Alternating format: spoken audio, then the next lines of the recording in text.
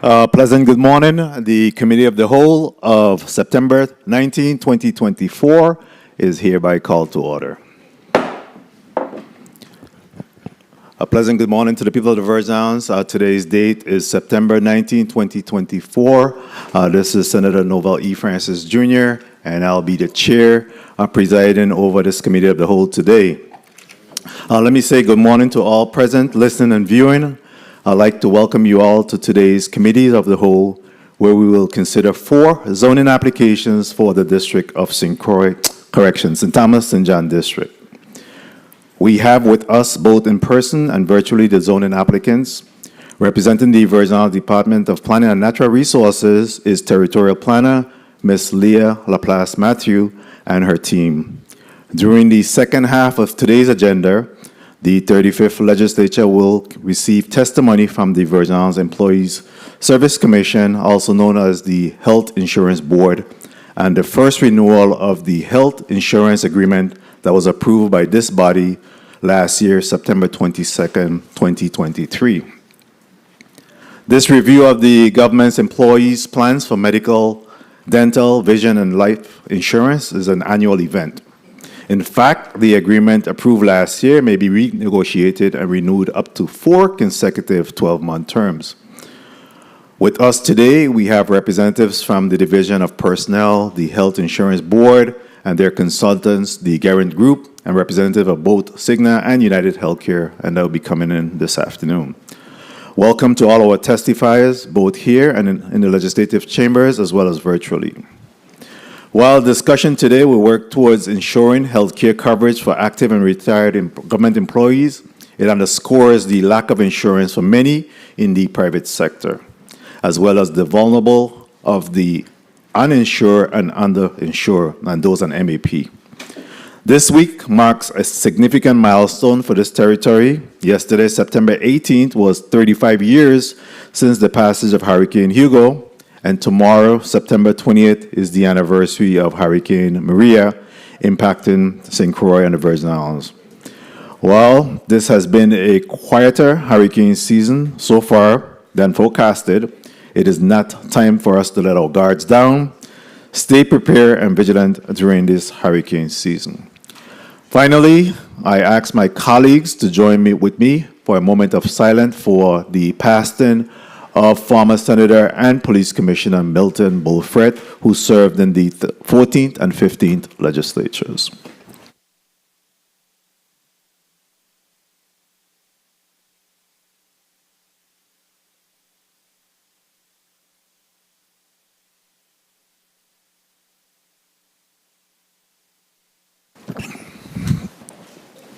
Thank you very much. Again, former Commissioner and Senator Milton Frett will be remembered for his contribution as a public servant to the Virgin Islands, and certainly his cuisine skills as a cook and, of course, as a sabanero.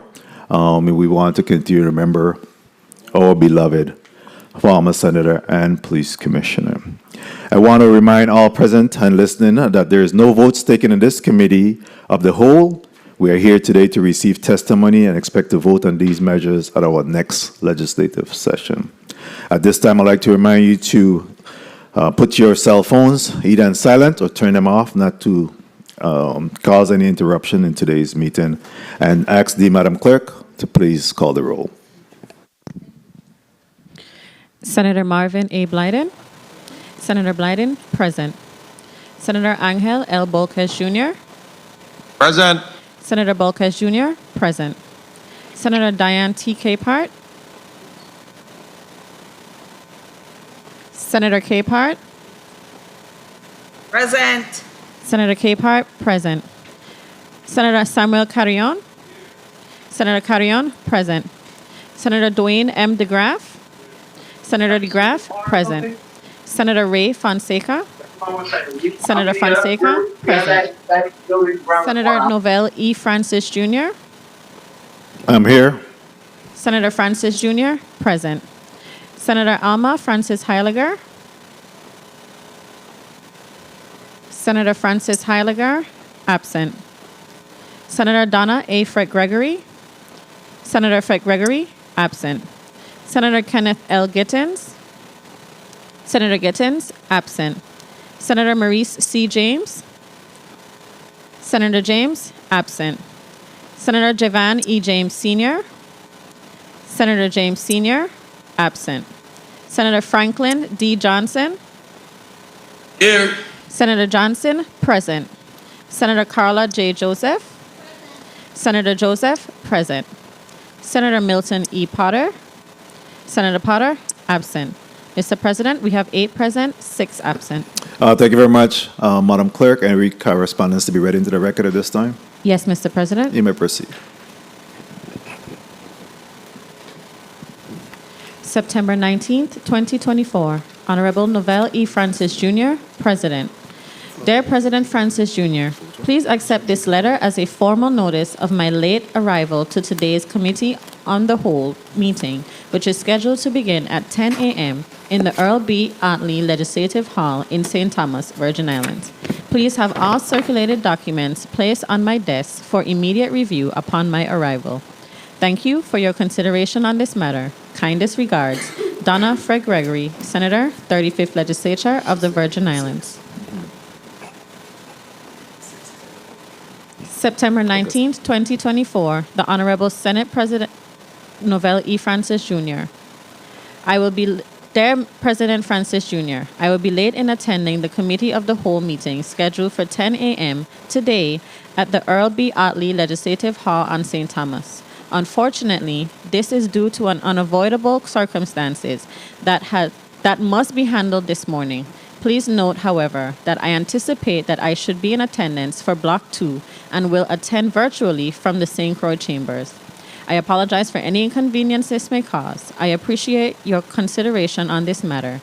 Respectfully, Javan E. James Sr., Senator, 35th Legislature of the Virgin Islands. Letter dated September 19th, 2024, the Honorable Novell E. Francis Jr., Senate President. Dear Senator Francis Jr., I do apologize that due to a previous commitment, I cannot be present at the Committee of the Whole today, Thursday, September 19th, 2024. Kindly excuse my absence. I regret any inconvenience my absence may cause. Thank you for your understanding. Kind regards, Maurice C. James, Senator, 35th Legislature of the Virgin Islands. Letter dated September 19th, 2024, the Honorable Novell E. Francis Jr. Dear Chairman Francis Jr., I am currently outside of the territory and therefore will be unable to physically attend today's scheduled Committee of the Whole meeting. I am having connectivity issues, but I will make every attempt to participate in the meeting virtually. If I am unsuccessful in my attempts to connect virtually, I respectfully ask that my absence be recorded as excuse. I wish you and the entire body a productive meeting. Thank you in advance for your understanding, and I sincerely apologize for any inconvenience my absence may cause. Sincerely, Milton E. Potter. Letter dated September 16, 2024, Honorable Novell E. Francis Jr., Chairman. Dear Senator Francis, please excuse my absence from the Committee of the Whole hearing scheduled for Thursday, September 19, 2024. Due to a previously scheduled commitment off island, I am unable to attend. I note the importance of the agenda items to be discussed in this hearing and ask that any additional information shared during the hearing be forwarded to my office. I thank you in advance for your understanding. Sincerely, Kenneth L. Gittins, Senator. Concludes the reading of the correspondence, Mr. Chair. Very well. Thank you very much, Madam Clerk. Can you please record Senator Donna Fred Gregory as excused at this time, and we'll recognize her when she joins us a little bit later on. Likewise, Senator Javan James Sr., we'll recognize him as soon as he arrives. Maurice C. James is excused. Senator Milton Potter will be excused until such time that he's able to make the connection and join us virtually, as well as excuse for Senator Kenneth L. Gittins. And please let me have a tally at this time.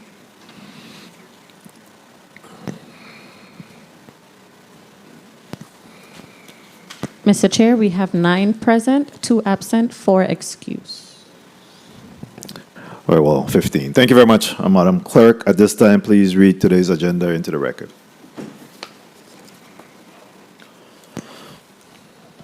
The 35th Legislature will convene in a committee of the whole hearing to receive testimony on the following zonings.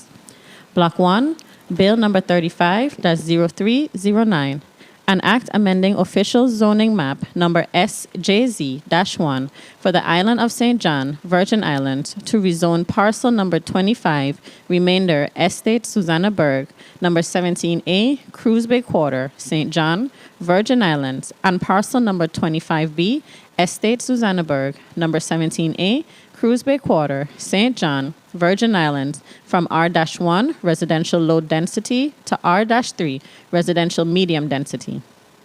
Invited testifiers, Honorable Jean-Pierre L. Oriol, Commissioner, VI Department of Planning and Natural Resources. Leah Laplace Matthew, Territorial Planner, VI Department of Planning and Natural Resources. Shamura Nicholson, applicant. Bill number 35-0324, an act amending official zoning map number STZ-7 to rezone plot number 4 Estate Charlotte Amalie, New Quarter, St. Thomas, Virgin Islands, from R-2 residential low density 1 and 2 family to B-3 business scattered. Invited testifiers, Honorable Jean-Pierre L. Oriol, Commissioner, VI Department of Planning and Natural Resources. Leah Laplace Matthew, Territorial Planner, VI Department of Planning and Natural Resources. Raphael W. Bostic, applicant. Bill number 35-0325, an act amending official zoning map number STZ-9 to change the zoning designation of parcel number 19-1-2-8 Estate Smith Bay, numbers 1, 2, and 3, East End Quarter, St. Thomas, Virgin Islands, from A-2 agricultural to B-3 business scattered, with a use variance for agricultural use and water delivery service. Invited testifiers, Honorable Jean-Pierre L. Oriol, Commissioner, VI Department of Planning and Natural Resources. Leah Laplace Matthew, Territorial Planner, VI Department of Planning and Natural Resources. James J. Jones, Jr., applicant. Jennifer Jones, Esquire, representative. Bill number 35-0327, an act amending official zoning map number STZ-7, St. Thomas, Virgin Islands, rezoning parcel number 61-3, Estate Thomas, number 6A, New Quarter, St. Thomas, from R-5, residential high density, to B-2, business secondary neighborhood. Invited testifiers, Honorable Jean-Pierre L. Oriol, Commissioner, Virgin Islands Department of Planning and Natural Resources. Leah Laplace Matthew, Territorial Planner, VI Department of Planning and Natural Resources. Errol Baker, representative. Block 2, Bill number 35-0339, an act approving the first renewal agreement between the Government of the Virgin Islands and Cigna and Life Insurance Company for group medical health insurance. The first renewal agreement between the Government of the Virgin Islands and Cigna Health and Life Insurance Company for group dental insurance, and the first amendment to the agreement for group medical health insurance between the Government of the Virgin Islands and United Healthcare Insurance Company. Invited testifiers, Gilbert K. Commission, MD, St. Thomas St. John, active representative, co-chairperson, GSC, Health Insurance Board. Valerie P. Daly, Chief, Group Health Insurance, Division of Personnel. Christian Bergstrom, Senior Benefits Consultant, Guerin Group. Michelle Valroth, Senior Vice President, Account Management, United Healthcare. Patty Vincent, on-island provider relations representative, Cigna. Mark Maynor, underwriter, Cigna. Melina Mayea, engagement consultant, Cigna. Yessi Sanchez, general manager, Cigna. Deepali Sahi, senior client manager, Cigna. Mina Aid, pharmacy consultant, Cigna. Marco N. Vitiello, MD, FACFA, FACFM, Medical Senior Director, Market Medical Executive, South Florida, and USVI. This concludes the reading of today's agenda, Mr. Chair. Good job, Madam Clerk. Thank you very much for that. And there we have it. All of our testifiers are already seated at the testifiers table. And at this time, we'll go to them to recognize them, and then we'll open up for their testimony. We'll start off with you, Ms. Matthew. Good morning, Senate President Francis, members of the 35th Legislature, the people of the Virgin Islands present, viewing, and listening. My name is Leah Laplace Matthew with the Department of Planning and Natural Resources, and I'm here on behalf of Commissioner Oriole. With me today is Planning Technician in the St. Thomas St. John District, Kishoy Samuel. Thank you. We'll go next to you, Mr. Kishore Samuel, just to at least do your mic check. Morning, Kishoy Samuel, Planning Technician in the St. Thomas St. John District, DPNR. Ms. Nicholson. Hi, good morning, Senators of the 35th Legislature. My name is Shamora Benelli Nicholson. Come a little closer to the mic. Yeah. Go ahead. Good morning, Senators of the 35th Legislature. My name is Shamora Benelli Nicholson. Thank you. Thank you. Good morning. My name is Akil Richards. Morning. Next, we'll come to Attorney Jones. Yes, good morning, Senate President Novel E. Francis Jr., esteemed members of the 35th Legislature, and the representatives from the Department of Planning and Natural Resources. I am Jennifer Jones, and I'm an attorney practicing in the Virgin Islands, and today I'm representing Mr. James Jones on behalf of application number ZAT 24-7-1. Thank you. Mr. Jones. Good morning. Name is James Jones, and I'm the applicant. Thank you. Next. Good morning. My name is Najaki Boyd. I'm a testifier on behalf of James Jones Jr. Let's get our name again, please. Najaki Boyd. And I'm Najaki testifying Boyd. on behalf of James Jones Jr. Okay. Mr. Baker. Good morning, Senate President and Senators of the 35th Legislature. My name is Errol Baker. Thank you. Very well. A little bit of the rules of engagement today based on the agenda items. We'll call up each of the measures individually, where we'll have DPNR presented. Then we'll hear from the testifiers, show the photos and everything, and then move on to the other one. Once we complete all of the bills before us, then we'll open up the floor to my colleagues and I for questioning. Ms. Matthews, you're recognized for presentation of the first measure, Bill number 35-0309. Thank you. Leah Laplace Matthew again. So the first application, Bill number 35-0309, report ZAJ-24-4. One second, I'm sorry. I think we also have some Zoom. I'm sorry, let me just recognize those individuals on a mic check on Zoom. Yes, we do. Good morning, everyone. This is Raphael Bostic. I'm an applicant for the second item in block. Can I ask media to bring up, 1 second, Mr. Bostic, media? Can you bring up the visual? Go ahead, Mr. Bostic. Good morning, everyone. My name is Raphael Bostic, and I'm an applicant. I think I'm up there now. Okay, good show.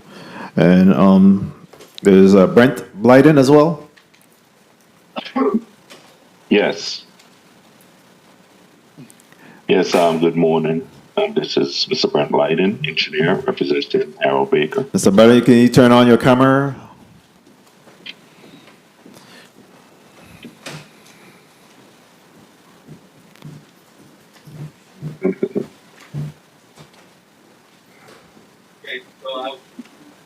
Trying to turn it on, but it's not. Okay, just go ahead and identify yourself, and then please, you may have to come out and come back in so that we could be able to recognize your camera. But go ahead and identify yourself. Yes, I'm Mr. Brent Blyden, engineer, representing Mr. Baker. Okay, thank you. You may proceed, Mr. Laplace Matthew. Thank you. First, media, can you please bring up the slideshow for ZAJ-24-4? Thank you. So this report will be read by Planning Technician Samuel.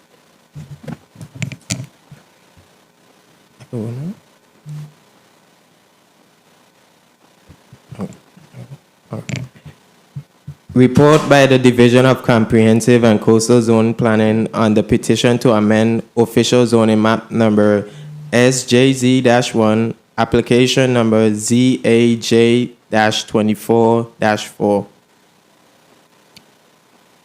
Petition of applicants Shamora Nicholson and Aki Richards to amend parcel numbers 25 Remainder and 25B Estate Susanna Berg, number 17A Cruise Bay Quarter, St. John from R1 residential low density to R3 residential medium density, zoning to develop multi-family dwelling units. Property owners. For parcel number 25 Remainder, Shamora Nicholson, as per deed of gift dated October 15, 2022, document number 2022008069. For parcels number 25B, Keith E. Richards, as per deed of gift dated March 1st, 2019, document number 20190015552. Applicant representatives, Shamora Nicholson and authorized agent Aki Richards. Acreage, 1.8 combined acres as described on survey drawing number D9-8569T011.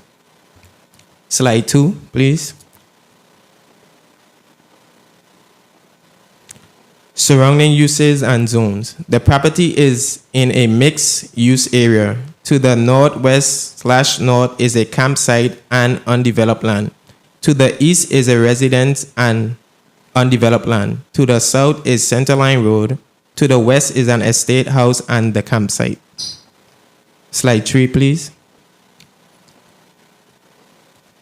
The surrounding area is Zone P, public, R1, R2 residential low density 1 and 2 family, R4 residential medium density, C commercial, B2 business secondary/neighborhood, and B4 business residential areas, with 7 rezonings granted. The 7 granted were for R3, R4, B2, B4, C commercial, and P zoning.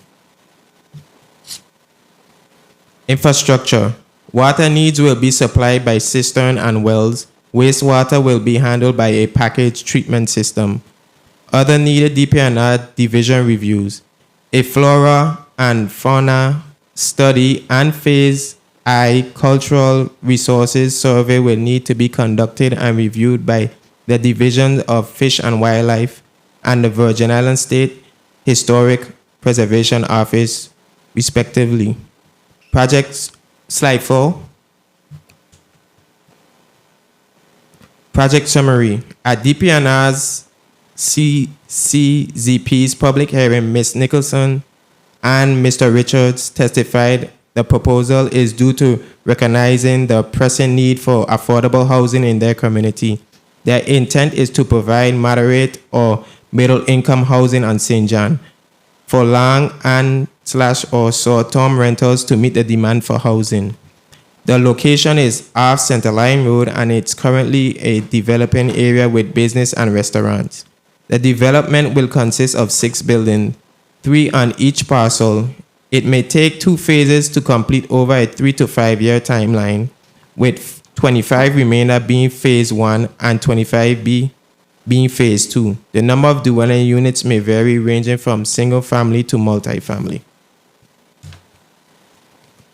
Public response at DPNR's CCZP's public hearing held May 24, 2024. One community member requested clarification on whether the development would be for long or short-term rentals, as there are different concerns for the 2 uses. The applicants confirmed it would be for both. There were no post-hearing comments received.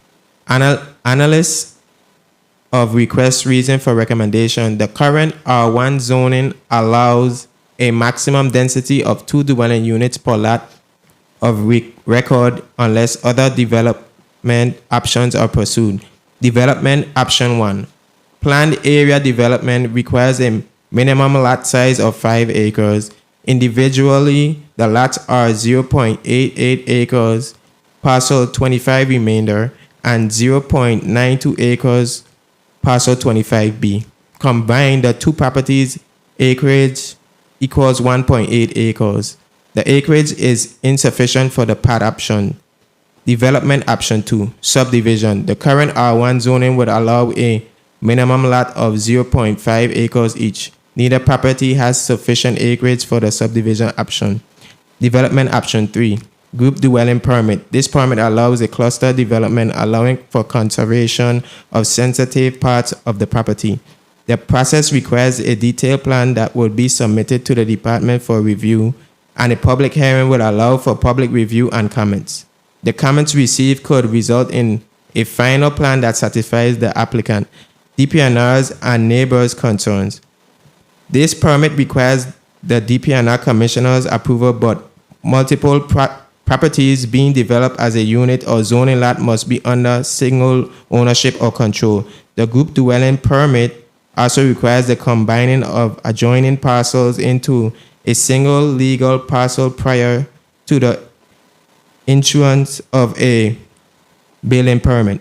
The properties being owned by two separate individuals negate the possibility of a group dwelling permit. The applicant's proposal for greater density than the two dwelling units the current R1 zoning allows is addressed by rezoning the subject properties. A use variance will not be an option for greater density. The area has had several zoning map amendments and developed a mixed-use character. The area's development and lack of opposition indicates a mix of uses is desirable to area residents. As the territory tackles its housing crisis, concessions are wanted to achieve the housing needs of St. John, which has less available land. Recommendation. The Department of Planning and Natural Resources recommends that parcels number 25 Remainder and 25B Estate Susannaburg, number 17A Cruz Bay Quarter, St. John, to be rezoned from R1 low density to R3 medium density. Signed by Assistant Commissioner Josette Walker, June 6, 2024. Thank you very much, Mr. Samuel. Next, we'll go to the applicants. Good morning again, Senators and the members of the Committee of the Whole. My name is Shamora Benelli Nicholson, and along with me, I have my first cousin, Akil Richards. We are formally requesting rezoning for our parceled family-owned inheritance property located in St. John, U.S. Virgin Islands. Our family has long held this property, and we recognize the pressing need for affordable housing in our community. While we currently do not have specific plans in place, we are committed to utilizing the land to address the growing demand for affordable housing options. With this in mind, we plan to join lots to facilitate development as well as our resources. Understanding the importance of proper zoning, regulations, and community development, we seek your support and guidance in this endeavor. Thank you for considering our request. We look forward to the opportunity to contribute to the growth and well-being of our community in the Virgin Islands, St. Thomas, St. John District. Thank you. Thank you very much, Ms. Nicholson and Mr. Richards. Do you have anything that you wanted to add? No, you good? All right, sir. Next, we'll go on to the next bill before us, which is Bill number 35-0324, an act amending official zoning map STZ-7 to rezone plot number 4 Estate Charlotte Amali New Quarters in Thomas, Virgin Islands from R2 residential low density 1 and 2 family to B3 business scattered. Ms. Laplace Matthews, you're recognized for your testimony at this time. Thank you. May I ask media to pull up the slides for ZAT-24-6, please? Report by the Division of Comprehensive and Coastal Zone Planning on the petition to amend official zoning map number STZ-7, application number ZAT-24-6. Petition of applicant Raphael W. Bostic to amend plot number 4 Estate Charlotte Amali, New Quarter, St. Thomas, from R2 residential low density 1 and 2 family to C commercial. The purpose of the request is to bring the non-conforming grandfathered property into zoning conformity. Property owner, Raphael W. Bostic, as per deed of gift, dated April 4, 1997, document number 2550/1997. Applicant representative, Raphael W. Bostic. Acreage, 0.79 acres as described on survey drawing number B9-452-T75.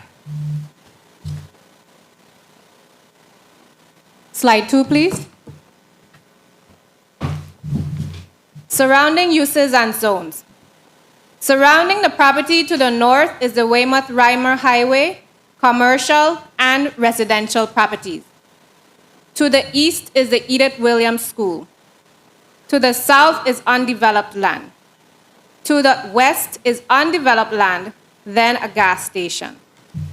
Slide 3, please. The surrounding area is zoned A1, agricultural zone, R1, residential low density, R2, R3, residential medium density, B3, business scattered, and C, commercial, with 8 rezonings granted, detailed in the table below.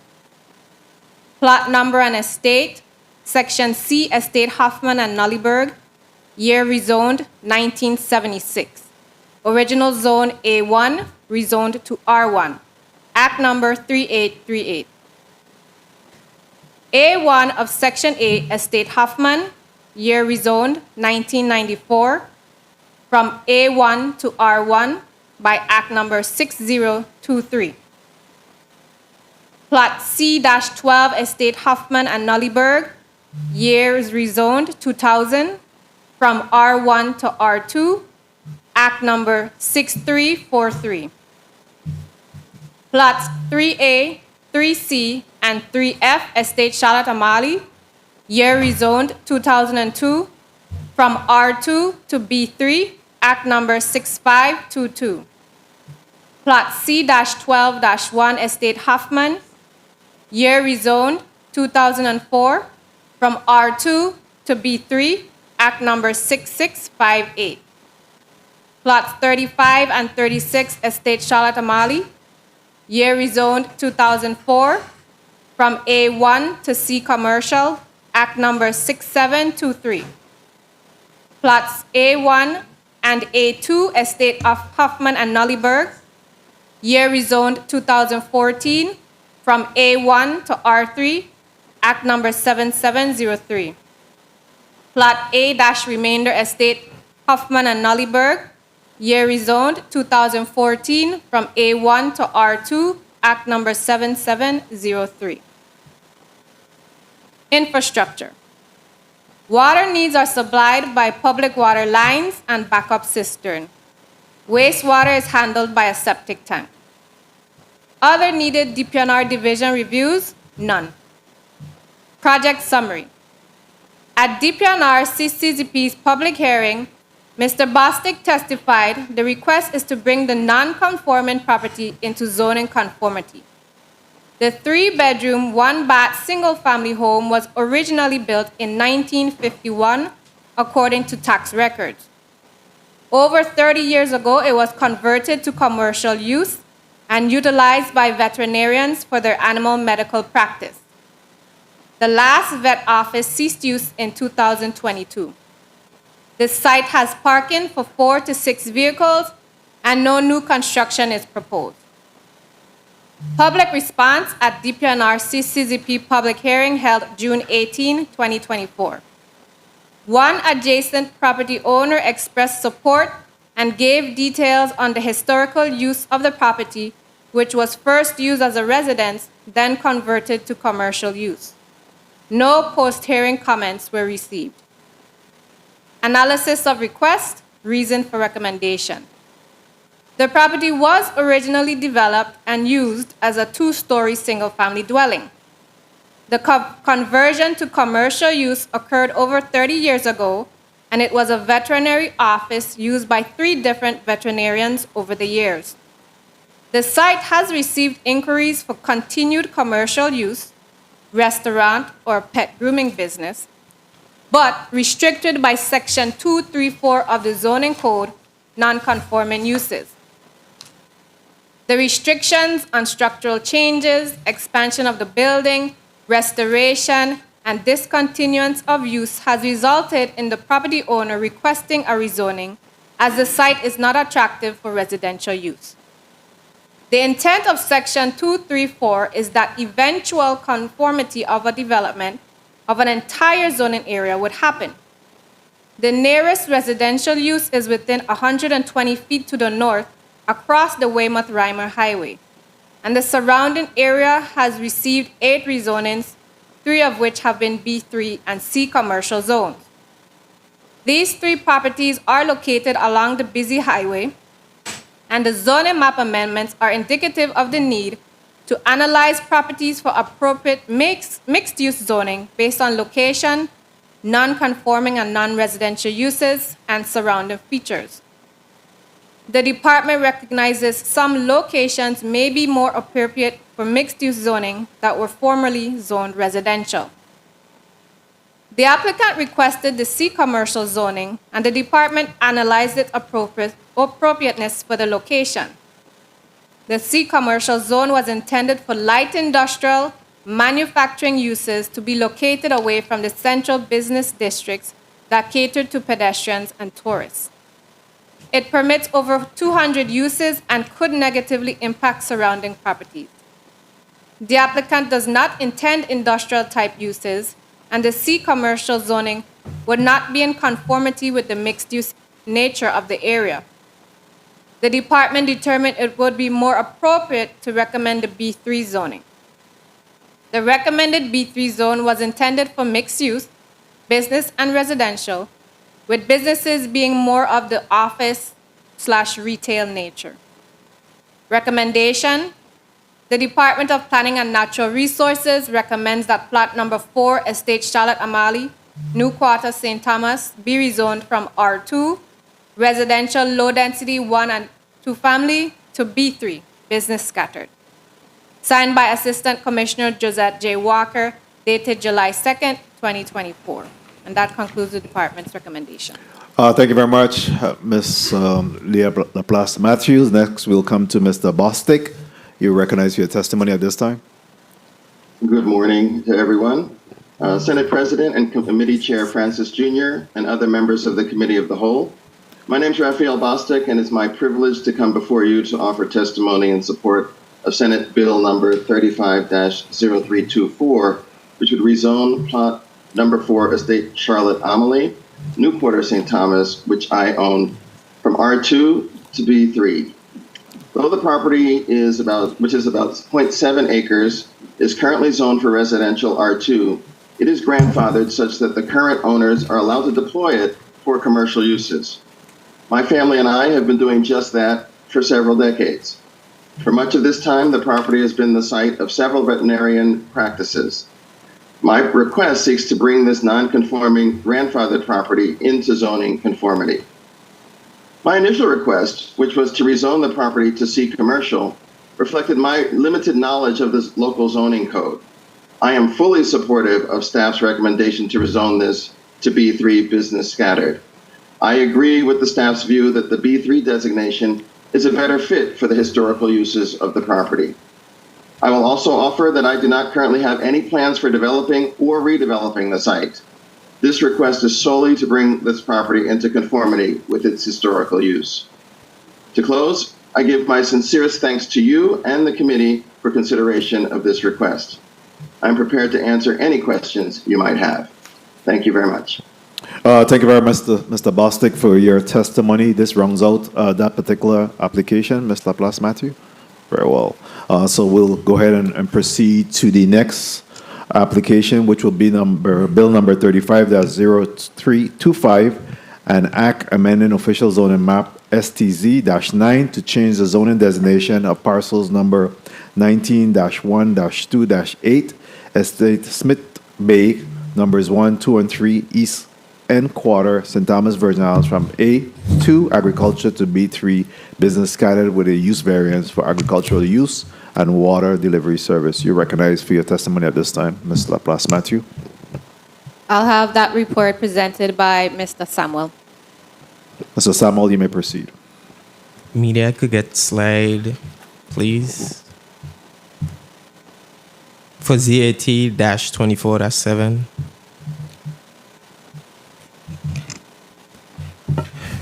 Report by the Division of Comprehensive and Coastal Zoning Planning on the petition to amend official zoning map number STZ-9, application number ZAT-24-7. Petition of applicant James J. Jones Jr. to amend parcel number 19-1-2-8 Estate Smith Bay, numbers 1, 2, and 3 East End Quarter, St. Thomas from A-2 agriculture zone to B-3 business scattered with a use variance for agriculture use. The purpose of the request is to allow a mixed-use development. Property owners, James J. Jones Jr. as per warranted deed dated February 10, 2022, document number 2022-001456. Applicant representatives Jennifer Jones, Esquire, and James J. Jones Jr. Acreage, 3.0 acres as described on survey drawing number D9-9375-T019. Slide 2, please.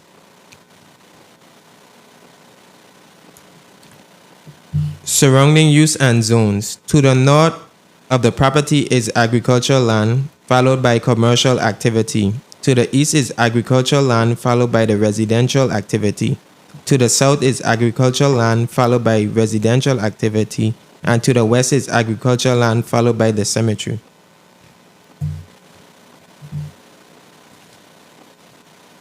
The surrounding areas, slide 3, please.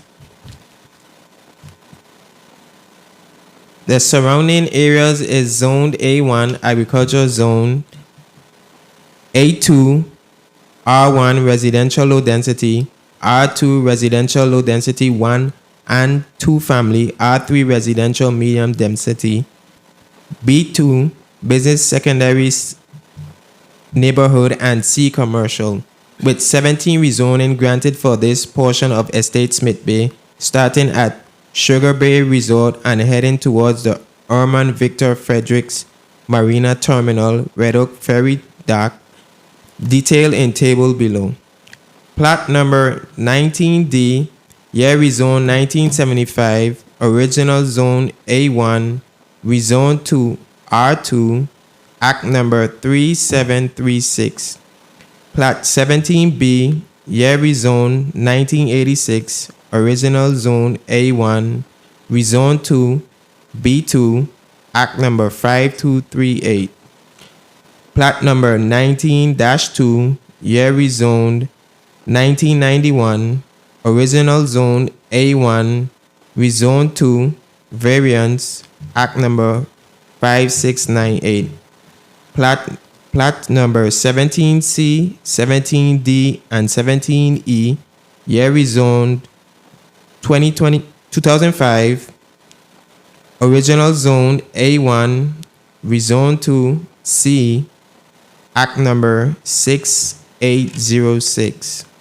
Plot number 19-2-149-4, year rezoned 2007, original zone A1, rezoned to B2 with a variance, Act number 6908.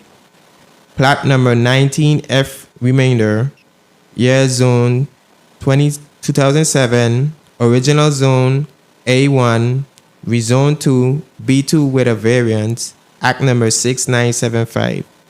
Plot numbers 19-1-2, remainder west, 19-1-2, remainder east, and 19-1-2-2, year rezoned 2011, Original Zone A1, rezoned to A2, Act Number 7253. Plat numbers 19-1-2-3, Yeri Zone 2011, Original Zoned A1, rezoned to R2, Act Number 7253. Plat numbers 9-1-2-4, Yeri Zone 2011, Original Zone A1, rezoned to R1, Act Number 7253. Plat numbers 19-1-1, Yeri Zone 2012, Original Zone A1, rezoned to R2, Act Number 7363. Plat numbers 19F-1A, Yeri Zone 2012, Original Zone A1, rezoned to R3, Act Number 7466. Plat number 17, Yeri Zone 2013, Original Zone A1, rezoned to B2, Act Number 7576. Plats number 17 remainder, Yeri Zone 2013, Original Zone A1, rezoned to R3, Act Number 7576. Plot numbers 19-2101 and 19-2-102, Yeri Zone 2016, Original Zone A1-W, variance, rezoned to variance, and the Act Number 7970. Plats number 19-2-01, Yeri Zone 2020, Original Zone A1 with a variance, and rezoned to R3, Act Numbers 8286. Plat numbers 19-5-1 remainder, Yeri Zone 2022, Original Zone A1, rezoned to CW/variance, Act Number 8695, and plats number 19 and remainder, Yeri Zone 2022, Original Zone A1, rezoned to R3, Act Number 8695. Infrastructure. Water needs will be supplied by cistern, and the public water lines may be served as backup wastewater and will be handled by an on-site waste treatment facility. Other needed DPNR division reviews, a floral and fauna study, and Phase I cultural resources survey will need to be conducted and reviewed by the Division of Fish and Wildlife and the Virgin Islands State Historic Preservation Office, respectively. Development of the properties would require a stormwater pollution prevention plan from the Division of Environmental Protection. Slide 4, please.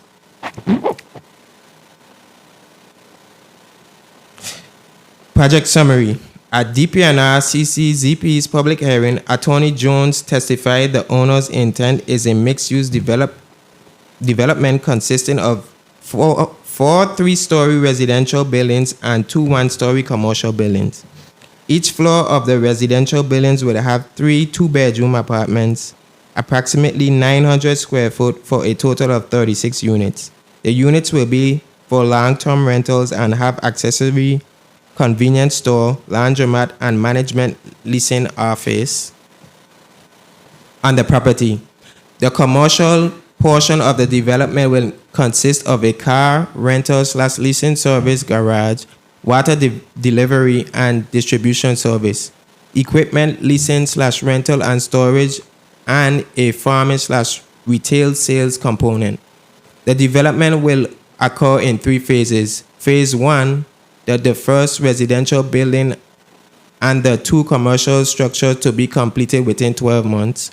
Phase 2, the second and third residential buildings to be completed within 12 to 18 months, and Phase 3 will be the 4th residential building to be completed within 18 months. Public response at DPNR CCZP's public hearing held June 17, 2024. There were concerns expressed by 2 adjacent property owners summarized below. A third adjacent property owner expressed support for the proposal.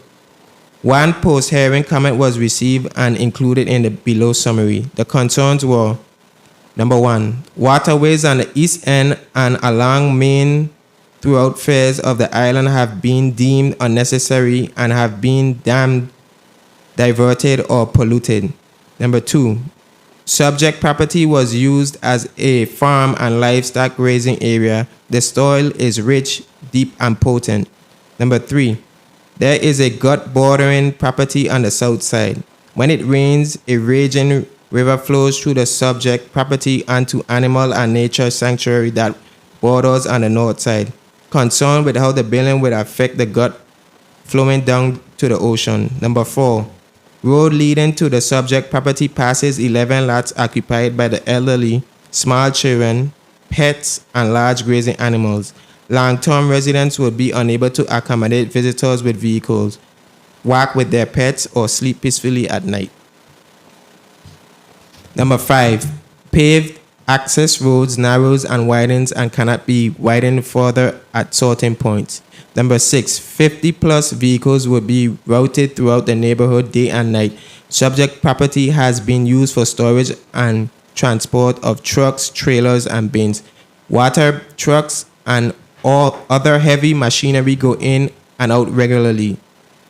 Number 7, the garden on subject property was planted less than 2 years ago as a response to land use inspection. Number 8, housing crisis is recognized as far as pricing, but see elementary school closed and housing projects empty.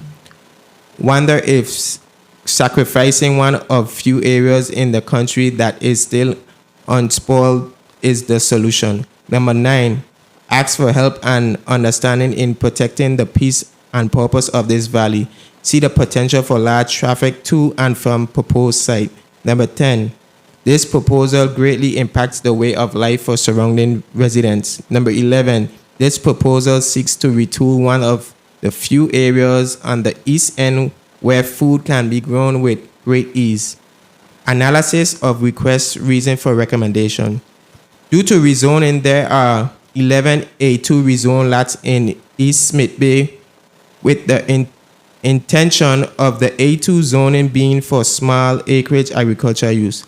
There are 5 substandard A1 zone lots in Smith Bay, of which 3 are the cemetery and 2 are undeveloped lots owned by the Virgin Islands Housing Finance Authority. The current A2 zoning requires a minimum of 2 acres and allows no more than 2 dwelling units per lot of record. The estate originally had A1 zoning, which requires a minimum lot size of 40 acres and allows no more than 2 dwelling units per lot of record. The A1 and A2 zones were adopted in 1972 to ensure that the lands previously used for farming, sugarcane, cattle production, and truck farming would be maintained for their highest and best use.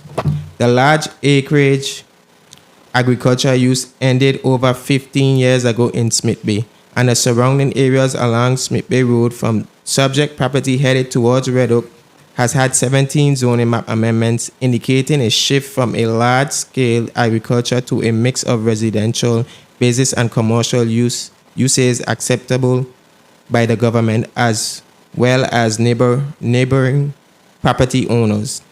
A shift from exclusive agriculture zoning is needed to promote food production and increase the value of agriculture. Exclusive agriculture zoning has proven to be restrictive and alienates farmers from the rest of the community.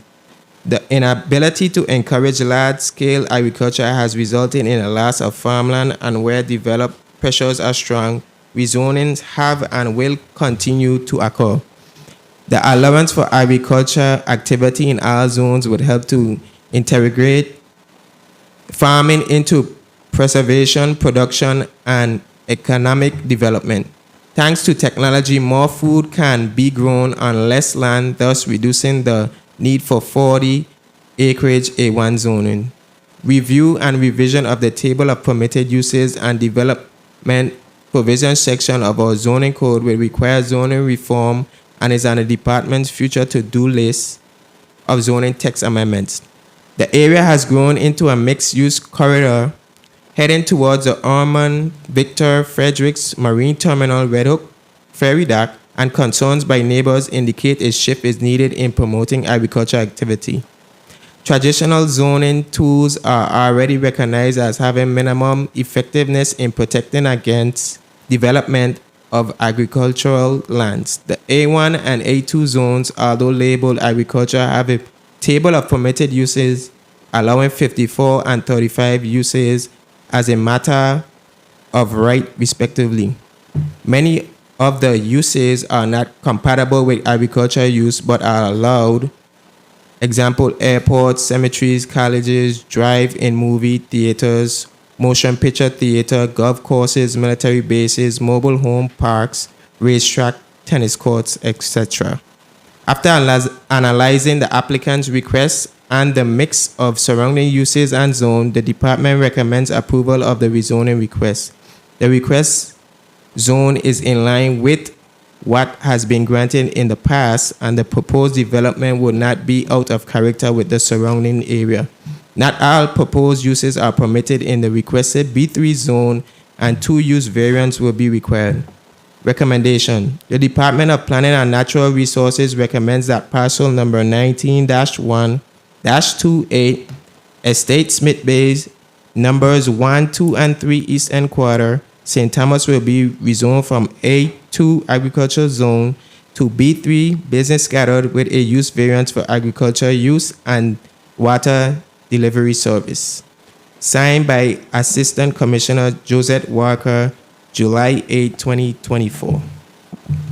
Thank you very much, Mr. Samuel. Next, we'll come to Attorney Jones. You're recognized for your testimony. Yes, good morning again. Thank you, Honorable President. Thank you for the opportunity to speak today on behalf of Mr. James Jones regarding the rezoning application for parcel number 19-1-2 Estate Smith Bay, St. Thomas, U.S. Virgin Islands. Mr. Jones is a driven young Virgin Islander, an entrepreneur who currently owns and operates a successful heavy equipment rental business. He's now expanding his ventures into both the long-term housing rental market and the agricultural sector. To do this, he needs to rezone the parcel from its existing A2 agriculture designation to B3 business scattered and obtain a variance to obtain certain agricultural uses. And from the department as well, we would need a variance for water delivery services. To provide some context, the property in question is a 3-acre plot in Estate Smith Bay, just off the Emile Francis Memorial Drive. This parcel was originally part of a larger tract in Estate Smith Bay that has been held in private ownership for several decades. It remained a part of a large undeveloped tract until 2022, when Mr. Jones acquired it from Candace Linquist Wallace with plans for agriculture and residential development. Currently, the property, as I stated, is zone A2 agriculture and is adjacent to the government cemetery, separated only by a vacant lot. Mr. Jones plans to develop a portion of this property into a modern apartment complex featuring 4 3-story buildings with a total of 36 2-bedroom units. The development will include a convenience store, a laundromat, and a management leasing office. The goal is to offer affordable housing while integrating accessible commercial uses and fostering self-sufficient communities. Though this approach to land use is not entirely new, Mr. Jones is applying it in a way that aligns with contemporary best practices. The parcel's strategic location, within walking distance of a gym, restaurant, a beach, a shopping center, and the nearby Federal Services Building, Smith Bay, and Red Hook, will minimize travel, protect the environment, and promote community cohesion. To realize this vision, Mr. Jones seeks from this body to rezone the parcel from its current A2 agriculture designation to B3, scattered with a variance to obtain agricultural uses and, as we indicated before, for water delivery services. The proposed rezoning will enable Mr. Jones to incorporate various commercial activities that will be beneficial to the local economy and the community. These include equipment rentals and leasing, car rental, an auto garage, water delivery, storage, and distribution services. Additionally, he aims to continue the property's historical use for light organic farming and retail sales of agriculture products. Along with our testimony, we are providing a PowerPoint presentation to better illustrate Mr. Jones's ideas and the details of the proposed development. We hope this presentation will visually convey the scope of the project, the benefits, and how it integrates with the surrounding areas currently. Media, do you have that? Oh, there it is. Thank you for that, Senate President. So we have on this first slide an aerial photograph of the area, the wider area in the community of Smith Bay. And if you look towards the middle of the screen, you would see on the upper to my left-hand portion of the screen, you would see the Linquist Beach. And if you would just follow the land, the terrestrial areas further back towards the south, you would see sort of that area. It is really barren right now, and it's indicated from the testimony from the department. A lot of that has been rezoned now, but as you can see currently, a lot of it is still brush. For the next slide, please. And this slide gives you an idea of the property's location within the context of the other nearby parcels.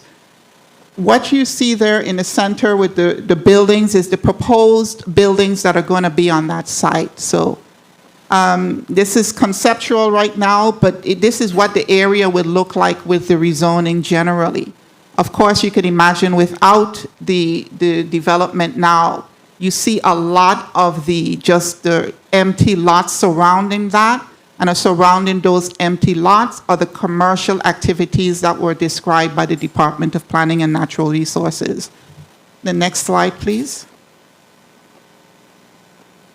Okay, now this is the access road directly to the property, just immediately outside. It's a pretty large and wide road. We do acknowledge there is an easement, and Mr. Jones has a right to use that easement, and it's only not Mr. Jones who owns properties in that area. There are several other property owners, and up to the south on the hill is still a lot of undeveloped property that remains in the Linquist ownership. The next slide, please. And again, just to give you an idea of what is currently on the property right now, Mr. Jones has started to do some light agriculture on the property. Of course, it's right now zoned for agriculture for that. And we know that agricultural uses will take a lot of other supportive uses. You're going to need water trucks. You're going to need to have equipment on the property. The great thing about this development is that it tries to incorporate all of those things, as opposed to having those things be on other areas of the island, trucking them, using or increasing the carbon footprint for that particular activity. Using it, we want to be able to have that whole concept and realize the concept of mixed use. It's having these things integrated in a way that's protective of all the uses and not conflicting. Next slide, please. So this is the slide showing again the property to the east. And to be clear, those trailers are no longer there. So they're just really a lot of bush and brush other than the clearing areas. The next slide, please. Next slide. And again, towards the west side, another just immediate brush around the property. That's an adjacent parcel. And then you see on the photo on the right, you can see a little bit of the cemetery in that photo. as well. And to the north, for the next slide, you would see a little bit of Linkwitz Beach that's within the photo, and you would get an idea of what the topography of the land is. It's very flat. We're not talking about potential construction on the steep slopes that would increase a lot of sedimentation that will certainly affect the beach and the water areas there. And the next slide sort of restates our purpose, generally to rezone the property from A, agriculture, to B, business. We want to allow these uses for residential development, specifically for an apartment complex. It incorporates commercial uses that would support that use for the residential use, as well as allowing for the office, the managerial services, the laundromat, again, uses that support the use of residents, rather than having somebody go away and go to the other major town areas just to be able to get simple services. The variance will allow, again, for light organic farming, and that's the beauty of this proposed project, is it wants to continue to incorporate some agricultural uses into this property because there's a benefit. And as was stated earlier, there's a benefit of using technology to conduct agricultural operations differently. The use will also include heavy equipment rentals and leasing, car rentals, small garage. Again, those things are mainly storage oriented. It's not all industrial in nature, but they're used also for the agricultural purposes and is supportive of that. The next slide, please. Okay, you've seen this a little bit before, but I just wanted to explain, again, on the left-hand side, you would see the 4 buildings that are being proposed. And from that building, you can see that there's the other storage areas for the equipment use. The car rental, the car garage are on the right side on the top portion of the screen. So you can see that it's a ways from the residential areas, and there are several buffers in between as well. Next slide. And the next slide is sort of giving you an idea of what the layout is going to be for each of the floors. And it's going to be 3 floors to a building. And we on the right side, we're demonstrating that it meets all of the zoning requirements for B3, pretty much, for density, lot occupancy, and for the lot coverage. The next slide, please. And from the west, this is conceptually what the project will be looking like for that particular area. Okay. And then the next slide. Next slide. The next slide shows that the heavy equipment and the storage and the auto garage and the car rental areas are going to be in an area where they're going to be covered. They're going to be enclosed. It's not going to be anything outside. It's not going to be a cause for aesthetically areas that are not aesthetically pleasing. So everything is going to be well contained and well maintained, okay? And I might add that Mr. Jones is also a mechanical engineer. So these are things really in his wheelhouse, and that he will be able to continue to do. The next slide, please.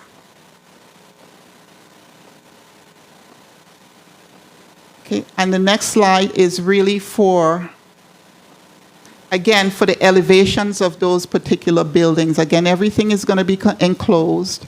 It's not going to be any kind of an eyesore in that particular area. Mr. Jones will be owning the residential property. He's going to be responsible for residents in this area, so it would behoove him to make sure that that property is not only constructed properly, that is operated properly. So it's not affecting his own tenants. The next slide, please. And just to give you an area of the area, just the wider areas and the commercial activities that has taken place. We know we have the U.S. Citizenship and Immigration Services building, which is not too far from the property. There's a shopping center already with a gym and a restaurant. I believe the restaurant is still there. It's located there. And the closest residence to the parcel itself is about 300 feet away. The property is near, again, to city center areas like the Red Hook Dock and Smith Bay. And it's within walking distance of Linquist Beach. You know, it's sort of back to those times when we can actually walk to the beach. We have the residents in close proximity to beaches. And next slide is the conclusion of our slide presentation. Thank you. The benefits of this rezoning are multifaceted. Environmentally, the property's flat topography minimizes sedimentation, and its distance from the nearest residence ensures minimal impact on surrounding properties. Economically, it will stimulate local growth in the following ways. One, job creation. The development of the apartment complex and associated commercial services will create several jobs, from construction to ongoing operation. This includes positions in property management, maintenance, and retail, as well as in the new businesses such as the auto garage, car rental, and equipment rentals. Two, boost the local businesses. The addition of a convenience store, laundromat, and various service-oriented businesses will provide essential services to the immediate community and create opportunities for local entrepreneurs. This, in turn, will stimulate additional economic activity and growth. Three, attraction of temporary workers. The proximity of the property to the Red Hook Dock makes it an ideal location for housing temporary workers. This is particularly important as St. Thomas and St. John prepare for upcoming major development projects. Providing affordable, well-located housing will help attract and retain skilled workers for these critical developments. Long-term impact. By increasing the availability of rental units, we will help stabilize the housing market, which can have a cascading effect on reducing rental prices and improving housing accessibility for a broader segment of the population. And five, sustainable agriculture. By continuing the historical agricultural use with light organic farming and retail sales, Mr. Jones is supporting local agriculture and contributing to food security and sustainability well within our community. Throughout this process, we have engaged with residents of the area and stakeholders, addressing their feedbacks and concerns. We want to make it clear that the current complaint of dumping of tires and the historical complaints of debris dumping and disturbance concern another adjacent parcel. Also, the gut that has been described today is more than 500 feet away from the subject parcel and will not be in any way impacted by the construction or the operations. As is currently the case, the easement or access road to the property will be well maintained, and the commercial activities will be limited in time and scope to minimize any impact on current residents along the access road. In conclusion, the rezoning of parcel number 19-2-8 Estate Smith Bay to B3 with a variance for agricultural uses and for water delivery service is a vital step forward for both economic and community development of St. Thomas. We respectfully request your support for this proposal so our client can move forward with the next phase of development. And before I conclude, I would like to have Mr. Najaki Boyd speak briefly because Mr. Jackie Boyd owns property directly to the south. You saw the access road in the property. Across the street is Mr. Jackie Boyd's property. And he can speak to the impacts and his support for this particular project. If I may, just a few minutes, Mr. You may. Thank you, Mr. Boyd. Hi, good day. Good day. I'm Jackie Boyd. I am the current neighbor of Mr. James Jones Jr. I own a R1 parcel directly across from Mr. Jones, and I'm in full support of his vision and view towards trying to develop a residential housing community within the property. The reason for that is because as we transition towards the future, and we have used these locations previously for agricultural use, yes, but more so we have been impacted by either housing restrictions and also population growth. So when we have these two different factors involved, we have to somehow appease them. And within having a vested interest within what transpires within our community and territory as being homegrown Virgin Islanders, I would definitely be endorsing such movement. It goes within cohesion of the surrounding activities, like Attorney Jones said. We have the immigration building directly in front of us. We have the cemetery directly to the left of us. We have the beach directly within walking distance, literally like 5 minutes walking distance from the parcels to the location. We have the Crosswinds Plaza, which has everything from a gym, you have a furniture store in there, you have dining, you're also within walking distance to 2 churches. So we really will be able to really be part of the community and within a more convenient manner. As Attorney Jones said, the gut that is more than 300 to 500 feet away from the parcel, that has a separate situation going on or previously going on with other property owners or users of that particular area. From my experience going back there, and from the time I purchased the property about 5 years ago, I never experienced any water, any kind of water interruption on how it flows or the water building up. You could if it's raining, you could literally walk across the proposed area where they say where the water gut may be impacting the roadway. You have no problem with all traversing across that area.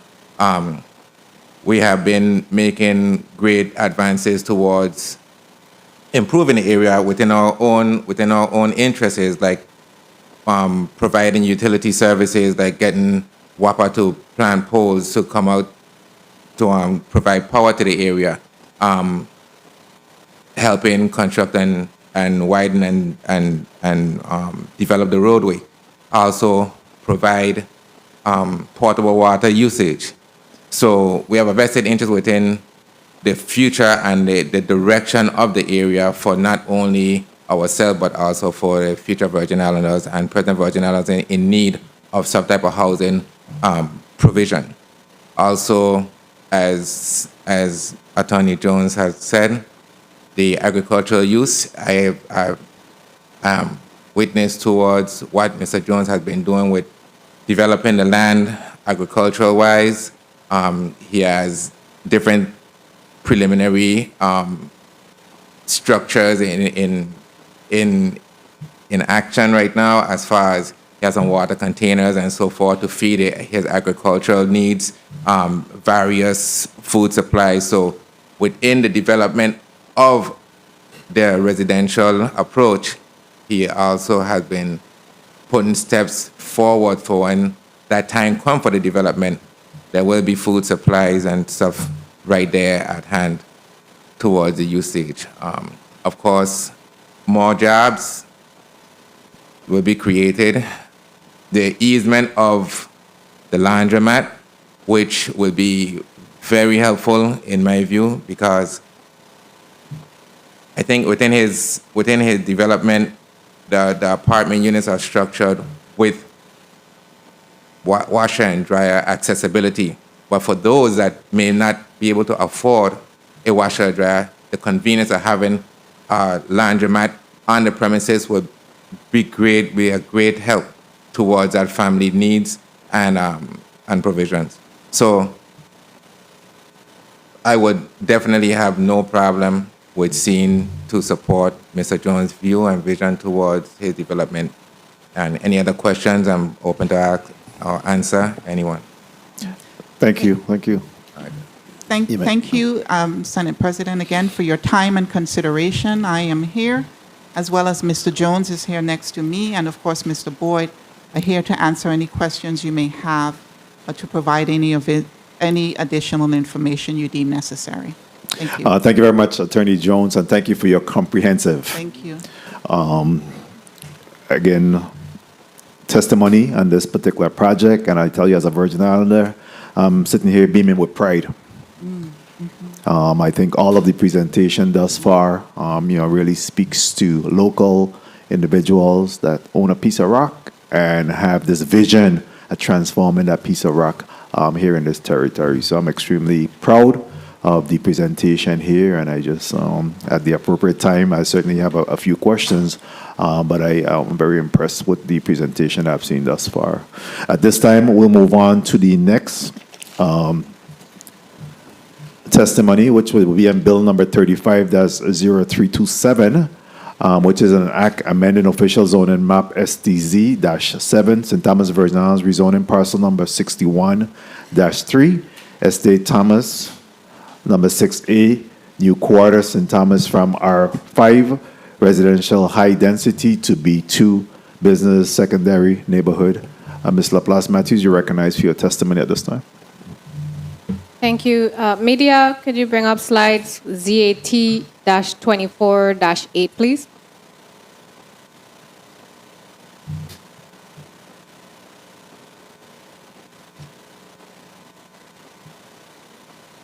Report by the Division of Comprehensive and Coastal Zone Planning on the petition to amend official zoning map number STZ-7, application number ZAT-24-8.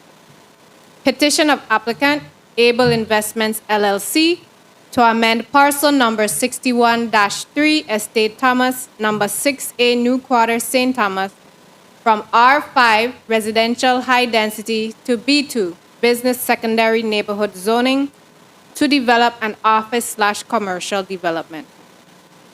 Property owner, Able Investments LLC, as per warranty deed dated March 30, 2023, document number 2023-003154. Applicant representative, Errol K. Baker, managing member. Brent Blyden, architect engineer. Acreage, 1.002 acres as shown on survey drawing D9-9704-T022. Slide 2, please. Surrounding uses and zones. Surrounding the property to the north is commercial development consisting of retail, offices, and warehouses.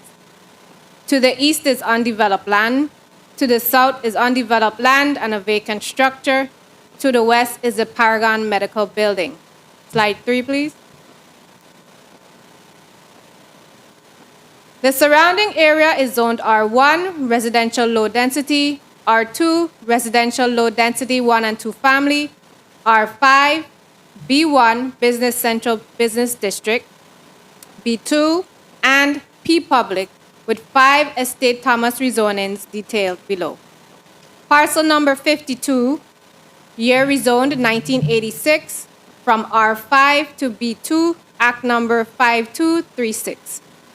Parcel 62-1, year rezoned 2010, from R5 to B2, Act number 7228.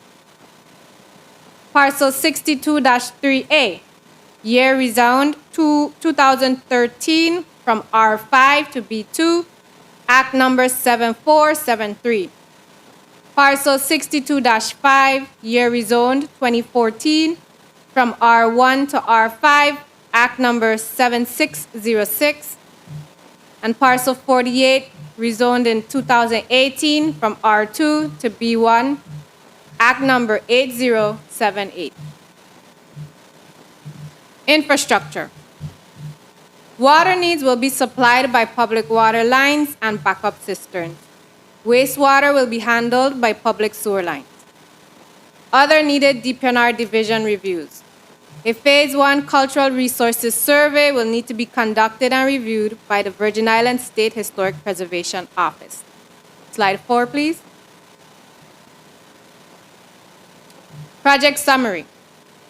At DPNR CCZP's public hearing, Mr. Errol Baker and Mr. Brent Blyden testified the proposed multi-use office/commercial development will consist of 2 3-story buildings, available for office, retail, restaurant, and classroom use. The development will occur in 2 phases and may take 4 years to complete. There may be a total of 29 bays, 55 parking spaces, including 8 accessible, and amenities such as solar and backup generator. Public response at DPNR CCZP public hearing held July 22, 2014. There was no opposition or concerns expressed with the proposal. There were no post-hearing comments received. Analysis of requests, reason for recommendation.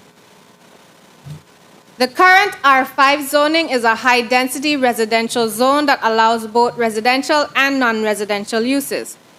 The density of 160 persons per acre equals that of the B1 zone and is the highest density allowed in our zoning code. The R5 zone differs from the B1 zone in that the R5 zone was established because of the importance of tourism and the need for hotels, apartment hotels, and other multi-family residential units. It permits a greater variety in the number of types in the number and types of dwelling units that could be constructed, and was primarily to provide residential use. It is only found in Estates Thomas and Lower John Denko, St. Thomas. The applicant's primary use for parcel number 61-3 Estate Thomas is non-residential uses, many of which would be allowed as accessory to residential or hotel use and not as standalone primary uses. The applicant does not intend the primary use of residential or hotel and has opted to seek rezoning to allow the non-residential uses to occur as a matter of right. Due to rezonings, the characteristics that have developed in the area over the past 50 years indicate the R5 zoning was not appropriate and another mixed-use zoning was preferred for the area.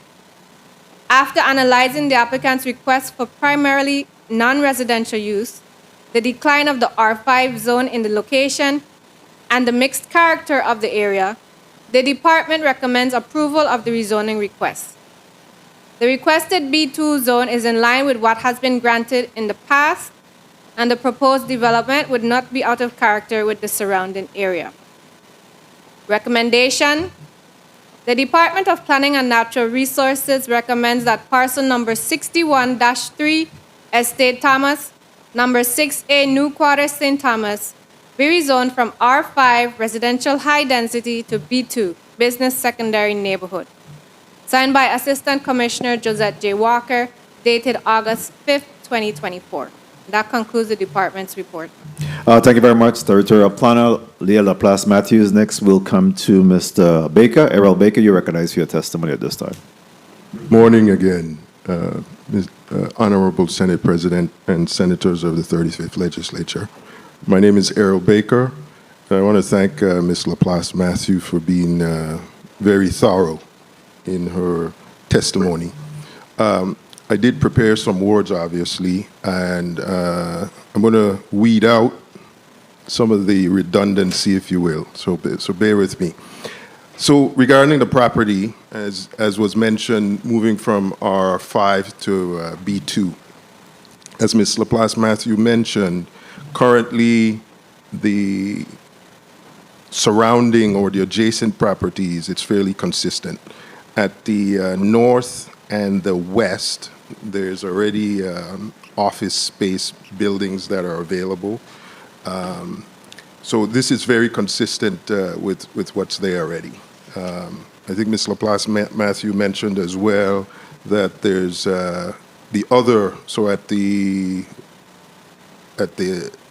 east and the south, it's undeveloped land. Currently, this property is undeveloped.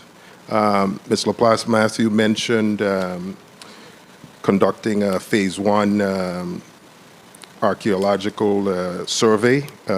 Our goal is to accomplish that within the next month.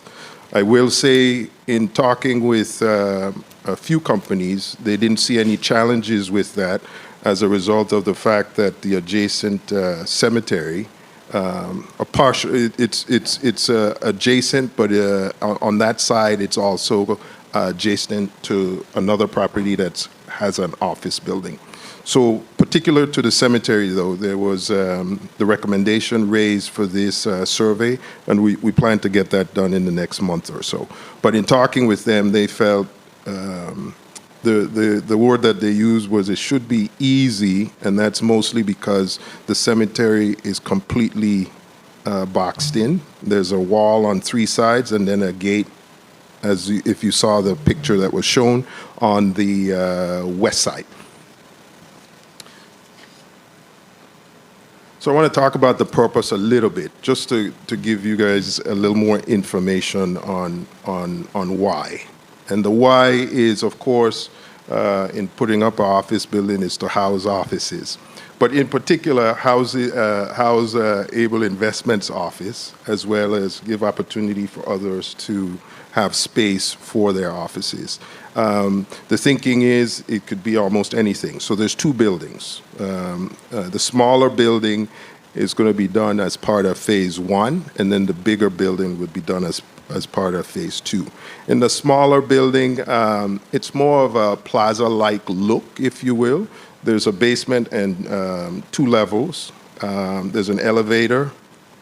So it's segmented in bays that it could be a restaurant, it could be a doctor, an attorney, just anyone that's interested in having space. The larger building, which will be done in phase 2, that'll primarily be used for office space as well.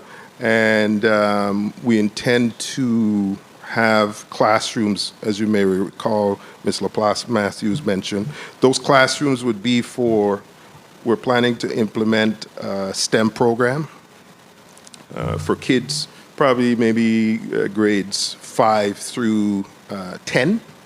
And the intent is to create opportunity for students to explore and to give them encouragement to seek opportunities in things like, artificial intelligence, cybersecurity, those types of things. Because it's my experience, and I invest in educational things quite a bit, and it's my experience that exposure is really key. If you expose kids and even adults, but in this case it's specifically for kids, if you give them the exposure, it gives them the opportunity to learn what they like, what they dislike, and to see what's out there. And you may have heard the brain is a muscle, and the more you exercise it, the better you get at it. So the goal is to help them first identify the things that they like, and kind of hone those skills and maybe better prepare them for future education. And what I'm referring to is college, or even if they choose not to do so, at least they've had that experience. And again, the other reason is just to have office space.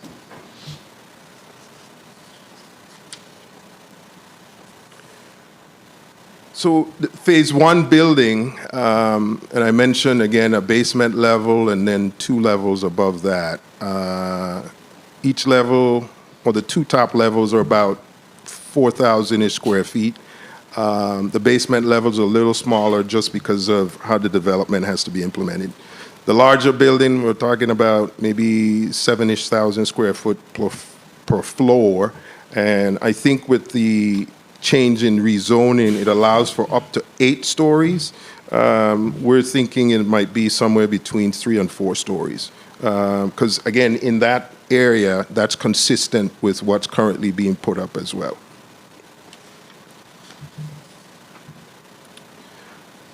Some other related project information, and I'm scanning really quickly. I know Ms. Laplace mentioned there's going to be ample parking, because that's the other thing too. Oftentimes, you know, we have buildings and there isn't sufficient parking. We are going to make sure that there is sufficient parking in the development. And then in addition to that, because we have multiple floors, as I mentioned, the phase 1 building has 1 elevator, but that elevator, while it'll access all 3 floors, including the basement, really the usage will just be mostly for the top 2 floors. In the other building, again, 3 to 4 stories, that building actually has the planning for 3 elevators, and part of that is redundancy. I have seen personally where sometimes there's challenges with elevators and getting them repaired in a timely manner. And the redundancy has been built into the building such that there's 2 primary elevators that supports the entire building, and then there's a secondary elevator just in case anything happens to those, that everyone would still be able to get access.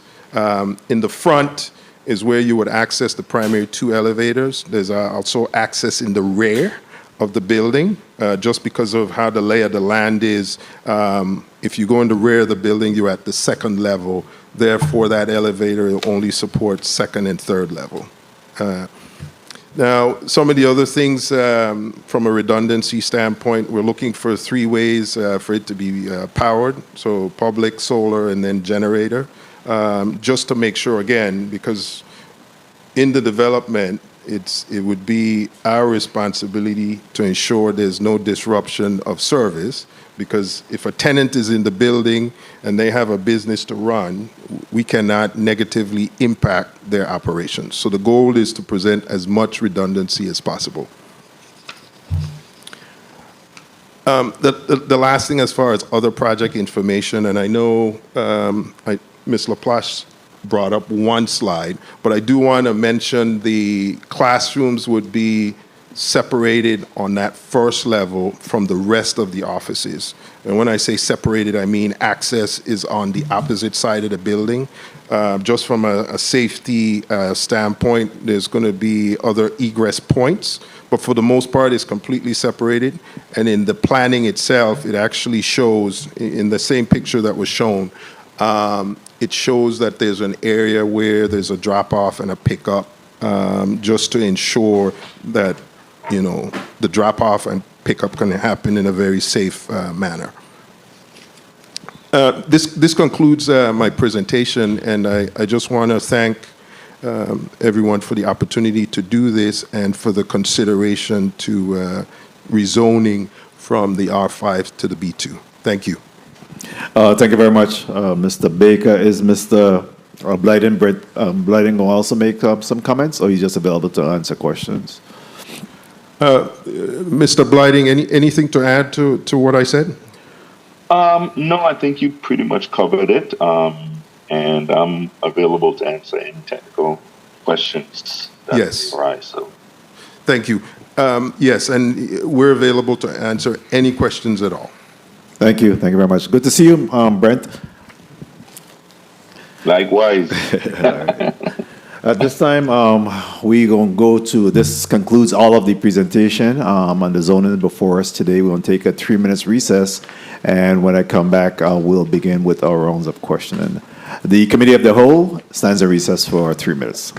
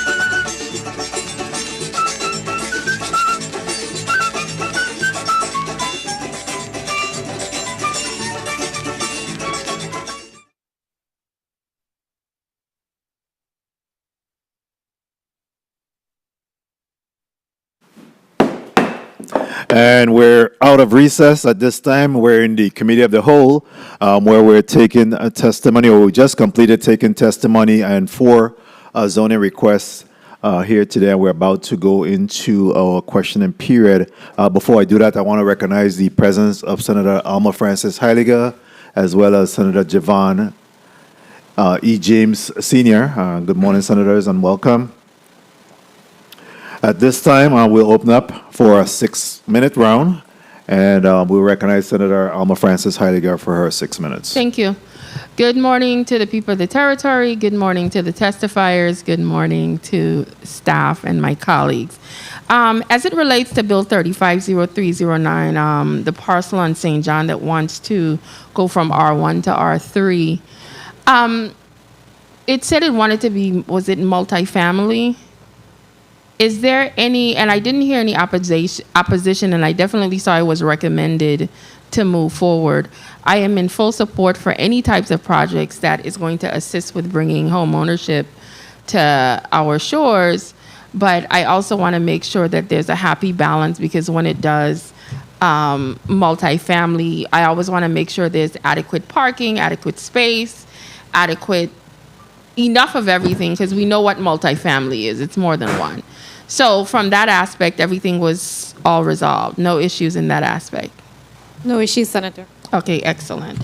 350324, this was dealing with zoning conformity, and that had to do with from R2 to B3.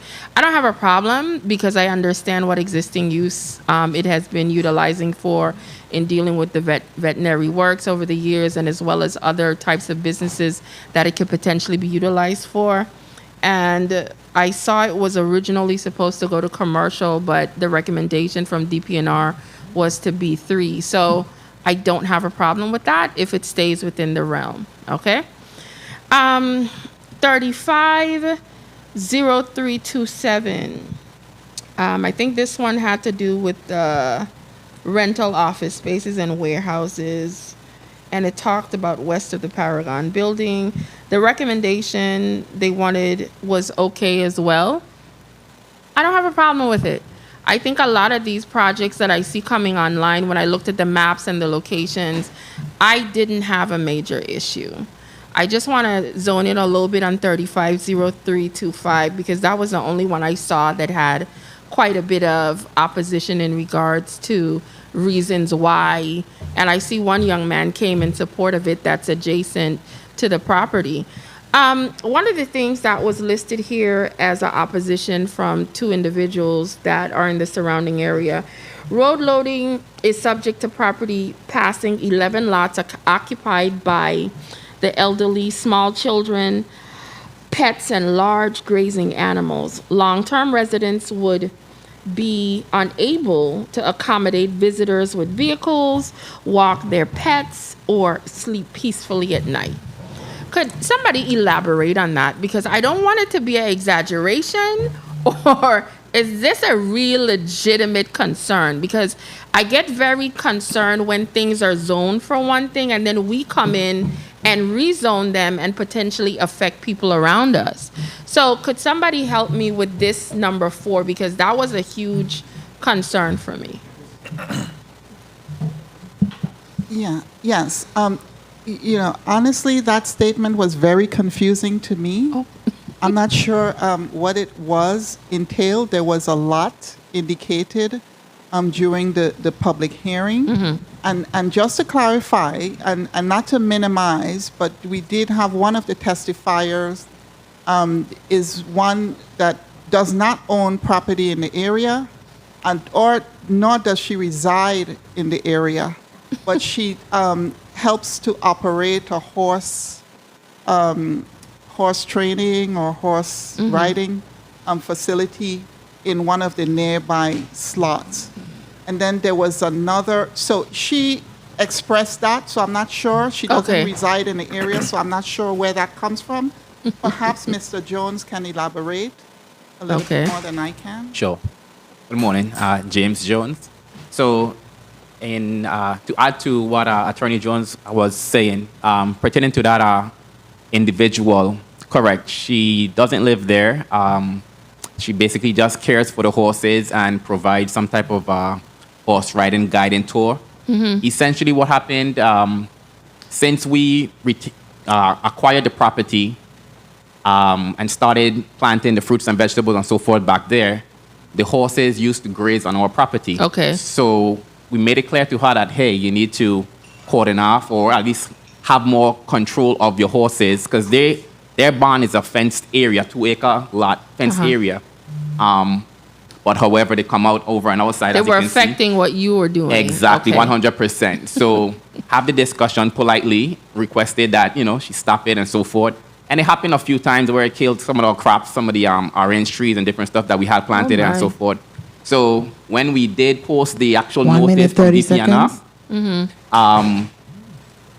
She was I there didn't front see it. and center. Correct, and I didn't see it, but it was torn up the day thereafter Okay. when I returned. So that's basically it. I think I'm getting the grasping what's happening here. Correct.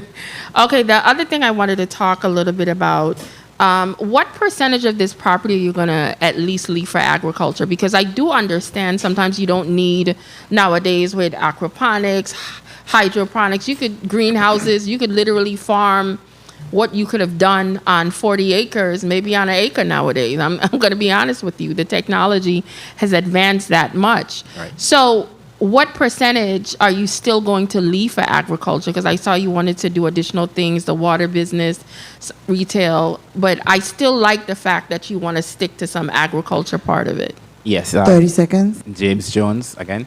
Yes, so as it is, the 3 acres will be minimum, will have at least 3/4 of an acre Okay. remaining for such services. I love that. Yes. Excellent. That's all I needed to know. I am in full support of all 4 of these particular rezonings because each one of them were clear and concise as to what they wanted and what they're potentially going to bring to this community. So I am definitely in support, and thank you, Mr. Chair, for the time. Thank you very much, Senator Francis Heiliger. Next, the chair will recognize Senator Franklin Johnson. You're recognized for your 6 minutes.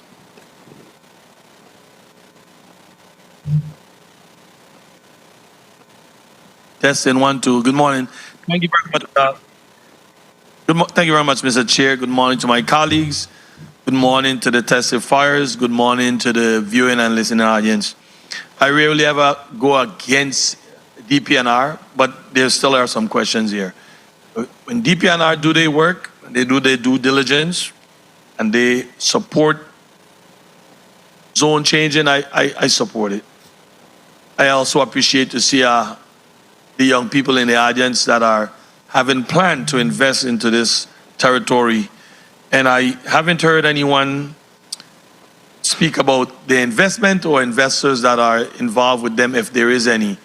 I saw Ms. Nicholson and Mr. Richards. They already said that they're just preparing for this adventure that they're both going into as partners and family.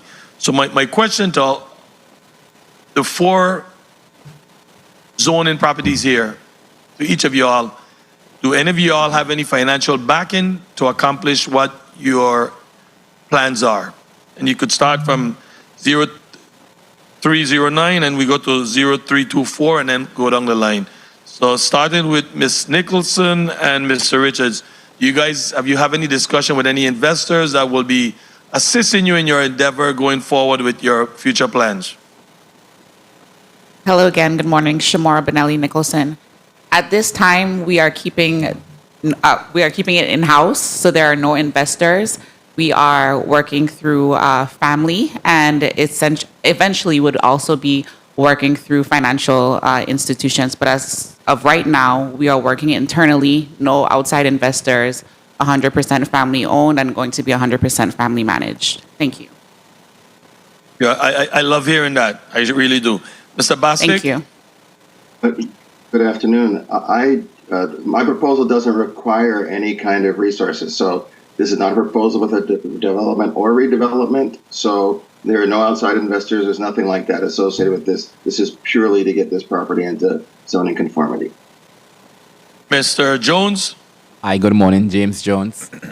Similarly, it'll be all in-house financing. We'll be utilizing a series of insurance loans from policies that we have in place, the cash value, but that'll be it. There's no outside investors at this point. And Mr. Baker, who represents that next group. Yes, Able Investments, Errol Baker. At this time, it's going to be financed internally as well. That's the plan. Now, regarding the classrooms and that program, we have already identified nonprofit funds, if you will, to support that program. But other than that, everything will be done internally. Thank you. And now I want to do a little more deep dive with Mr. Jones because there's a lot going on your property. And as I say, I don't contest DPNR. There's a lot on your project. Do you have plans for like the waste, the garbage, stuff like that? What's your plan to, make sure that the waste, the garbage does not pile up inside there? Correct. Good morning again, James Jones. So yes, as it pertains to the garbage and so forth, I actually operate a liquid and solid waste disposal services company, better known as United Resources. So I would handle that service. And as it's pertaining to the household waste, there will be on site a treatment system that would handle those other items. And the affordable housing you're talking about, what kind of price when you say affordable? So yes, so it'll be rental, of course, right? But as it is right now, we're looking to approach it from a standpoint where we'll have contractors, tradesmen, we'll contract with them. They would provide the actual labor, but we would buy all the materials and so forth to contain the costs. Aspect of that as well. 30 seconds. An aspect of that as well is to make sure that we have young adults that are be able to be trained and brought on, who eventually will then be retained to work with the management company. Thank you very much. As I say, I have no contest against none of these developers. I really appreciate seeing young Virgin Islanders taking a swing at it, investing and developing these islands. If we can't do it, nobody else is supposed to be able to do it. So I applaud each and every one of you for your vision to try to invest and be a small business owner developing this territory.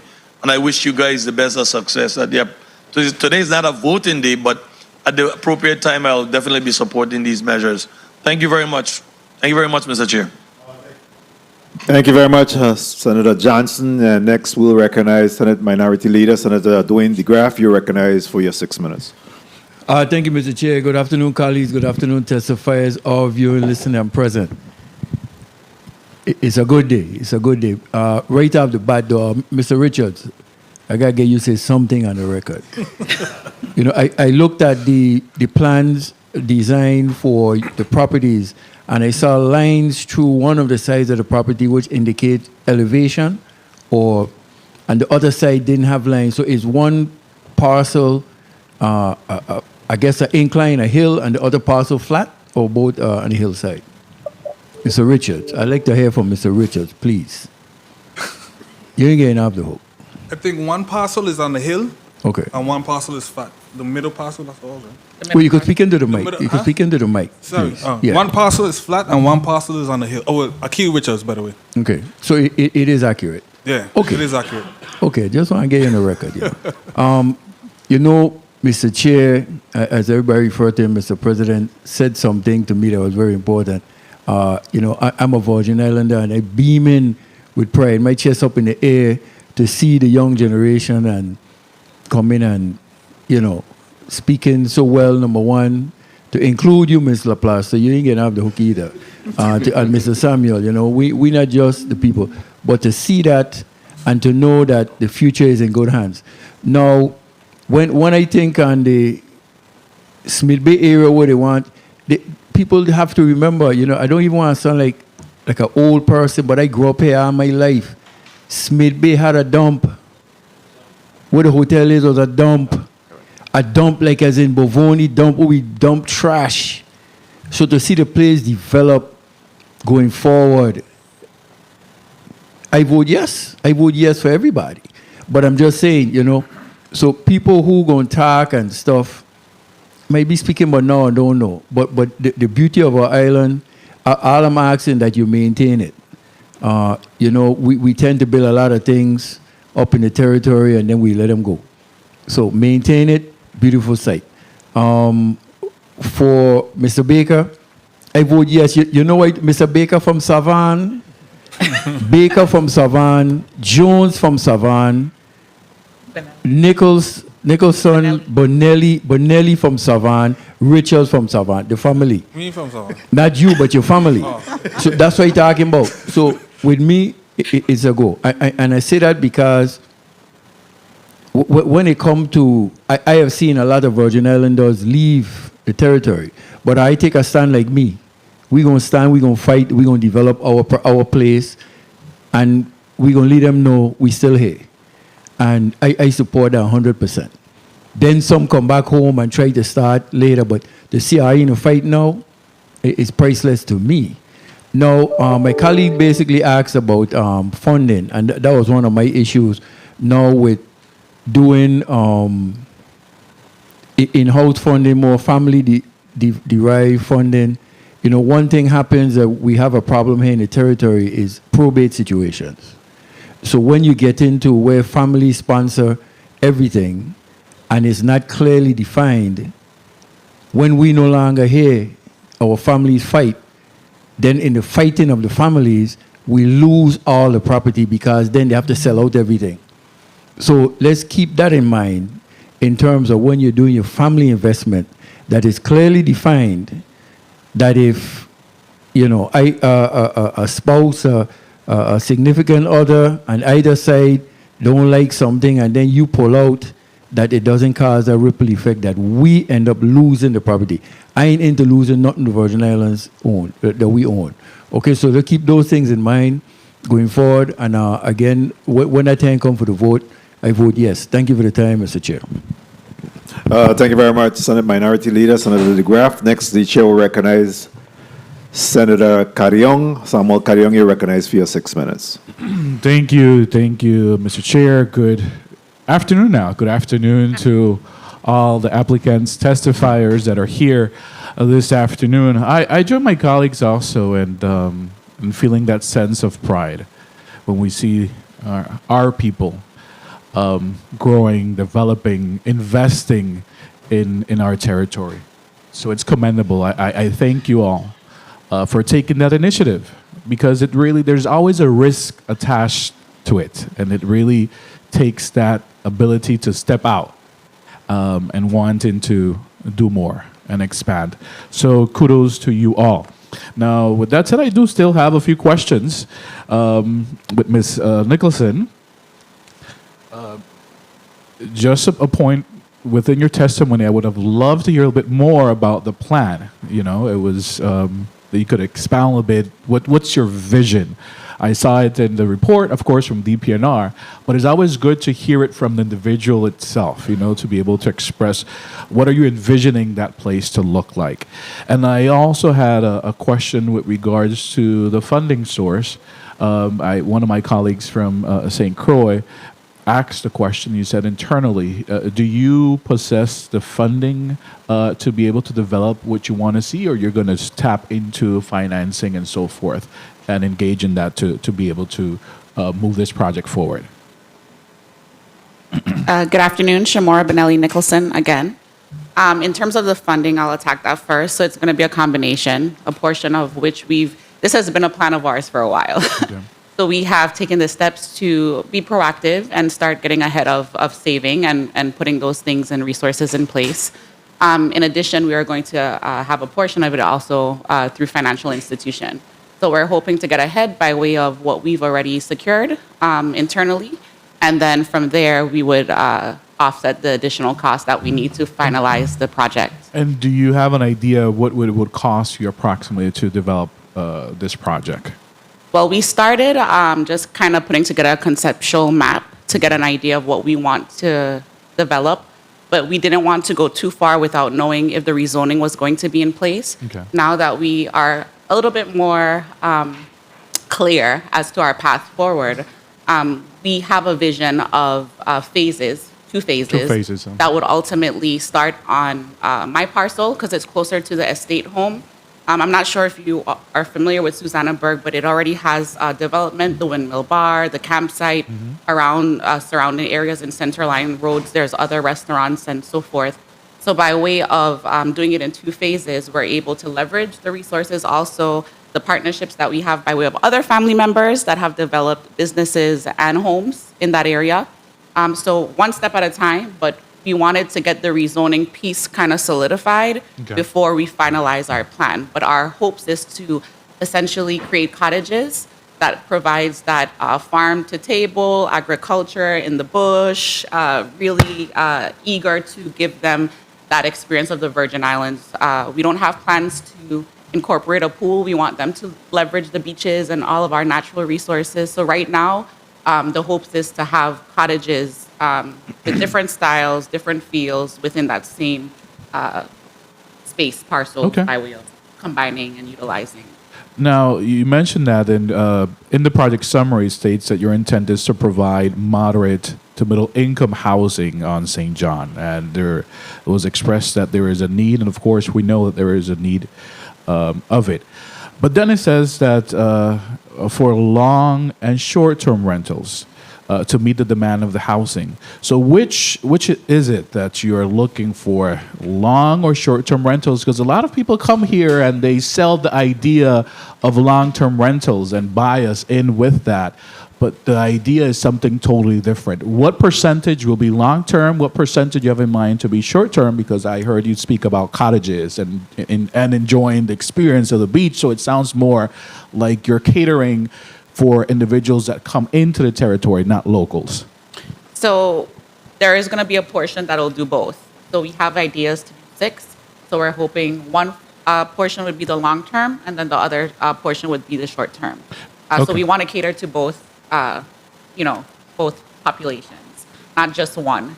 Times have changed, so we've seen the progression with Airbnb. We've seen the progression with a lot of different residential opportunities by way of where we are at in the 24th century, but at the same time, we want to... 1 minute, 30 seconds. We want to be able to attack both populations, not just one. Because part of the issue that we have with housing, a shortage, and finding long-term housing is short-term rentals. Are taking up our housing stock and making it difficult for our local residents to be able to find housing that is at moderate income because of the short-term market. And for me, it's important that our residents are able to find housing that it's at moderate level and that is affordable. So that for me is something important. But I commend you for your entrepreneurship and your ideas. Mr. Bostic, with regards to your piece of property, what jolted you or made you realize the property wasn't in conformity? So I've always known that. Okay. The issue.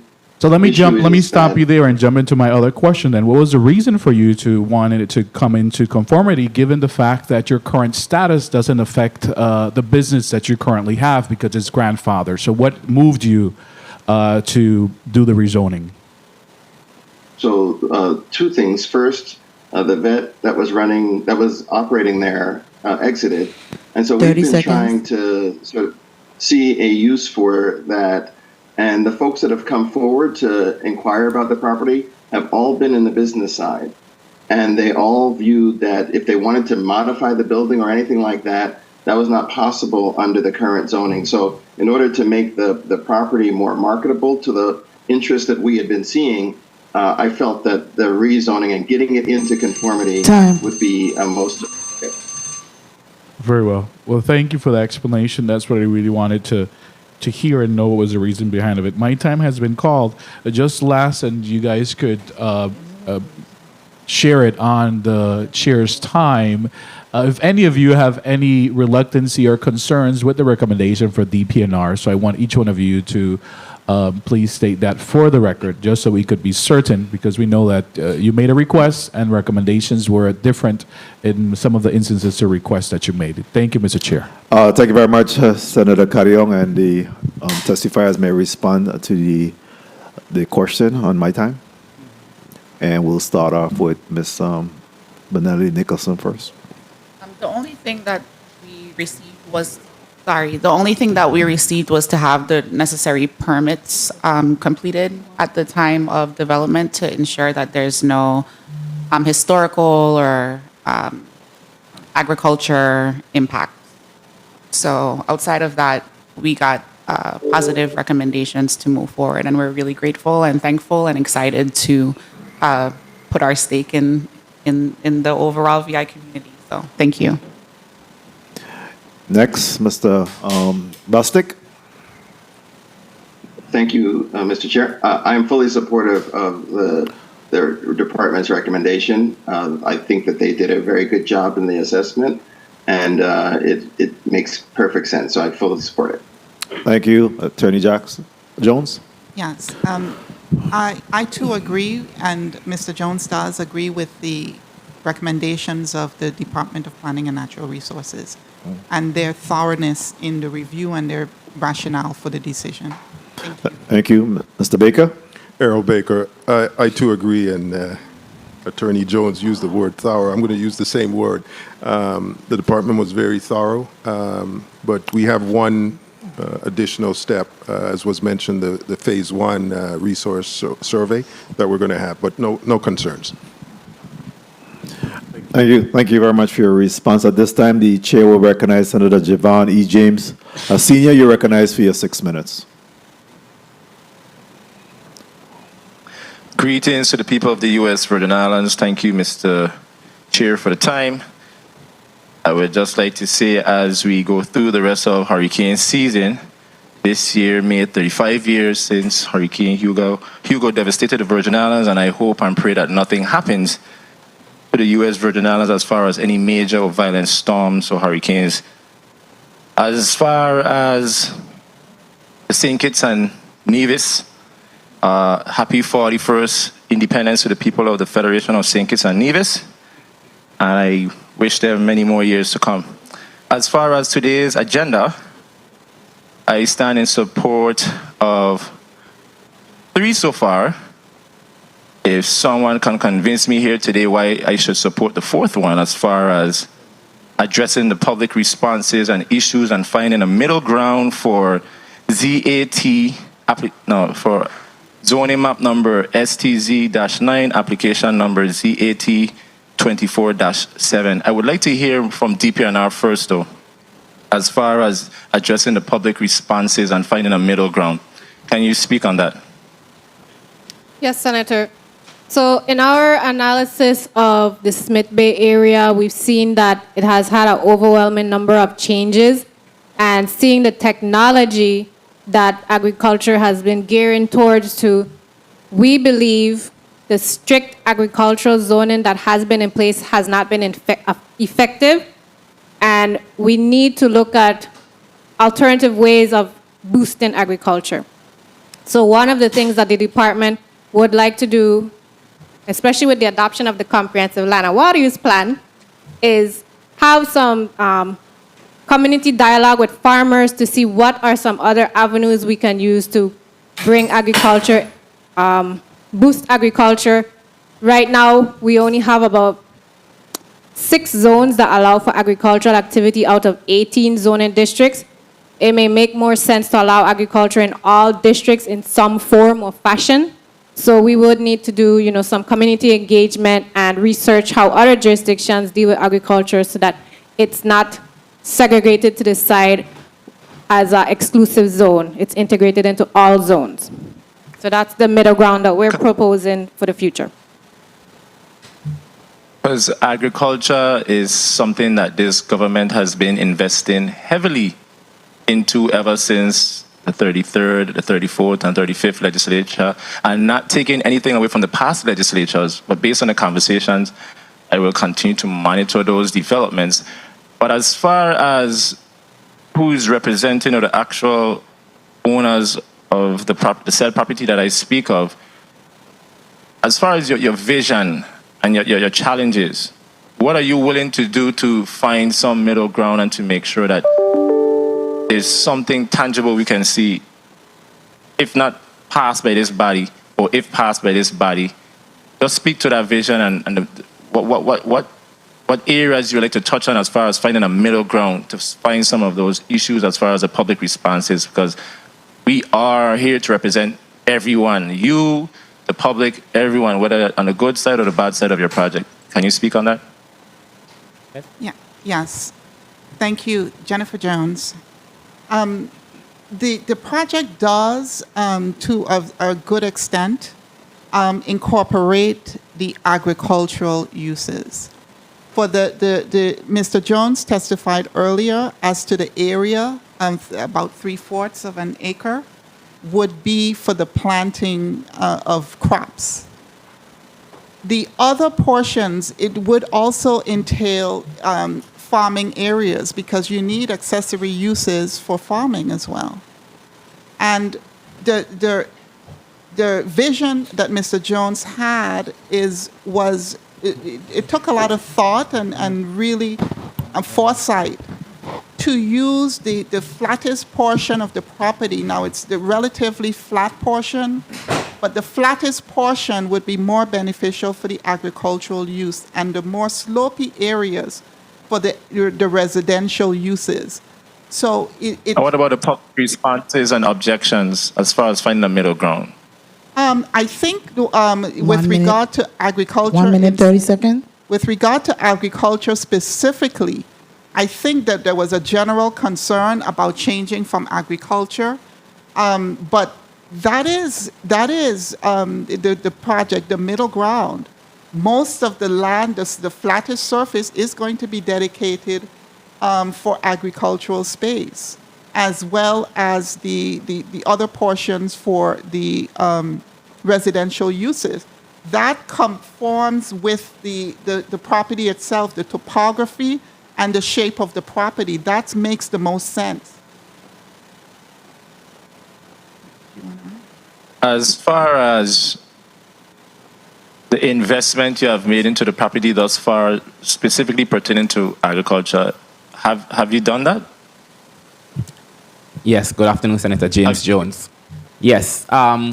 Since we acquired the 30 property seconds. in 2022, shortly thereafter, yes, we started to plant crops of different sorts, from banana, plantain, papaya, peppers, cucumber, watermelons, all that stuff. What we utilize right now in-house within our, either within the family, and then excess, of course, we would then sell to different little small markets and so forth. So yes, that's exactly what we're doing with the property right now. Time. Sure. Okay, my time was called. I will continue to monitor the conversation. To those that I haven't mentioned, the applications, don't worry about my vote and support. It's in the affirmative. I just have to make sure that this one item on the agenda that I get some more details, and I will continue to monitor the conversation. Thank you, Mr. Chair, for the time. Thank you very much, Senator James Sr. Next, the chair will recognize Senator Angel Boque. Senator Lodge, you're recognized for your 6 minutes. Good morning. Thank you, Mr. Chair. Good morning, Mr. Chair. Good morning, colleagues. Good morning to the listening and viewing audience. And good morning to our panel of individuals seeking rezoning this morning. I wanted to start off with the zoning from St. John, Bill number 35-309. I'm in support of that zoning. This change is essential for addressing the island's growth and the need for housing, especially for young families and working professionals on the island of St. John. So definitely I'm in support of that and many other zoning requests before us this morning. I know particularly most of the questions have surrounded Bill number 35-0324, pertinent to the request for the Smith Bay area. Very aggressive request, which is much needed, but we do have a few questions that surround the request. I noticed in the report that all of the variances that were offered in the past have all been for different types of zonings, but this would be the first B3 zoning if approved and supported by this body. And I wanted to ask And I apologize, it's 0325 is what I'm speaking about. 0325. I wanted to ask, you have plans for a 36-unit apartment complex, and there was an indication in the report where they mentioned about the proximity to the gut. I think it's about maybe 500 feet or so, and the question goes to DPNR, is the proximity to the gut going to be a long-standing issue? Have you taken on the fact of erosion, if perhaps a retaining wall of some sort would need to be built as well? Has that been determined in any of your feasibilities? Good afternoon, Senator.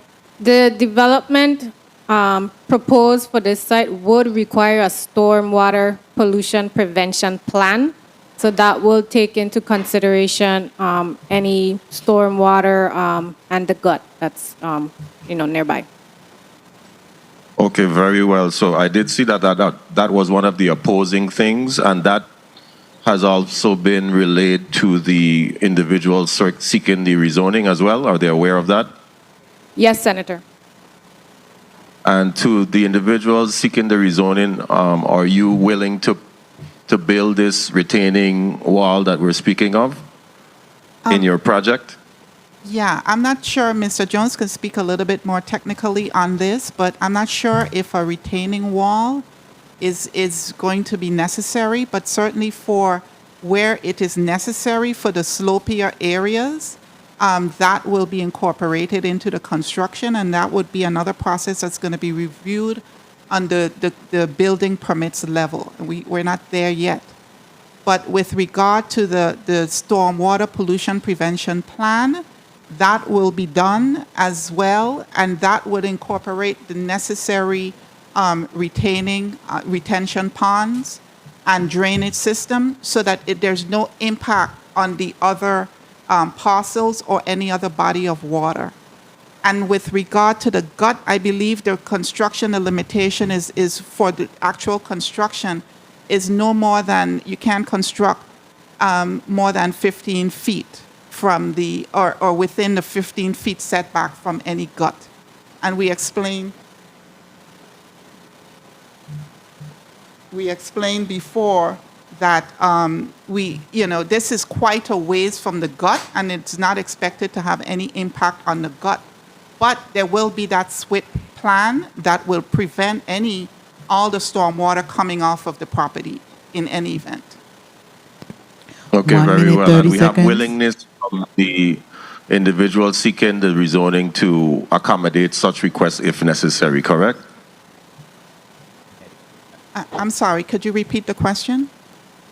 For Mr. Jones, if they have willingness to make accommodations for such requests if necessary.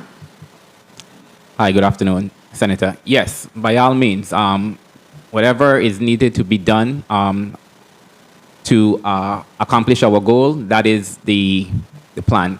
Now, just to mention again, we will be doing water delivery services. So a lot of the water that we are, I guess, concerned of and so forth, a well will be drilled, so we'll be able to tap into that same water source. So it's not like the water would just be taken and dispersed to cause any erosion further down 30 seconds. down property to the adjacent properties. But as it pertains to our property and the drainage and so forth, it's not a concern as it pertains to erosion and so forth right now. So no, everything is on the up and up as it pertains to our property. Very well, and thank you for that. And of course, I wanted to say good afternoon to Mr. Boyd, who is right next to you, and I appreciate him being able to come here as a landowner in the vicinity in support of the measure. That shows good collaboration with the people in that area. So definitely, I'm looking forward to supporting all of the measures at the appropriate time. We do not vote in committee of the whole, but it will be before us in legislative session. And I believe that all of the measures before us are all good for the people of the Virgin Islands. So thank you for the time, Mr. Chair. Thank you very much, Senator Balquez. Next, we'll recognize the Senator Ray correction. Yeah, you next, right? Yeah, we recognize Senator Ray Fonseca for his 6 minutes. Yes, thank you so kindly, Mr. Chair, and a pleasant good morning to the distinguished panel of testifiers. We give thanks and praises to the Most High and blessings. Welcome. You know, Sunday, right? I was over out Megan's Bay, right? And I was amazed at the beauty, how the sand still white and thing, you know. And then when I was leaving, going up to get a milkshake, I noticed how they had like a protected berm, like that swamp area, right? And, you know, I'm in favor of all four of these. Definitely, I'm voting for them. But Mr. Jones and Mr. Boyd, okay, over there, right, they got a pond, DPNR, they got a pond back at Linquist Beach, right? Man, it's a beautiful pond. As a few years ago, I was over there with some board watchers and things. They had a green parrot, a bright green parrot with a yellow head was over there. Real nice nature preserve. And now I know that area because when we was young, you know, we used to have some fowl and thing over there, right? And I know how that gut is. As a matter of fact, the two church, that's my brother, Pastor Alejandro and Pastor Eloy. So, you know, I go to them two church. So is this, DPNR, is this going to affect that drainage? Are they going to affect water going into that pond system that preserves the beach over there? The stormwater pollution prevention plan would address that. So that plan is needed for this type of development to ensure that there's no impact. Okay, good. And you know, I'm for it, right? But that is a real preserved area, and that's a white sand beach. We want that beach to stay like how it is. Okay, good. You're going to drill a well, and I noticed also on St. John, Bill 35-0324, you're going to drill a well. DPNR, so do you need a special permit to drill a well on your property? Yes, Senator. Okay, so they'll both get separate well permits. Correct. Okay, good. You know, on bill number 35-0327, Able Investments, Brent Blyden, a wonderful architect engineer. As a matter of fact, you know, he's my best friend. Brent, you know, since I come in the Senate, I ain't see you in 2 years, brother. We got go have a little orange juice and thing. But he's a local engineer, and you could see what's going on here. Most of these projects are completely 100% local. Even the engineer is local. So Mr. Jones here is Brent doing a big project. He's a local engineer, architect. I can vouch for him. Okay, real quickly, I wanted to go to Mr. Josette Walker. Again, another local guy, president of Federal Reserve Bank in Atlanta. You're responsible for the Federal Open Market Committee policies, etc. The Fed just cut interest rates by 0.5%, so that's good, but we ain't going to talk about that. But you know, that area, right, is so interesting. When I used to go to Lockhart School, right, I had went to James Madison School. Edith Williams was the principal, now the school named after her. But that area there, right, that is another real pristine preserve area. I've been down there. I know for a fact our secretary been in that area because we had some plans to develop that area. But that's another pristine, undeveloped area. I mean, that's a beautiful area.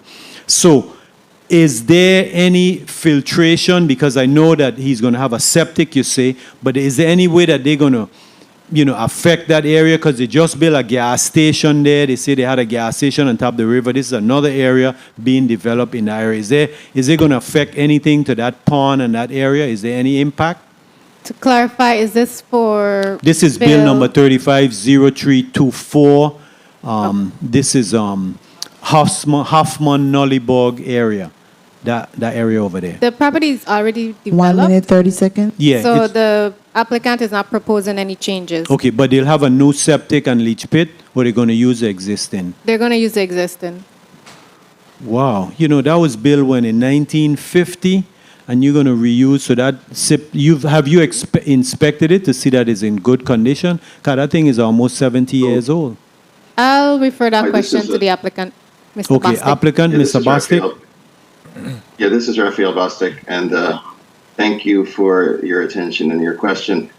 We rebuilt the septic system probably 4 years ago, so it is in good working condition. Okay, and awesome. We actually shared the concern you did, which was why we did that investment to make that change. Okay, awesome.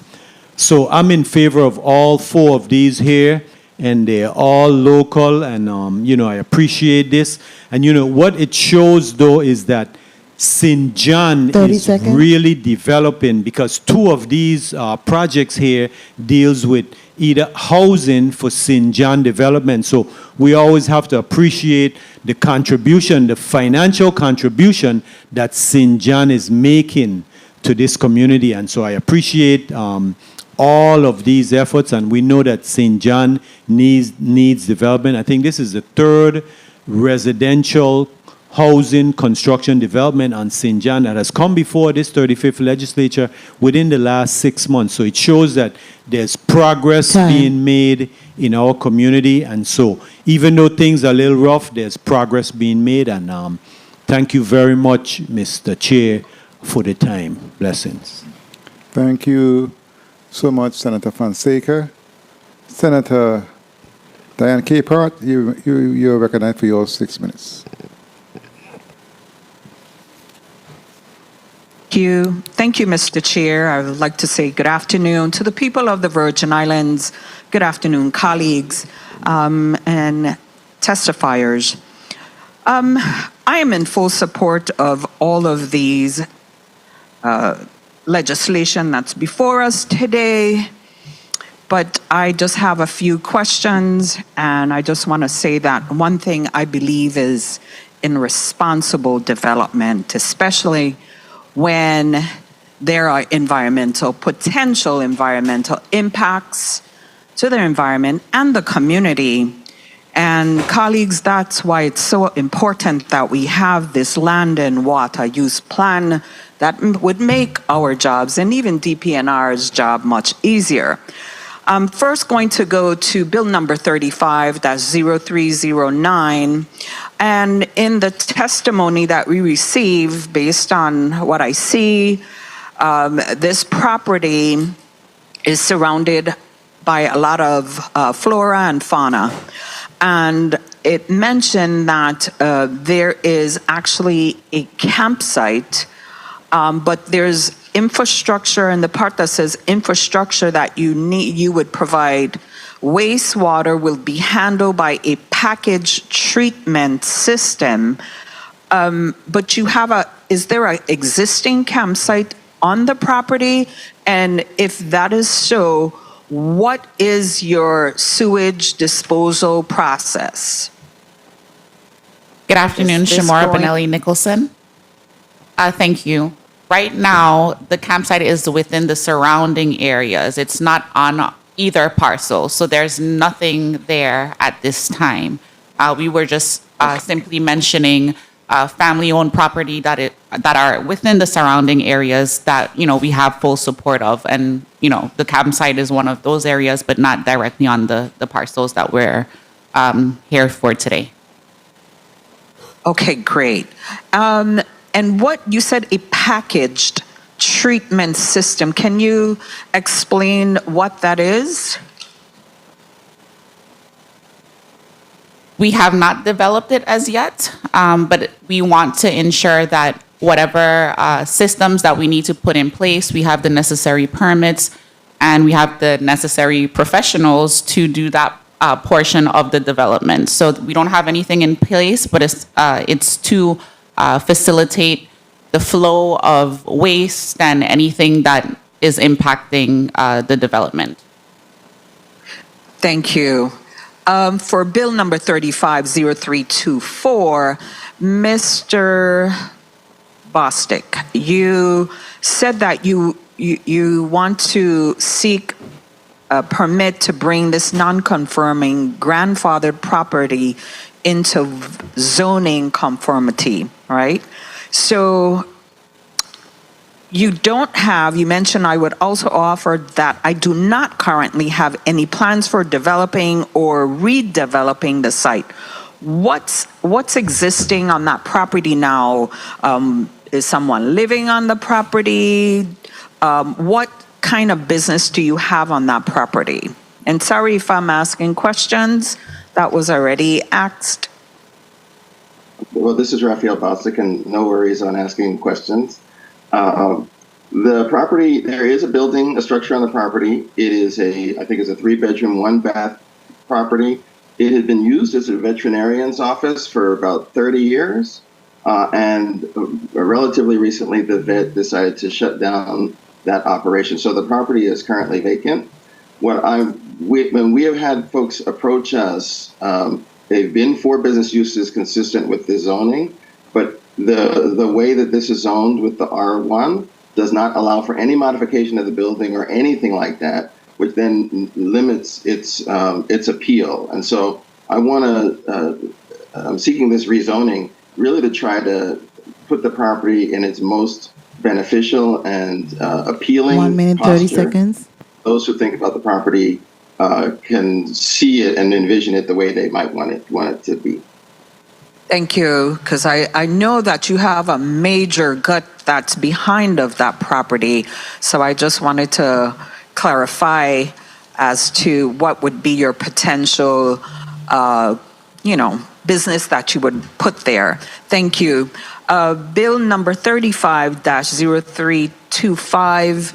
I see Ms. Jennifer Jones is working with this applicant, so I know she would make sure that all of the best management practices will be in place to protect the environment. But I'm very concerned when I see the public hearings that you had and all of the concerns, because there are a lot of activities that's being proposed for this 30 seconds. project. And I think you said will consist of a car rental leasing service, garage, water delivery, distribution service, equipment leasing, rental and storage, and farming retail sales component. When I put on my environmental hat, when you talk about rental, leasing, garage, are there going to be best management practices put in place to make sure that if you're generating used oil, any kind of hazardous waste, that there be protection, that there's no runoff of these waste? Time. Was my time call, Mr. Chair? Yes, it was, Senator, but you can If I may just wrap up. conclude, I just want to make sure, as there are concerns from the residents with the public response and all of those proposed activities in that area, that phases, that you complete these projects in phases. After you stabilize an area, then you go to phase 2. So I'm just, as I said, concerned about the environmental impacts and the concerns of the community. And Ms. Jones, if you can just satisfy that when it's time to vote, that I can vote comfortably knowing that there is protection and the concerns of the community are addressed. On the chair's time. Thank you. Thank you, Mr. Chair. Jennifer Jones, thank you, Senator. So this is really the beginning of the process. We're going to be, because the parcel is 3 acres, and it's more than 1 acre, a stormwater permit or application or authorization to be part of the general stormwater permit for the territory needs to be applied for. In that process, a stormwater pollution prevention plan will be required. At that point, we got to prove to DPNR that this project, not only DPNR, but the Environmental Protection Agency, the United States agency, that our stormwater system will be able to make sure that the historical flow from that property remains the same. So that may require a appropriate stormwater retention pond. It would most necessarily require that there are oil water separators as part of that system, so that nothing leaves that property that would be potentially a contaminant. And that's part of the tip these permit system. So if there's any other discrete conveyances from the property, another tip these permit will be required.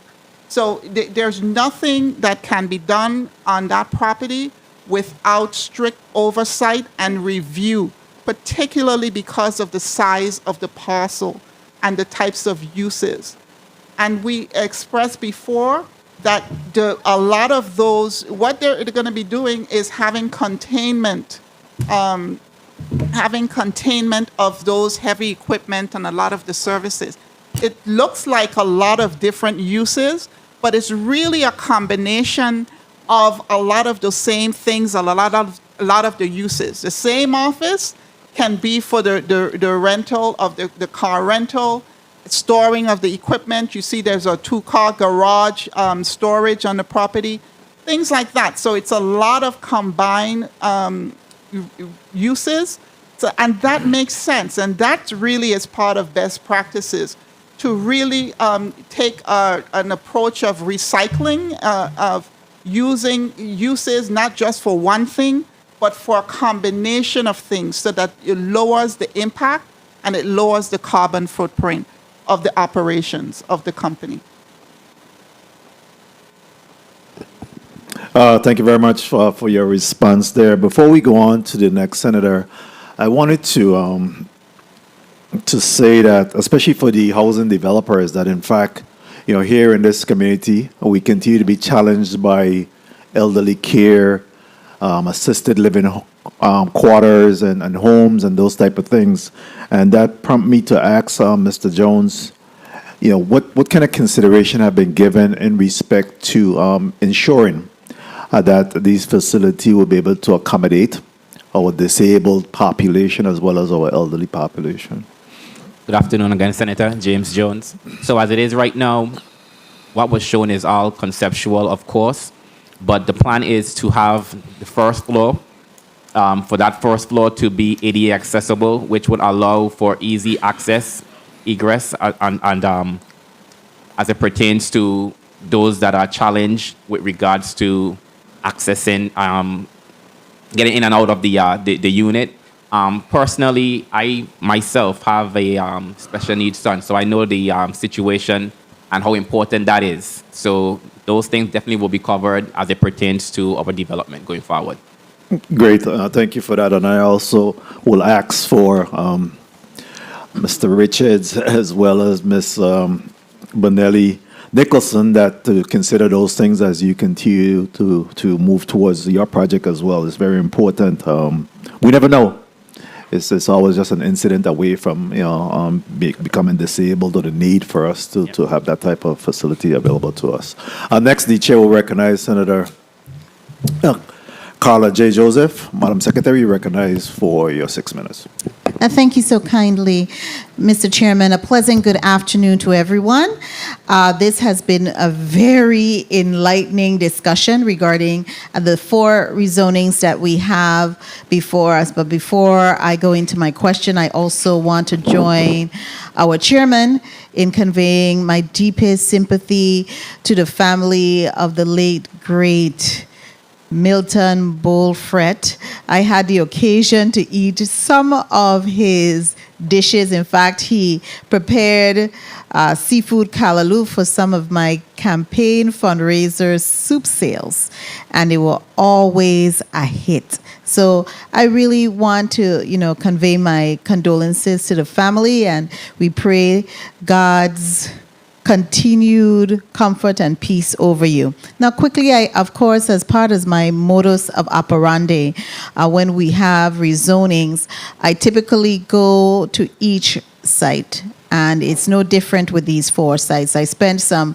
sizable time on Tuesday visiting all 4 sites. I also had conversations with one person here, Mr. Jones, and I met relatives for the proposed rezoning for St. John, and also some persons of interest who have some interest in the proposal for the Charlotte Amalie rezoning. So before I want to go into First St. John, Bill number 35-0309. I want to applaud both of you.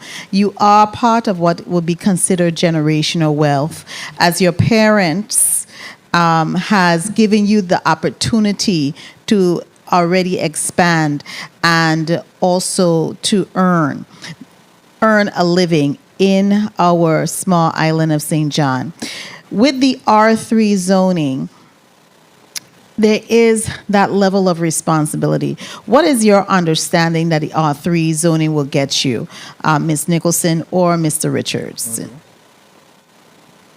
Akil Richards speaking. I thought the R3 zoning was for residential use, like not commercial, but for rental use for multiple families, not just one family. Okay. Now, Ms. Laplace Matthews, how tall can these buildings be? The maximum? The maximum height for R3 is 6 stories. 6 stories. Were you aware of that? I wasn't. Well, she probably was. Yes, I am. Okay, so you could get 6 stories on this property, but the question would be whether you're going to be able to accommodate the parking on this property. We won't be doing 6 stories, so it's 1 story dwelling, so it'll be 6 1-story, so we wouldn't, the parking would be there. Okay, good. Also, when I visited the site, I noticed, and I suspect that's a relative of yours, there's a drainage issue there. I believe it might be your property, Mr. Richards. There is a little pond, and there is already a culvert set there. So, are you going to be prepared to join that culvert so that the water that runs off the hill can actually continue to have its natural drainage? Yes, we would be. Okay, because that's something that you would want to invest in. And there is work being done. DPNR, you're familiar with the work that's being done to the adjacent property, correct? Yes, Senator. Okay, what side is that, north, west, or south? That would be the south. The south. I thought so, but I didn't want to mistake and say it was the east or the west. Okay, so I really wish you the best of luck with that. I have no opposition for it. I just hope one day you'll be very kind to allow me to rent a portion of it. Of course, if I thank could, you. if I could afford it. If I could afford it. Now, the next property I wanted to talk about was Mr. Bostic property, which is bill number 35 1 minute, 30 seconds. 0324. Mr. Bostic, are you still there with us? I am. Yeah, Madam this Senator. property, I'm very familiar with this property. We used to call it the haunted house. You familiar with that? Yeah, they I'm said not, the but, house was haunted. I had classmates who used to live there when I attended Joseph Gomez Elementary School, and people would be afraid of this house. They said it's haunted. Is that any kind of, I'm sorry, is that a barrier with you getting the place rented or sold or what have you? That's why you want to go into a rezoning? It has not been. I think the bigger issue for us has been the current way that it's zoned. It really limits the ability to modify that building in any way, which constrains the uses. So the 30 goal seconds. here is really to sort of broaden what can be done on the property.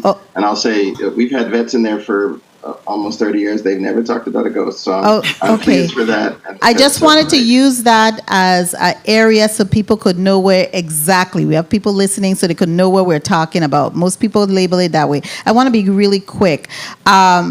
Mr. Jones, I visited that site as well, and I'm telling you, I have some deep concerns about it because you have residents. You had out of the 4 residents that DPNR got information to. Mr. Chairman, may I continue?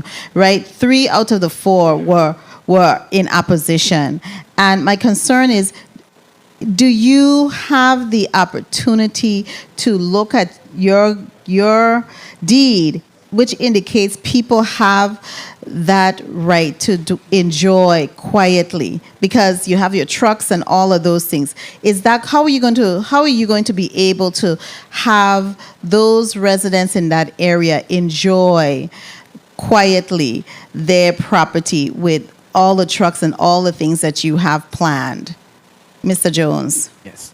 Good afternoon, Senator James Jones. So as it is right now, we utilize the site when we do use the equipment. It's during operating hours of 9 to 5, so it's never really anything super early or super late.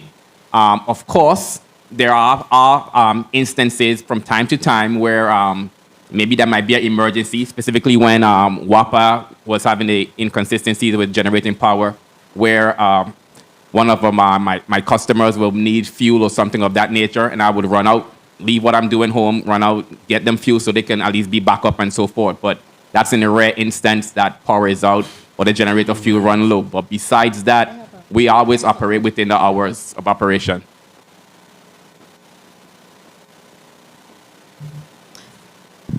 Okay, thank you so much. Do you have a follow-up question, Senator? Because I'm not having a second round. Okay, I just wanted to commend Mr. Errol Baker. That's my classmate from Ivana Udorican, class of 1988. I really appreciate what you're going to do here, and I wish you the best of luck. And thank you for coming back home to invest in our home. Thank you.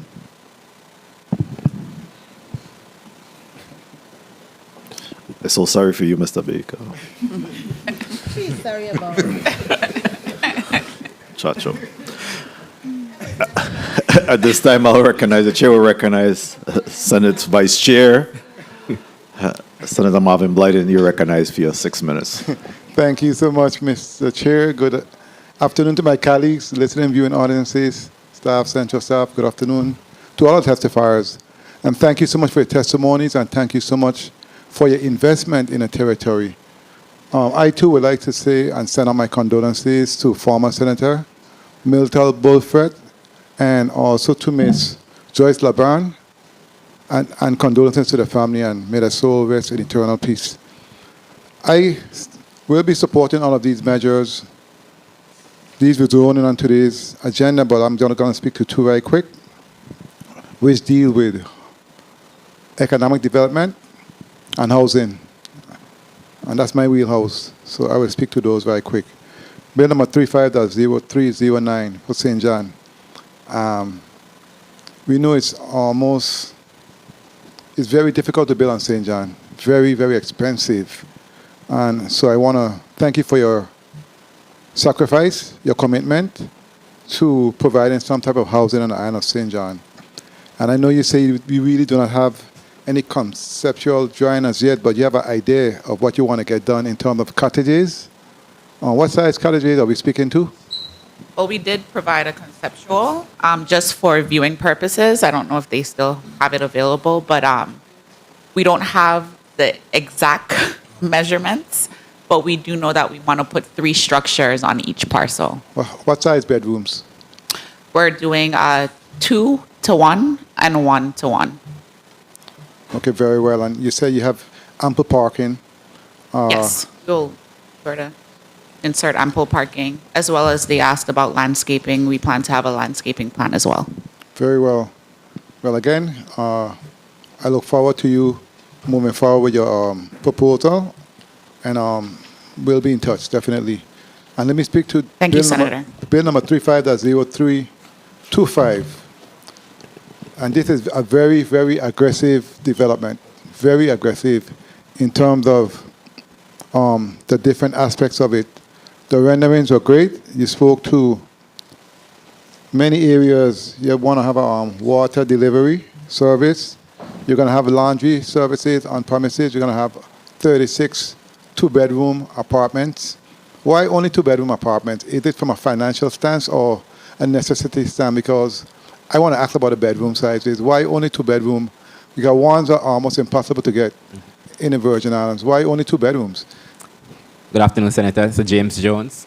So as it is right now, nothing is set in stone, but we utilize basically a template that would allow us to maximize the construction speed in construction and familiarity with the processes. So one bedroom, of course, would have been too small in not accommodating most folks, but at the minimum, two bedroom definitely could accommodate a small family. So that's kind of why we stick within that parameter. Definitely, we wouldn't be doing any 4 bedrooms, but we may include 3 bedrooms in there. It's not set in stone as yet, but that might be a situation. Very well. Thanks for that consideration. Let me ask you, though, in respect to the wells, you're going to tap in. There's the aquifer there, correct? That's correct, yes. So you're not going to have cisterns there? Yes, we would have cisterns there as well. So it'll be basically 3 things. The residences will have access to a cistern. They will be built in under the residences. Then we'll have WAPA potable water as a backup. The well support is specifically for the water delivery services. As it is right now, based off of what my rough measurements, we'll need to go down roughly about 40 feet to tap into that. So that's relatively shallow. So for the water delivery and the laundry, basically? Exactly, correct, yes. Okay, so we're talking about redundancy. Yeah, you got it. Okay, let me ask you, in respect to your development also, what's your background? I'm a lot of Put it on things. record. Sure. So I'm a licensed mechanical engineer. Basically practice. I gave roughly about 10 years to the Department of Public Works and retired, well not retired, but resigned in 2017 to just further push my true passion. At that time I was able to springboard from all that I gathered and learned and practiced there to now be able to do things like this, what we're speaking of right now. This is all, I could do this with my eyes closed. This is all my time of work. And where did you grow up in the Virgin Islands? Where? Born and raised here in St. Thomas. Mom from Savan, and dad grew up there. We grew up there in Dunu. So, grandparents here, there, Tutu Valley, all the different stuff. Why I asked that question on the record? Because I remember you from Dunu. That's correct. Out there and That's correct. You actually started out with your business and That's correct. expanding at that time. And here you are several years later with such an aggressive investment in terms of reinvesting in your community. And local Virgin Island, a young man doing positive things. I want to say congratulations again in advance. But before I go, in terms of financing, because I know right now you do have a business in respect to what was asked by my colleague, and Mr. Chair, may I conclude? What my chair asked in respect to the environment and oil, etc. Right now, you have a business that deals with a type of heavy equipment. How are you storing how are you getting rid of your waste and your oil, etc.?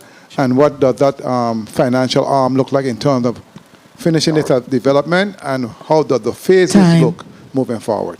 Okay, so there's 3 questions there. So as it pertains to the finances, those funds will be coming from some insurance policies that I have in place. I'll be borrowing from the cash value of such.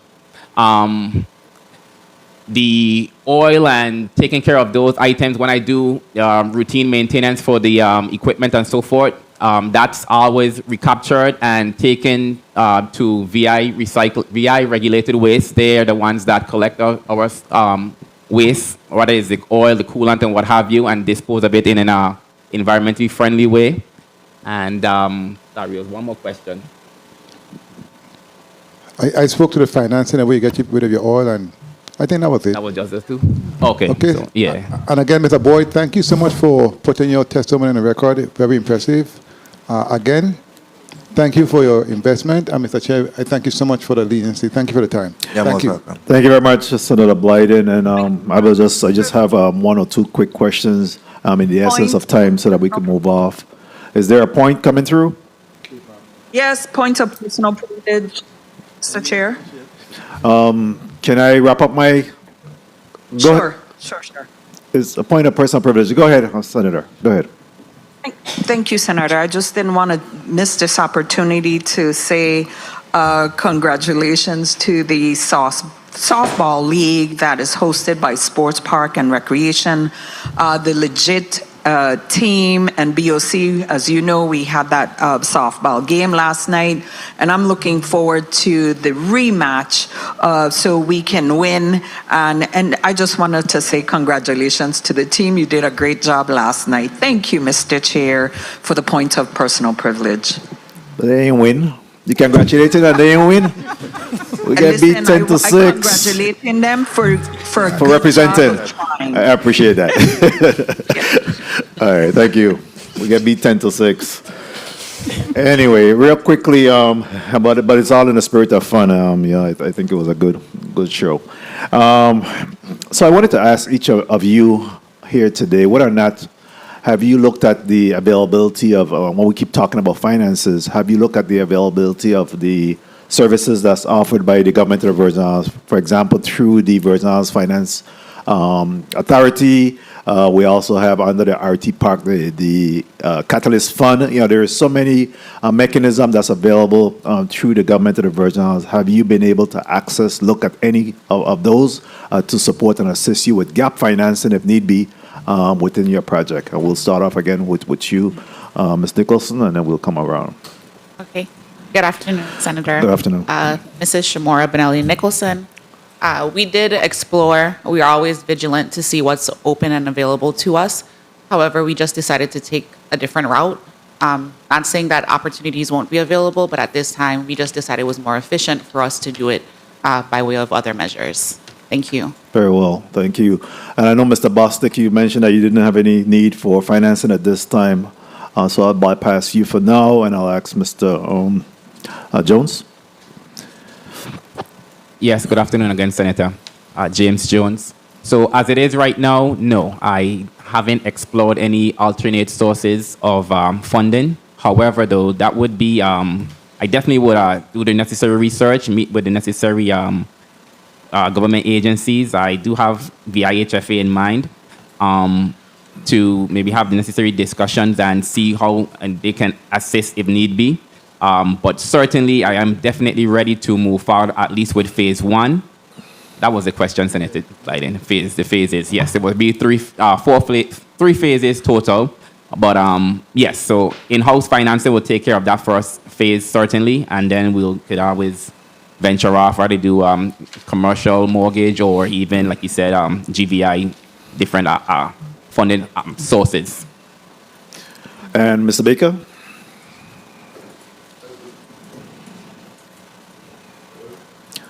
Please recognize the mic of Mr. Baker. Senator Frank Gregory's desk. Good afternoon. Errol Baker. Yes, as was mentioned, our development has two phases. First phase, definitely no need. The second phase is a little bit of an unknown, just because from a cost standpoint, we haven't gotten what that will cost. So the hope is not to have to find financing, but depending on what it is, it may be necessary. Very well, thank you. And I just want to implore you to at least look at those options. I mean, some of those are gap financing. In some instances, either microloans or very low interest payments. But this body has worked with the administration to ensure that there's finances that being made available to support these type of endeavors, and I want to make sure that you're capitalizing on those. If you don't, somebody else will come in and do it. So make sure it's important that you're looking at these finances so that it could help you to expand your programs. So that's all I had to say on this. At this time, I'll allow each of you a 30-second closing, and we'll go from there, and I'll leave certainly DPNR for last on this, and we'll start off with you, Ms. Nicholson, Bonelli Nicholson, or Mr. Richards. Good afternoon, Mrs. Shamora Benelli Nicholson.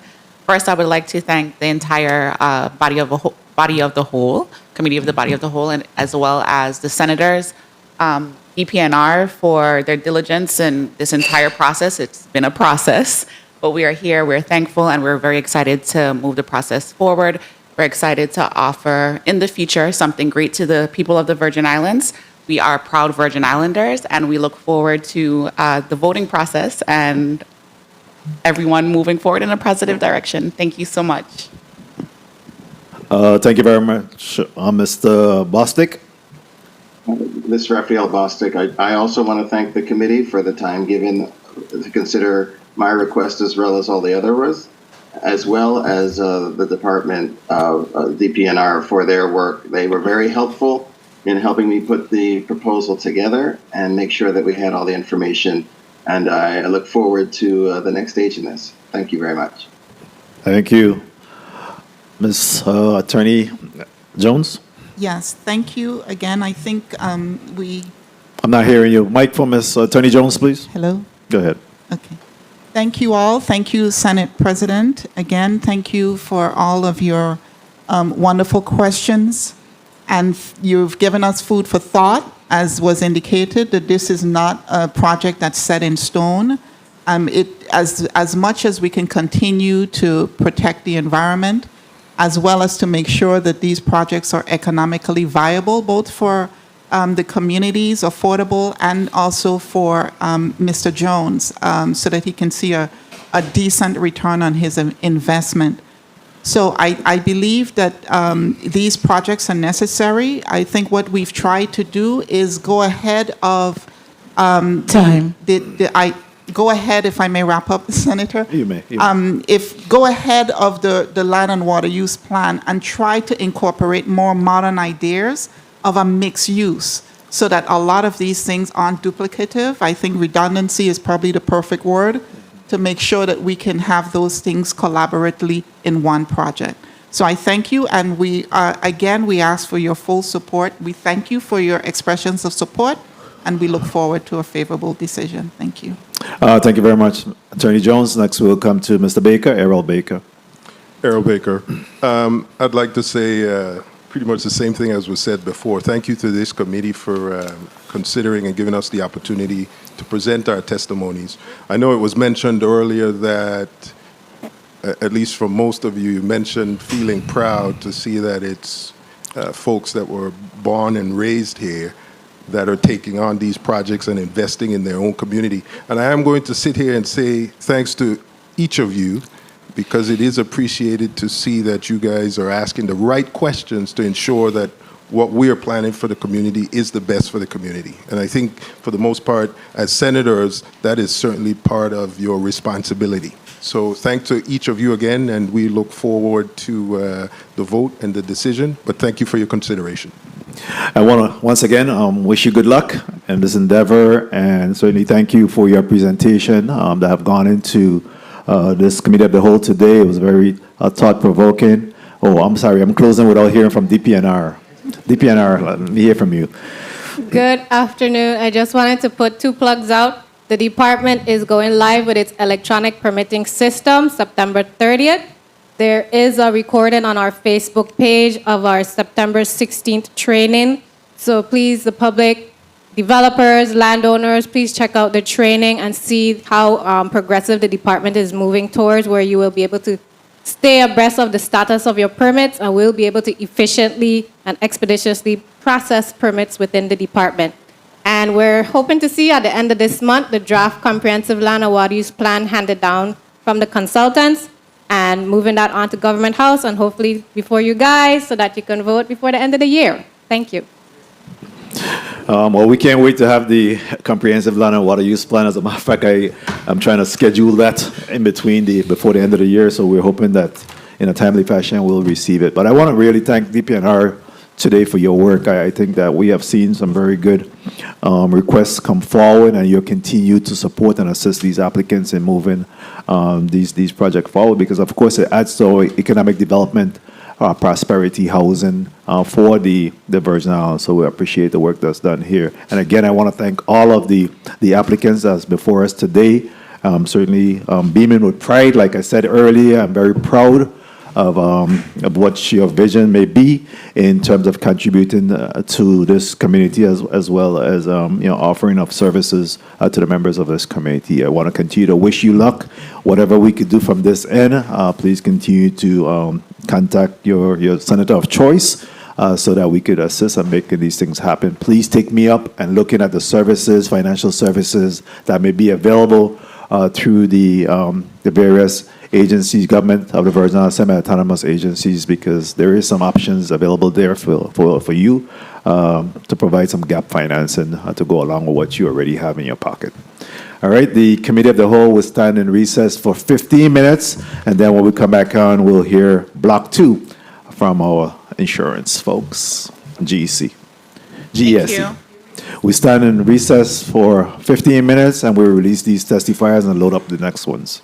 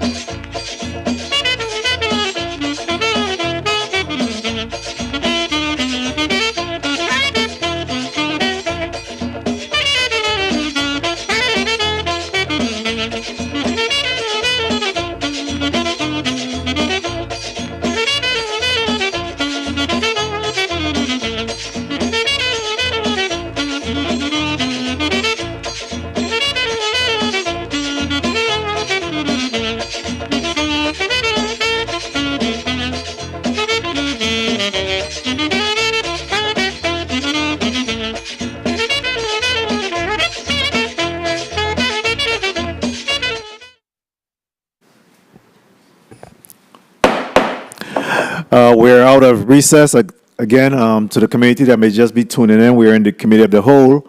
And mic check 1, 2. Good afternoon. And again, we're in the committee of the whole. And at this time, I'd like to have the Madam Clerk please call up the items in block number 2.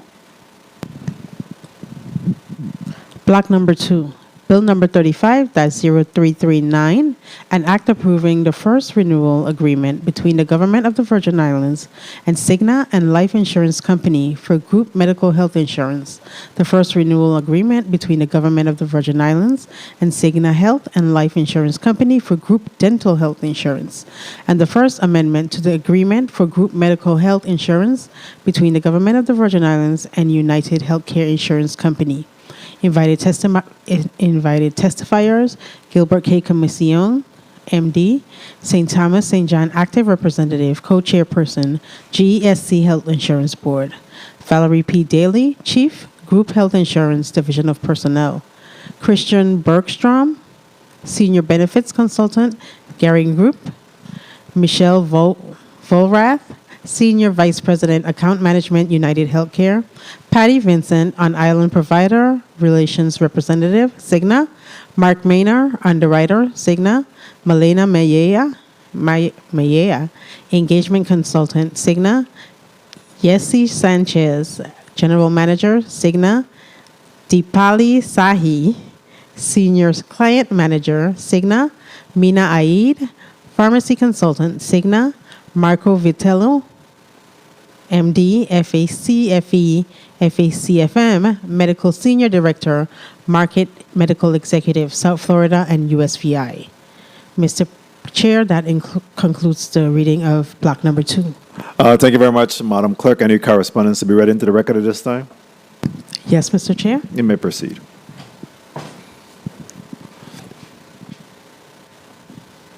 Letter dated September 16, 2024, to the Honorable Senate President Novelle E. Francis Jr.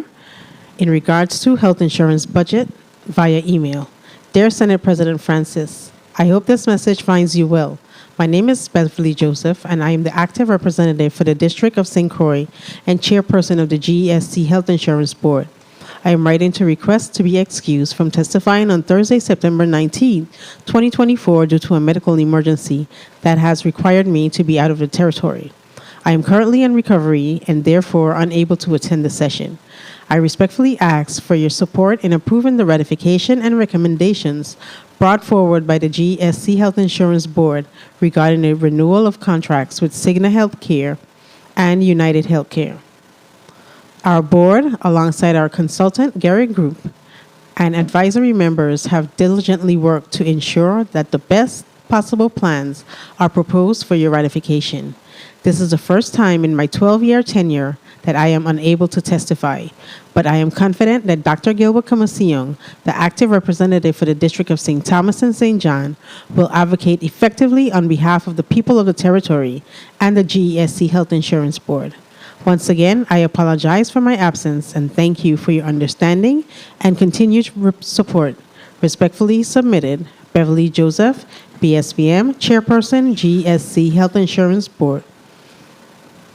That concludes the reading of the testimony.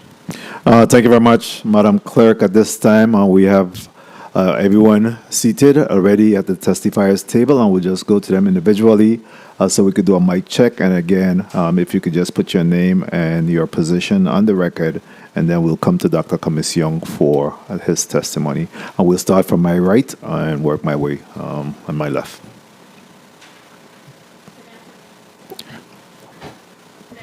One second, please.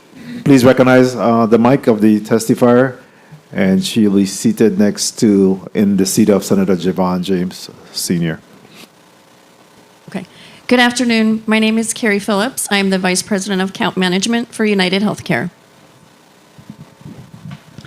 Good afternoon. Michelle Volrath, and I'm the Senior Vice President of United Healthcare. Good afternoon, Sherry Harmon Butts, and I am the Strategic Account Executive with United Healthcare. Good afternoon, Linda Jones, Chief Client Officer for United Healthcare. Good afternoon, Christian Bergstrom, Senior Consultant with the Gehring Group. Good afternoon. Good afternoon, Dr. Gilbert Commission, Co-Chairperson, GESC Health Insurance Board. Good afternoon. Good afternoon, Valerie Daly, Chief, Group Health Insurance, Division of Personnel. Good afternoon. Good afternoon, Dipali Sahi, Cigna Healthcare Senior Client Manager. Good afternoon. Good afternoon, Jasenia Sanchez, General Manager for Cigna Healthcare, South Florida and the Caribbean.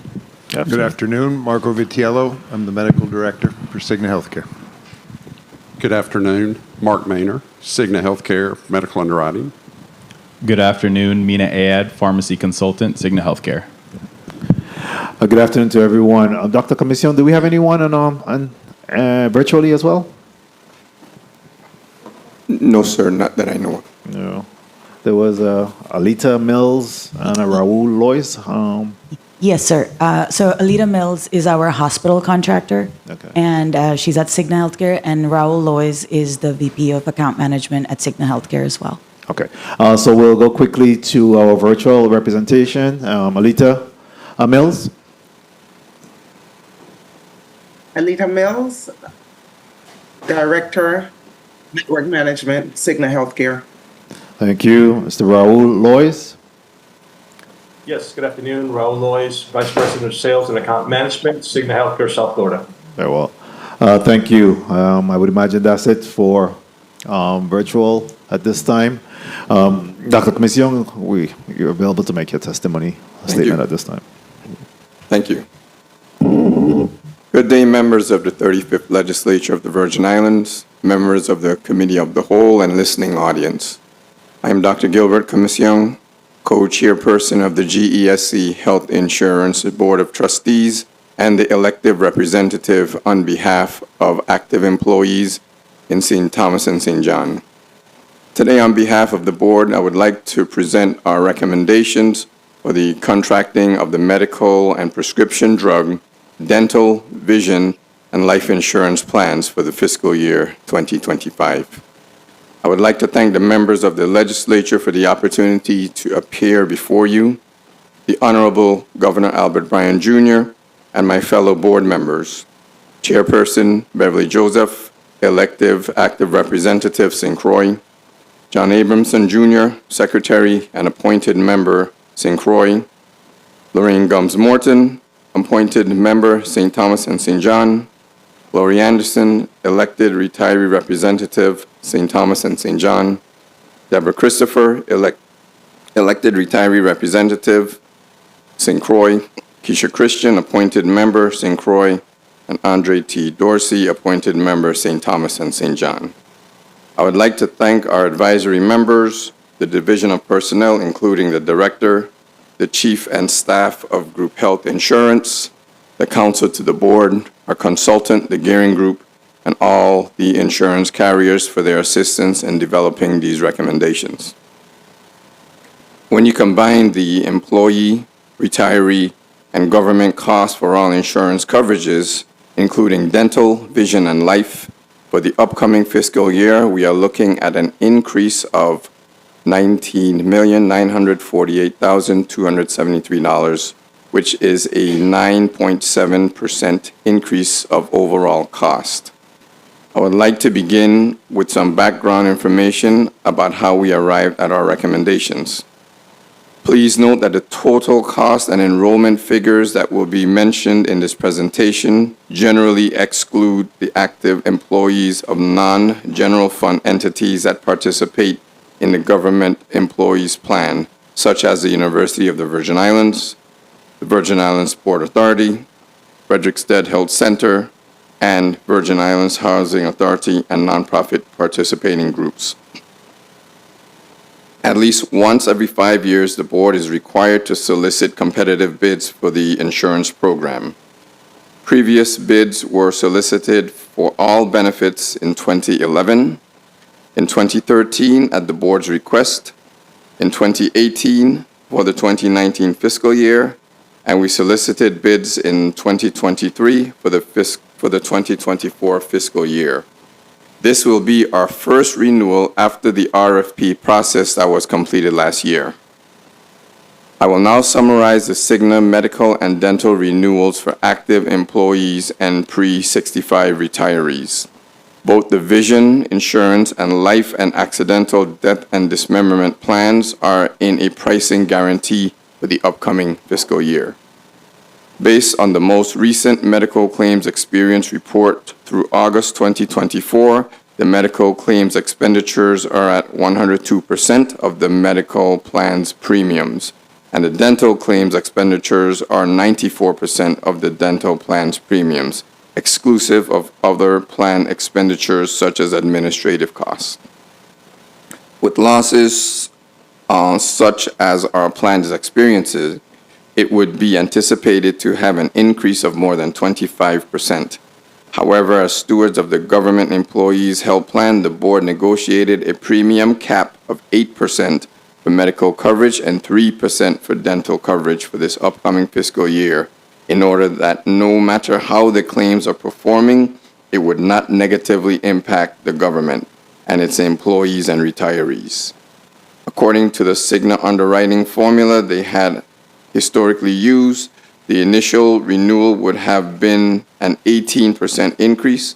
However, as mentioned, we negotiated rate caps last year, and Cigna is honoring these rate caps with an overall 8% increase for medical coverage and a 3% increase for dental coverage.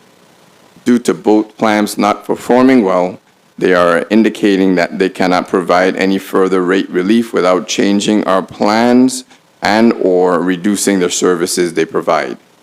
Based upon the proposed premiums, the overall medical increase to the central government will be approximately $13.6 million for a total of $187.6 million. Since there was a substantial increase in premiums, it was vital to the board that there were not any plan design changes, such as increasing co-payments, deductibles, and out-of-pocket maximums. Cigna agreed not to change any of the benefits, nor did they increase the level of services that are offered with the current plan. In addition to the financial implications, Cigna will continue to include and enhance the following in their contract with the board. 1, support the USVI community by providing 6 two-year nursing scholarships to the University of the Virgin Islands in the amount of $6,250 per student per year.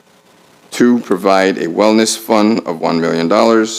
3, continuation of the 2 full-time on-site customer service representatives. 4, inclusion of Motivate Me, a turnkey wellness incentive program that gives employees and their spouses opportunities to earn rewards for taking charge of and improving their health while funding $300,000 in incentives. 5, continuation of Amada's pre-diabetes prevention program.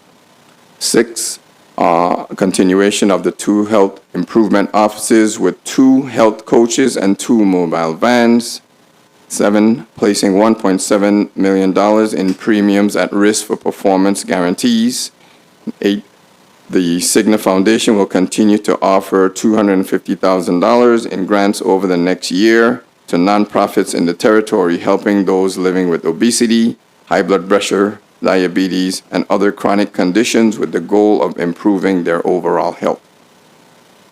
For our post-65 retirees, United Healthcare was the only insurer who responded to the post-65 retiree coverage and maintains a competitive advantage in the territory, being licensed to offer a group Medicare Advantage plan.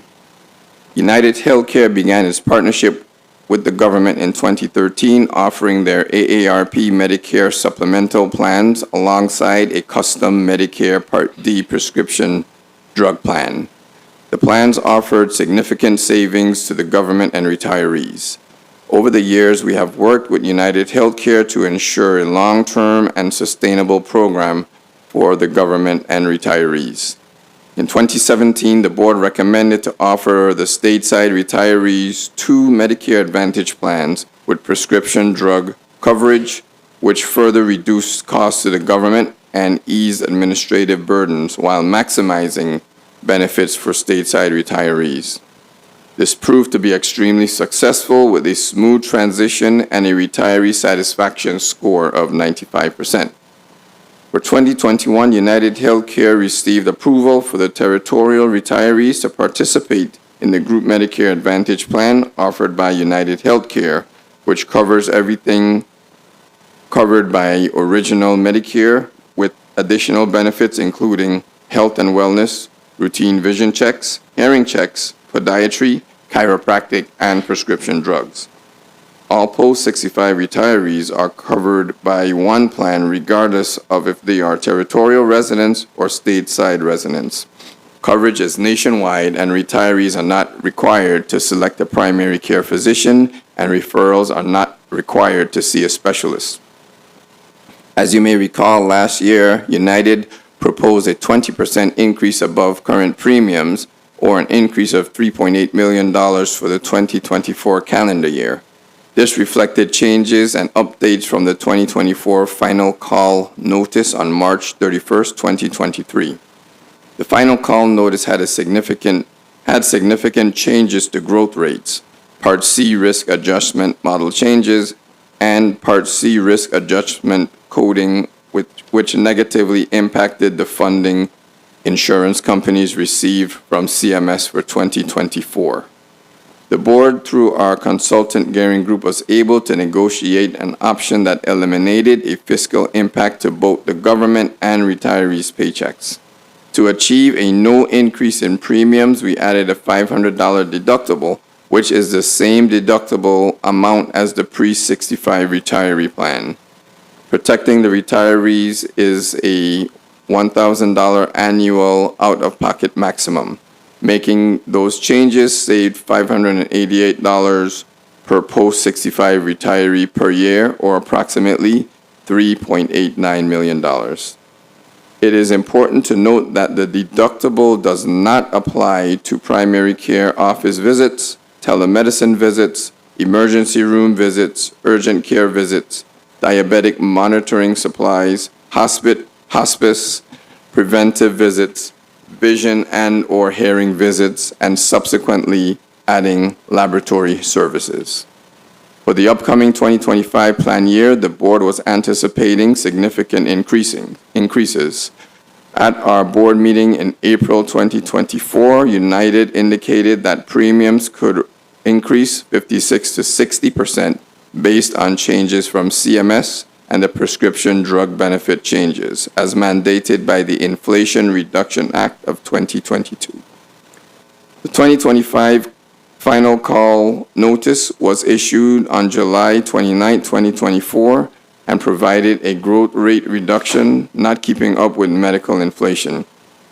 Medicare Advantage carriers have seen a loss in funding of 2.3% spread out over the past 3 years. CMS also made significant reductions in the risk adjustment model, which unfortunately many of our retirees have conditions for which these risk adjustments impact. For example, CMS is reducing its reimbursements by 27% for individuals with blood diseases, 10% for individuals with diabetes, 17% for individuals with metabolic disease, and 27% for individuals with vascular disease, to name a few. The largest driver of our increase for 2025 is the Inflation Reduction Act of 2022, which provides relief for Medicare beneficiaries by reducing their prescription costs. However, it shifts more costs to the health plans and drug manufacturers. Retirees will pay no copay for Part D adult vaccines, $35 maximum per month for insulins, and expands low-income subsidy extra help to fulfill benefits for individuals with incomes between 135 to 150% of poverty, as well as adding a $2,000 annual out-of-pocket maximum, which is currently $8,000. At a board meeting in July, United indicated that they needed until August 1st, 2024 to provide us with their best and final renewal offer without making any plan design changes. This proved effective by reducing the renewal from a 38% increase to a 32% increase, saving approximately $1.3 million. The 32% increase is an overall increase of approximately $6.35 million. The board agreed that it is in the best interest of the retirees not to seek any additional changes that would further increase the costs to the retirees in the form of higher deductibles, co-payments, and out-of-pocket maximums. There have been additional program enhancements included for 2025 at no additional cost to continuously care for our post-65 retirees, including compression stockings. Medicare now offers coverage for compression stockings for lymphedema. This benefit is covered for standard and custom-fitted lymphedema compression treatment items for each affected body part. Telephonic nurse support. With the increased adoption of virtual visits post-pandemic, United will provide a teledoc to retirees with 24/7 access to a medical provider. Retirees can choose to have a virtual or a telephonic experience with a $0 cost share. In addition, Medicare retirees will continue to receive a quarterly grocery store benefit. Retirees will receive a $40 credit each quarter to spend locally on healthy food and over-the-counter products. They can choose from a variety of approved items like fruits, vegetables, dairy, meat, pain relievers, cold remedies, vitamins, and more. Credits are added to a debit card on the first day of each quarter in January, April, July, and October, and expire at the end of the year. House calls will also continue for 2025, which allows our retirees to have a yearly visit with a healthcare provider right in the privacy of their own home. It's a great opportunity for members to discuss their healthcare needs, create a plan for prevention, and get the personal attention they deserve. During the visit, the practitioner will confirm medical history, complete a physical exam, review medications, and answer any questions a retiree may have, as well as provide any additional health screenings a practitioner deems necessary. Also, we were able to negotiate with United that specialist doctor visits will no longer be subject to the deductible. Finally, United Healthcare will continue to offer $200,000 to their Wellness Incentive Fund, which will allow GESC and the government to provide wellness incentives and initiatives for our Medicare retirees. For all insurance coverage combined, including dental, vision, and life, plan outlays will increase from $206.2 million in the fiscal year 2024 to $226.1 million in the fiscal year 2025. This is an increase of approximately $19.9 million, which is a 9.7% increase. As you may recall, the Senate absorbed the increases to employees and retirees in the current fiscal year 2024. Employees and retirees are paying the same as they did in fiscal year 19. Due to this, employees are not paying 35% of the cost share. They are paying approximately 27% of the cost share, and the government is paying 73% of the cost share. If the government reverts to the 65-35 split, this would drastically increase an employee's or retiree's payroll contribution, and the entire increase will be on the backs of the employees and retirees. Therefore, we implore the Senate to continue the existing cost share as we come to you today. As if the Senate cannot absorb the increase in its entirety, we ask the Senate not to levy more than a 4% increase to the payroll deductions of our employees and retirees. The board is not recommending any plan design changes for fiscal year 2025. However, we are working on several initiatives to control and reduce healthcare costs. You may recall that for fiscal year 2016, we implemented more stringent pre-certification requirements for some outpatient services under the Cigna plan through a program called PHS Plus. This program continues to produce additional savings. Also, for fiscal year 2016, we increased the out-of-pocket maximums under the Cigna plan by a significant amount. We also enhanced the previous medical conversion provision, which is no longer available with COBRA coverage. Effective October 1, 2018, the board recommended and had introduced by Cigna 2 additional programs into the medical plan. Health Matters Care Management will be the enhanced PHS Plus.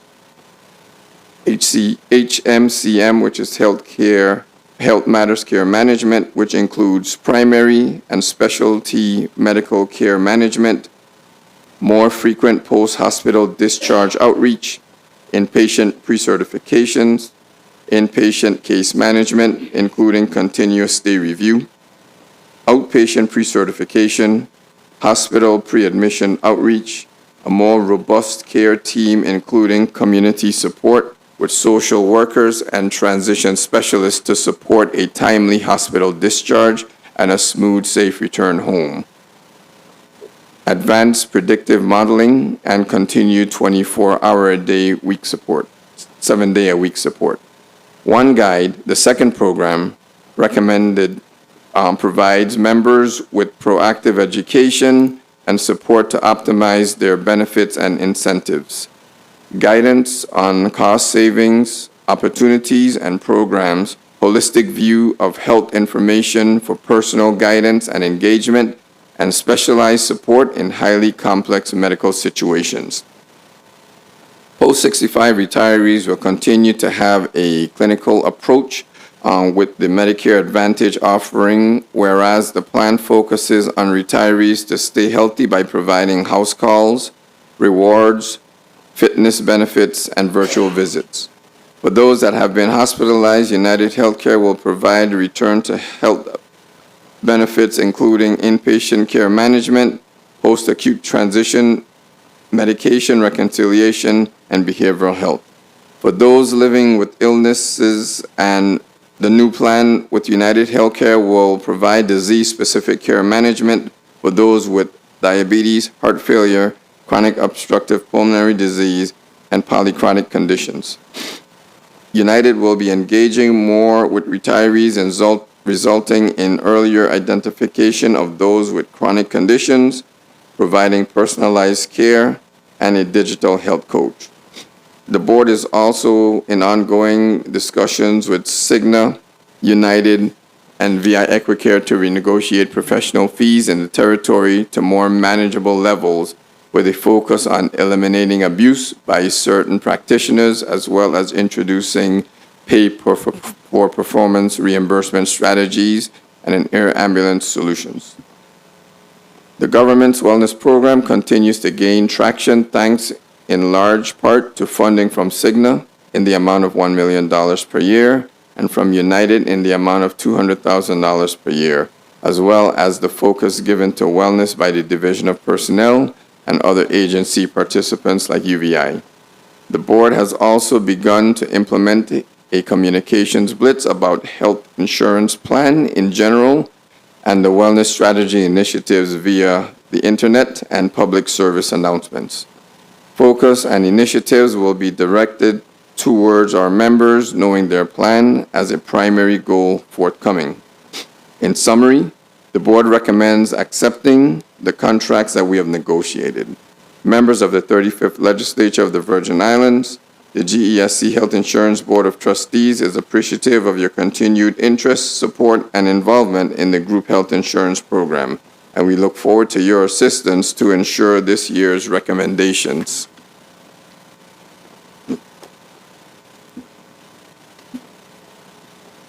That this year's recommendations are approved as presented. The consultant, our carriers, the Division of Personnel, and I, on behalf of the board, stand ready to answer any questions you may have regarding our insurance programs. Once again, thank you. Thank you very much, Dr. Commission, for your testimony there. And of course, what we are hearing from you is that, in fact, there is an increase of $19,948,273, which is at the tune of 9.7%. And you're asking the legislature to observe that cost at this time. How does that compares to last year's numbers? So overall, there's an 8% increase per Cigna's number. So if we reduce that, I'll go ahead and ask Mr. Christian Bergstrom if he has that data from last year to compare. Yes, good afternoon. Christian Bergstrom with the Garing Group. So last year, the overall cost was $206,201,130. And so this year, the increase of $19,948,273 increases the overall cost to $226,149,403. The government's portion, should they absorb the overall increase, is $160,147,437. Okay. Additionally, before I open up the floor to questions, have we insured, or can anyone speak to the scholarships, wellness fund, the 2 full-time customer service? In fact, were we able to realize those benefits during the last fiscal year? Yes, I will ask Ms. Dipali Sahi on that. Good afternoon, Dipali Sahi, Cigna Healthcare. Yes, sir, those are in continuation. So we continue to offer the $1 million in wellness funds. We do have 2 mobile vans, 1 on each island. The van for St. Thomas is also able to go to St. John. We do have 2 on-site representatives, 1 in St. Thomas and 1 in St. Croix. In addition, we have 2 nurses in St. Thomas and in St. Croix, so totaling 4 nurses for all 3 islands to support the membership. And it's your testimony that this was also fulfilled during the last fiscal year? Yes, sir. Okay. Does that also, what about the Cigna Foundation, $250,000? That was also fulfilled? The grants? Yes, sir. That was fulfilled. If you like, I can elaborate on the agency that took. Can you, please? Yes, I guess sir. for the benefit of the public. Absolutely.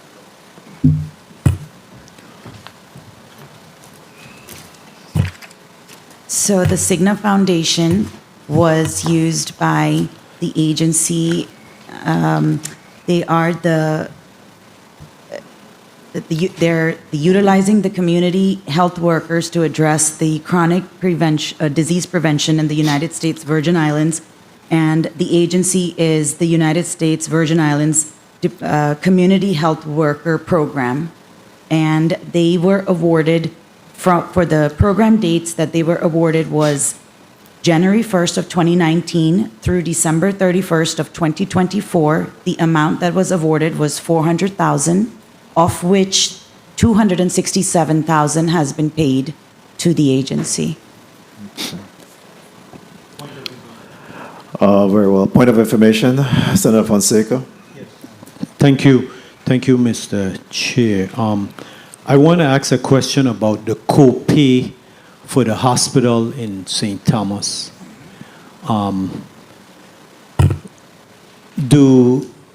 First of all, if I go to Roy Snyder Hospital or if I go to a Mayo Clinic in Jacksonville, is the co-pay the same or the co-pays are different? Sir, the copay is the same. Okay. So what is the claims experience for the off-island as opposed to the local? So for off-island, sorry. So for the experience for off-island, for the period of October 1st, 2023 through June 30th, 2024, the on-island care was actually much more than it was off-island. Mm-hmm. So total paid was $90 million, 9,965. Excuse me, I didn't hear you. Someone coughed. Can you repeat that? No problem. So the total spend for the U.S. Virgin Islands, the government of the Virgin Islands, was $90,965, of which the on-island spend was $52,478,753, And on mainland was 37,514,420, and there was a spend of $16,792 in Puerto Rico. Wait, 37,000? That was 37 million. 37 million. No, sir, 37 million. Okay. Thank you, Mr. Chair. Yeah, she said 37,000 in error, 37 million, yes. Senator Blyden, you have a point? Thank you, Mr. Chair, and good afternoon to all. The $400K that's spent for the community health worker program, what type of services do they actually provide? Sir, their services are targeting the community for prevention of diabetes, as well as decreasing health disparities across the Virgin Islands. They are also in conjunction with the local community for HIV, as well as decreasing tobacco use, comorbid conditions. So those are the conditions that they are focusing on. That is just in gist. I have an entire article on that. If you'd like, I can share it electronically, so it'll be on record as well. Please do. Thank you so much. Thank you, Mr. Chair, for the time. Thank you. I think a little bit of a deeper dive needs to be done on that because obviously we have a large population with diabetes, and we saw where CMS has reduced that reimbursement by 10%. So how do we address that gap with that reduction? Recognizing again that we do have a large population of individuals with diabetes. Sir, I can, so is the question about the community or the employees of the government? I'm concerned with the gap, the fact that obviously CMS has reduced the 10% reimbursement. Where does that put us as a community? United. Yeah, I would refer to United Healthcare, but just to state, when you're talking about CMS, we're talking about our retirees. Yes. And Cigna would be covering our actives. Even though it's community-based, there may be some overlap with our retirees, maybe So can getting we some address it on benefits. both ends? Because I would imagine that both suffer from the same disease, correct? Correct. Yes. So I'll let United Healthcare answer that question. Good afternoon, Chair. Linda Jones, Chief Client Officer for United Healthcare. I will start with an explanation, and if you need stats specifically to the retirees that are enrolled in our program, I will let Sherry Harmon-Butts answer that. You are correct. CMS has indeed reduced the funding, what they pay us as a payer and administrator of the Medicare Advantage program with regards to diabetes. The challenge that we have is when CMS cuts that funding, you still need to provide the same level of care to those folks. You need to make sure that they are participating in clinical programs and that they have adherence. We have not changed any of our programs that we plan to continue to coordinate. What we do have challenges with is the resources in the community to support some of the programs that we need to bring forth. If you need data on how many people are considered diabetic, pre-diabetic, and some of those, I can allow Ms. Butts to provide you with that. Do you mind, Ms. Butts, can you Yes. certainly provide Yes. that data? I think that's important. Good afternoon. Good Yes, afternoon. Sherry Harmon-Butts, United Healthcare. So as it relates to disease prevalence, diabetes specifically, the prevalence is a little over 36%. And that's high as compared to our book of business, where the range is between 20 and 31%. And it accounts for about 49.9% of our costs. And if we were comparing that to our book of business, that's also above our book of business, because for book of business, it should be in the range of, it's in the range of 28 to 41%. All right. Obviously, I'll yield to the next senator to come in and ask that question, but I would like to do a further dive on that because, of course, diabetes affect other illnesses as well. So we'll have that conversation at some point. At this time, we recognize Senator Alma Francis Heidegger. You're recognized for 6 minutes. Thank you. Good afternoon to my colleagues. Good afternoon to the people of the territory. Good afternoon to the testifiers and staff. My first set of questions has to do with providers. As you know, that this is a very interesting situation with having in-network and out-of-network providers. As a user of my insurance, that is the very first question I ask when I call any doctor's office. Are you in, are you out? Because I know that's the difference between costing me more money or less money. That's my bottom line. So have you guys seen any uptake, or have you guys done any situation of trying to have more people in network to really assist with making sure these costs are actually lower as it relates to the employees of the territory? What are you guys doing in regards to that? So I'll start off by, in territory, there would be very few, if any, providers that are out of network per se. Once we get off island, I have to, if you're talking about Cigna, I'll refer to Ms. Dipali Saeed to tell you what their statistics are. And coming towards United Healthcare, I'll ask Ms. Linda Jones to answer that question. I'll listen across the board. Okay. Good afternoon, Dipali Sahi, Cigna Healthcare. May I pass this question to Dr. Vitiello, our medical director, who works very closely with the VI EchoCare network down here? Yes, this is Dr. Marco Vitiello with Cigna Healthcare. To the previous response, we definitely have a strong in-network presence here on island. Out of the island, of course, it does vary depending on where in the United States, but a very high penetration of Cigna-connected doctors. So it is very, very likely that customers will go to in-network providers unless there are unique locations or unique illnesses that require a super specialist of some sort. That they would have to leave off island.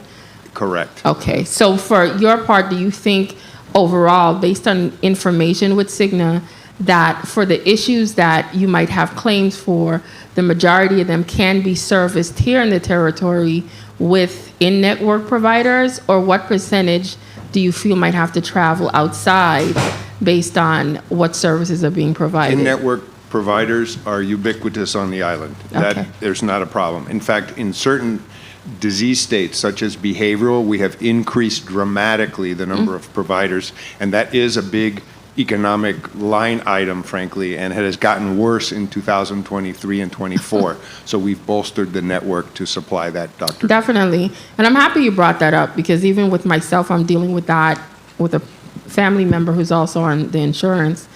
And one of the issues that we ran into with this family member is getting their medication to keep them balanced. And the doctors recommended one type of medication, but they said the one they really wanted to give him, Cigna doesn't approve it here. How does that work in regards to certain particular types of drugs being approved in the US, but then here in the territory, our residents can't have access to them? Because I think, for example, with this one particular drug, Cigna said it was too expensive here to approve it, but this same patient can get it stateside and get it approved. I'm trying to understand what's the difference between being here and versus being in the US. To be perfectly frank, there shouldn't be a discrepancy. I do have a pharmacy colleague here. The medications... Make sure you say that on the record, like, really... I would have to know the specific medication. There might be a unique situation with a given medication, but the policies are the policies typically. And so the way, what you're describing is perhaps a little different, where there are rule sets where a medication might be requested and a generic needs to be tried first, or there's a step program in place. And again, my pharmacy colleague might be able to be more specific on how that can be utilized. But that's typically to make sure that a customer is getting the most cost-effective medication. A lot of times doctors and even patients come in requesting medications that might be very, very, very costly and not necessarily the best medication for their particular illness. They saw an ad on TV, or the doctor just got, talked to by the rep. So it is very important that we follow a what's called evidence-based set of protocols. So we go through certain steps. So again, your specific example might require a little bit of a deeper dive, but I'll let my pharmacy colleague talk a little more about the specifics of the STEP program. Good afternoon, Mina Ayad, pharmacy consultant. So what Dr. Vitiello was referring to is there is not a discrepancy in regards to stateside versus on island. What the discrepancy may be referring to is each medication within the pharmacy benefit, if that is what you're referring to, has its own set of criteria in order to go through the paid claim experience. So in order for a prescription to process, it would A, have to be on the formulary, and B, have to have met the requirements that are necessary for that medication. Okay. I just want to clear this up. A family member that's on my insurance was specifically told they cannot get they cannot get a specific medication because it's not approved here in the Virgin Islands. We were specifically told that unless they go to the United States where there are cheaper and it has coupons and it has all of this, that would be the only way it could be approved for them. So what you're saying to me is contradictory to what was said to us. So that's why I'm a little bit confused. So I heard what you said and I will deal with that another time. When it comes to mental health and wellness, I know you said you have done a lot of uptake with that because of what's been happening over the past couple of years. Do you see that there has been a benefit in regards to that in helping the employees that do have Cigna and the other services here in the territory? Based on utilization Yes. data, that would appear to be the pattern, yes. More utilization as a result of having a more robust network, and that's a good thing. That's a very good thing. Time. Could I just wrap up, Mr. Chair? Thank you. I am a full supporter of making sure that you take care of your mental health. You know, we spend a lot of time, you know, we got heart issues, we have this issues, but everybody forgets sometimes the mind controls everything. And if that's not taken care of, it could affect everything else. And my last question, I wanted to ask also about other preventative measures because of the van that goes around. I participate in that. I have to say, I love the nurses that I worked with this year. I give you guys extra credit for that because I did learn a couple of things that caused me to go buy a whole slew of vitamins I didn't know was missing from my diet. So I will give them credit and give you guys credit for that. But what I also will say, from a data standpoint, have you seen any improvement across the board as to the reduction of what your cost outtake is since you guys started to implement these vans here in the territory and doing this preventative type of checkup on an annual basis? Good afternoon, Dipali Sahi Cigna. So, Madam Senator, for the period of October 1st through August 31st, 2024, we completed a total of 2,098 biometric screenings just in the van alone. In addition to that, there was 4,458 screenings that were completed in total amongst the active population, which included members taking the initiative to seeing their physician or their PCP by themselves to get those biometrics screenings. To answer your question, whether it has seen a reduction, I think the trend would be a little bit more forward because today we are trying to quantify something that is very prevalent in the society, in the membership. So as these folks continue to keep their basic biometrics done, at least it will help mitigate some future potential larger illnesses to occur. And we haven't seen a difference yet, but we do know that if we continue this trend, there is definitely it's going to help. Okay. Thank you so much. Mr. Chair, I do appreciate the additional time. Thank you very much, Senator Francis Helliger. And I don't want to take all the credit for the vans, the mobile vans, but I was a strong advocate when there were contemplation about creating clinics, wellness clinics, that we needed to take this service to the community, take it to the agencies, and I believe that it has shown a significant impact. Correct? Yes, sir. That is correct. All right. At this time, we will recognize Senator Franklin Johnson for his 6 minutes. Good afternoon. Good afternoon to all the testifiers, and good afternoon to my colleagues and the viewing, listening audience.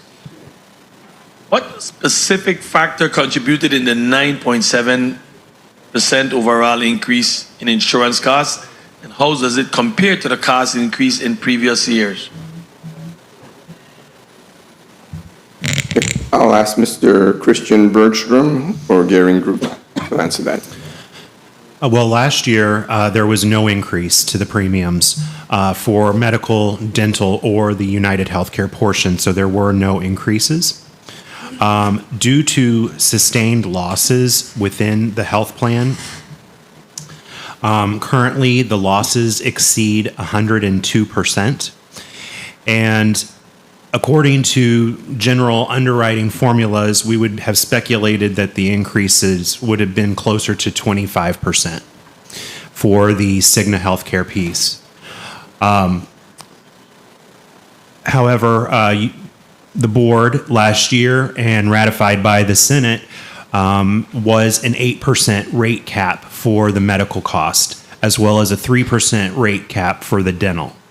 So because of the sustained losses, the actual necessary increases needed would exceed those rate caps. So that is where Cigna is coming in this year at their rate caps and honoring that in their contract. And what caused this 102% decrease at last? You said that the 9.7% relates to the 102% of premiums, right? And what's contributing that? Where did that loss come from? The losses are a result of increased costs throughout the entire plan through in-network claims, pharmacy claims. We've seen increases overall within the claims cost rising 10% from last year.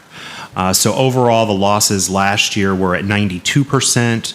This year, they're at 102. So the losses continue to rise as the costs increase.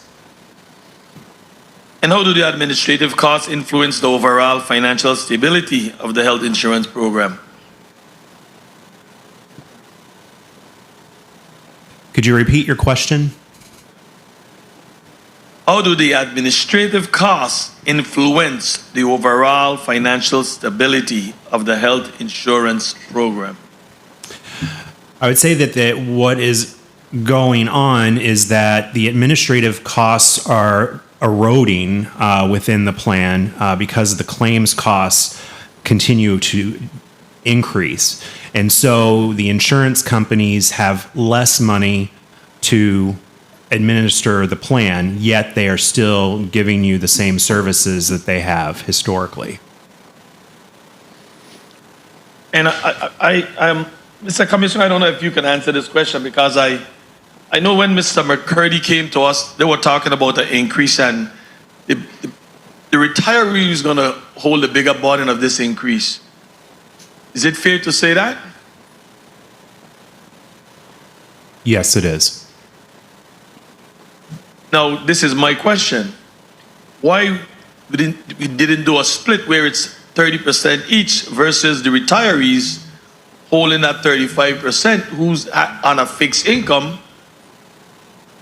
and you have the employees paying a lesser percent? Why didn't we balance it off where both would have been at least the 30%? Because putting on a 35 on a retiree who has a fixed income is rough.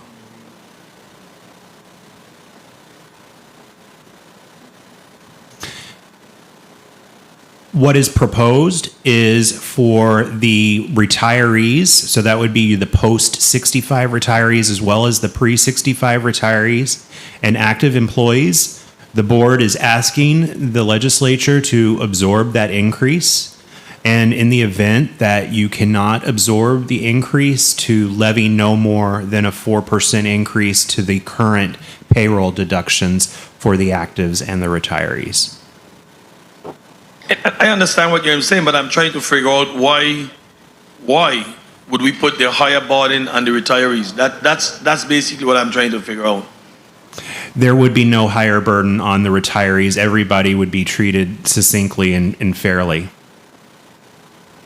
All right. Thank you very much, Mr. Chair. Thank you very much, Senator Johnson, for your line of questions. At this time, you have a point of information. Senator Fonseca, you recognize. Yes, thank you, Mr. Chair. Okay, so our goal is to get our community healthy. And there was some numbers thrown out here where you say our diabetes rate is 36%, whereas the national average is about 21%. So we're 15% more than the national average. Did I understand that correctly? Yes. Okay, good. So what do we need to do to bring it down? Because we want to be healthy and we want to pay less. If we, just give me a number, if we went from 36% down to 21%, the national average for diabetes, how much would it save the government of the Virgin Islands? So, good afternoon again. Sherry Harmon Butts, United Healthcare. I wanted to address the first part of your question. So, when I threw that number out there, the 36.3% diabetes prevalence amongst the retirees that are enrolled in the United Healthcare Medicare Advantage plan, and I compared it to, it's actually United Healthcare's book of business, so it wouldn't be a national average. That's just amongst United Healthcare's membership in group Medicare Advantage. Okay, what's the national average? Yeah, We'd have to get that for you, sir. Okay, but your point is that we have a more prevalence of diabetes compared to the national average. Linda Jones, the United Healthcare. I will tell you there are pockets and communities across the country that have higher diabetes prevalence than other parts. Typically, the Southeast in particular is very high in diabetic comorbidities such as high blood pressure and other things. So when it comes to a national average, what you're really asking us is, how do you get the enrollees, post-65 retirees, to be better in the diabetic space?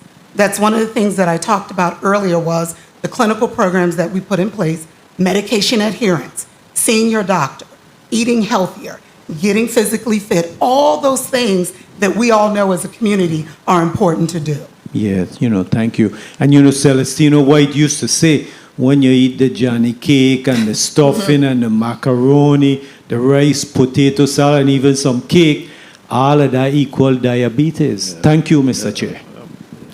That is correct. At this time, the chair will recognize our minority leader, Senator DeGraff. You recognize for your 6 minutes. Thank you, Mr. Chair. Good afternoon, colleagues. Good afternoon, testifiers, all of you listening and present. This is about two different issues. One, the medical services that the insurance provides, second to none. Cigna, I don't have an issue in regards to what you provide. But Dr. Commission, what you mentioned in your testimony, page 11 into 12, therefore, we employ the Senate to continue the existing cost share. I agree 100%. So I vote yes for that. But incidentally, what was the contract that was sent down to the Senate for us to absorb? That I guess was decided on by the governor, was the 4% cost share amounts to what on the record that the government would pay versus the employee, and what would it cost the employer? A little more in depth, please. Okay. That was actually in our charts, but I'll have Mr. I want to elaborate on it. Go ahead and elaborate. Yes. Yes, sir. Sorry. All right, good afternoon, Christian Bergstrom, Garing Group. So the proposal set forth by the governor's office was a 4% increase to the employee and retirees' payroll contributions. So an active single employee would see an increase of $5.27 per paycheck, which is $126 per year. The active family, their payroll increase would be $200, or it wouldn't. The increase would be $9.32, which is $224 per year. The retiree under 65 would be $6.79, or $163 per year. The retiree under 65 family would be $12.23, which is $294 per year. And then the retiree over 65 would be $1.70, which is a $41 increase per year. Thank you. Like I said, I guess just wanted it put on the record again. Now, one concern I had in a previous meeting was in regards to the mammograms that are free, and I have females who have complained about the dense tissue, dense breast tissue. So when they go for the free mammogram, then they have a $800 bill. Now, because I have dense breasts, I have to go and take that. Or was any thought given to that to be implemented into that free mammogram examination? Yes, we actually talked about it yesterday. Ms. Jones, do you want to discuss it on the United side? Sure, I can. Linda Jones, United Healthcare. What I can tell you as a woman who also gets mammograms, great percentage of women have dense breast tissue. One of the things that needs to happen is when they go to see their GYN and they're determined at that point, all that has to happen is the prescription needs to be written to say, I need also the bilateral screening and I need the 3D imaging for the dense tissue. That can be covered within their annual mammogram wellness visit. That's as simple as that. So I think what we can do on our part is participate in educating the providers a bit more to say, you need to write the script to reflect that they need this extra service, because otherwise what happens is they get the mammogram, it can't be read, then they have to go back, and now it's no longer considered your annual mammogram. And that's where the $800 bill could potentially come from. Okay, so then I guess for our employees who are covered by Cigna, then something should be given to them also in writing so that they can take to that provider. So if you don't get to that particular provider. So if I go to Timbuktu, then that provider has that information, written document from you. So if we could add that too also, that would be a plus. The number of employees that we had previously, where the last, I think 2022 was the last increase. What was the number of employees versus now 2024 for this increase? What's the difference in numbers, if any? I'll refer to Ms. Valerie Daly, Division of Personnel. Okay. Good afternoon, Valerie Daly, Chief Group Health Insurance Division of Personnel. I don't have the 22 numbers, but I do know that currently we have 7,157 active employees covered under the group health insurance plan. 7,157? Correct. Active? Yes. 1 minute. And 7,137 retirees for a total of 14,294 members covered under the plan. Okay, so is the rate increase predominantly based upon the total numbers that we have? Or is it predominantly based upon the services that we're providing? The rate increase is based more on services. So basically our claims experience that has occurred is what has driven the rate. Okay, so the claims versus, because you said nothing has changed. So what you provide back then, you provide it now. Claims experience meaning the amount of funds that were spent basically on healthcare. Right. As opposed to, there was no change in the plan at all. So the structure of the plan remains the same. However, the claims experience meaning dollars that were spent providing healthcare has increased. Okay, so that's just the increase of the cost of healthcare, period. Yes, sir. And in closing, Mr. Chair, if I may, a large number of our population goes to the States for care. Regardless of how we slice it or dice it, they're going to leave. Now, and basically what we have found out, what I've seen is stateside care, groceries, cost of living is lower than the Virgin Islands.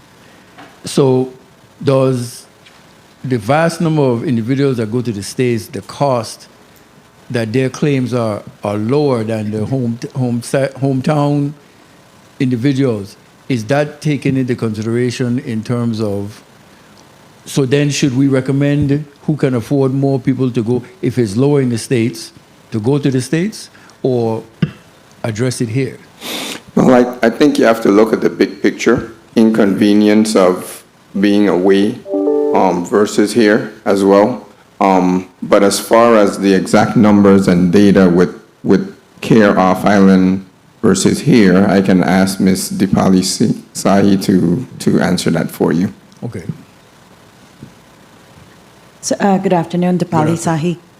Sir, the care on island is more expensive than it is stateside. So just as an example, an average physician's office visit on island is $337 versus stateside would be $275. So in addition to what Dr. Comisión said, our experience factors in all members, stateside as well as on island. So when the experience is calculated, we're taking everyone's claims, and then the loss ratio is coming up based off of that. If you would like, I can give you some information regarding the dollars that were spent on island versus off island. If I may, Madam, Mr. Chair? Yeah, okay, sure. So for the open policy year of October 1st, 23 through June 30th, 24, the totals paid was $90,965. Off that, $37,514.40 was in mainland, and $52,478,753 was on island. If we were to break that down further, we have the report that indicates it based off of what type of services were occurring that were factored in this data. So we have inpatient care on island, which was at $6,146,536 versus mainland, the inpatient was at $16,728,060. For outpatient care, it was pretty much neck to neck, so $14,221,000 stateside versus $11,578,000 on island. Emergency care was slightly higher on island at $3,083,000 versus stateside, which was at $2.8 million approximately. And then the office visits were much higher on in the Virgin Islands at $31,670,000 versus the stateside, which were at $3.7 million. So all these numbers total up to the $90,965,000. Thank you very much. Mr. Chair, at some point we have to look at that end of the statistics also in regards to the healthcare and all the effects we see in diabetes and everything is one aspect very important. But in terms of dollars versus cents, we have to look at some of these and address some of those issues too. Thank you for the time, Mr. Chair. I totally agree with you, and that is something that we have contemplated over the years in terms of looking at those numbers, locally compare nationally, and that's what we have even met with VI Equicare and these others to make a determination there. But I'd love to see, well, number one, I think that is important that we get to at least, if there's a report that could be submitted, I could share with my colleagues, I appreciate that, one. And two, is there a number of claimants that represent this $90 million, or you break it out to off-island visit in comparison to on-island visit? Are you tracking those by the number of patients or number of claims? Sir, I will have to check on the actual number of patient or the claims for the folks that are on island versus off island. Okay, I'll be interested in that number as well because, cost is just one thing, but I think it's important that we see that in order to make an adequate comparison, we'll need to know the number of patients or claims. Yes, sir. Thank you. Point of information, Senator Johnson. Thank you very much. I want to go back to the line of question that I asked previously, and then my colleague just asked in regards to the cost. And gentleman was spitting out some numbers, and some of the numbers he was spitting out about the active employees, individual employees package, and family package. And I want to make sure that I got those numbers right. I think he was talking for individual, it was $4, bosses, retiree, 9, and for family, it was 6, bosses, retirees, 12.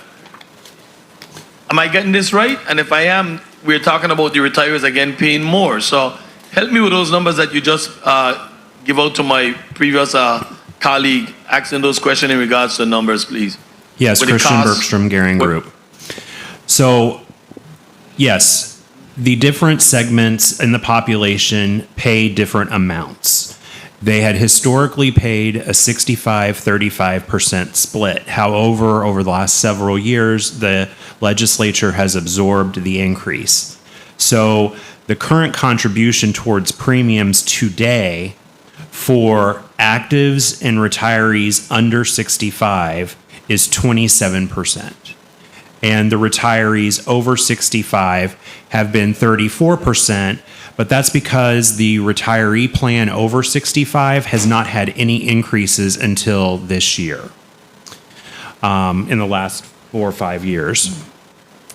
And so the increase per pay, if you do increase the paychecks by 4% overall, I'll repeat those numbers again, the active single employee would be $5.27 per pay.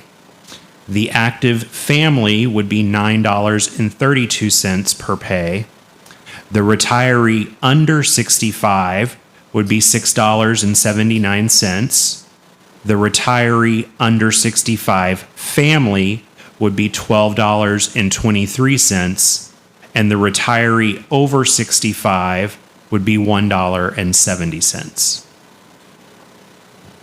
Thank you very much. I guess I can't wait to get to 65 and over. Thank you very much, sir. Some of us got to wait a little bit longer. Senator Johnson, that report is also available in the testimony in Exhibit A. Those numbers are also indicated there. And then there's two comparisons. One where, of course, if the government observed all of the costs in one instances, or a recommendation of the 4%. At this time, Senator James, Senior, he's there now. Senator Bolkes, you recognize for your 6 minutes. Thank you, Mr. Chair. Good afternoon, Mr. Chair. As I follow along with the discussion and the previous questions of our colleagues, I'm curious to know from the board what mechanisms do they have in place to identify inefficiencies within the current health plan structure, such as duplicative services, waste, or abuse, and how are these inefficiencies being handled or addressed to bring down the costs? Because we've seen a spike, a jump in what is considered to be before us, and I'm just curious to know what the board is doing to lobby efforts to deal with these inefficiencies. So from the board perspective, we have received some data from Cigna if there has been any interest that was realized as far as any potential overbilling or abuse of the system. So from that perspective, I do know that has been addressed. Your other question pertained to, can you repeat, please? Well, I mean, I realize that, we do need the health care, we understand that, but everything that Cigna proposes, shouldn't always be accepted in the sense of, this is a very astronomical cost. And I need you to help me understand, can you explain why premium costs have continued to rise despite the implementation of pre-certification programs and other management tools under Cigna Healthcare management plan, but we still see the increases. And given the projected increase of the overall cost of insurance, has the board considered restructuring or scaling back on certain high-cost services that may not be essential or widely used by our employees or our retirees? So I'd like to know what your position, from the position of the board, is on that. Well, we've tried our best not to change the structure of the plan.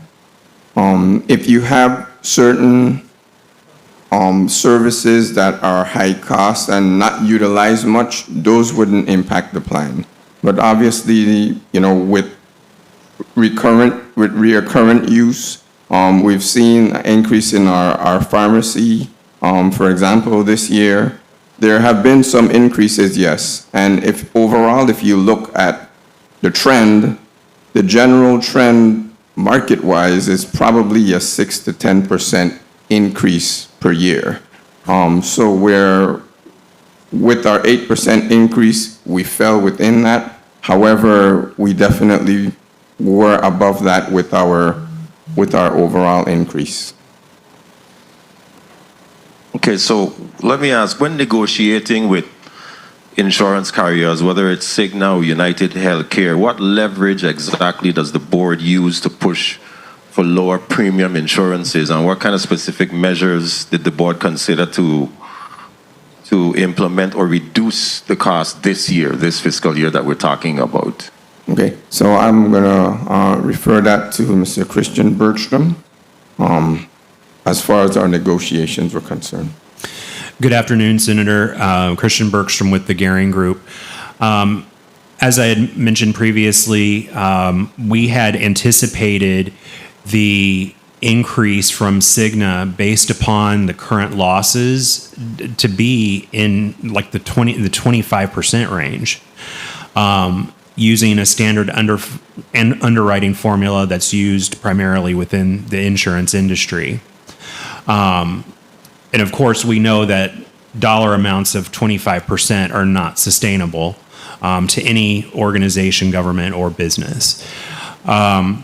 Then Cigna presented us with their initial renewal increase, and they were at 18%. So they were lower than anticipated. And then they even provided, through negotiation, they invested $20 million, I believe, into the formula, which that brought the renewal down to 15%.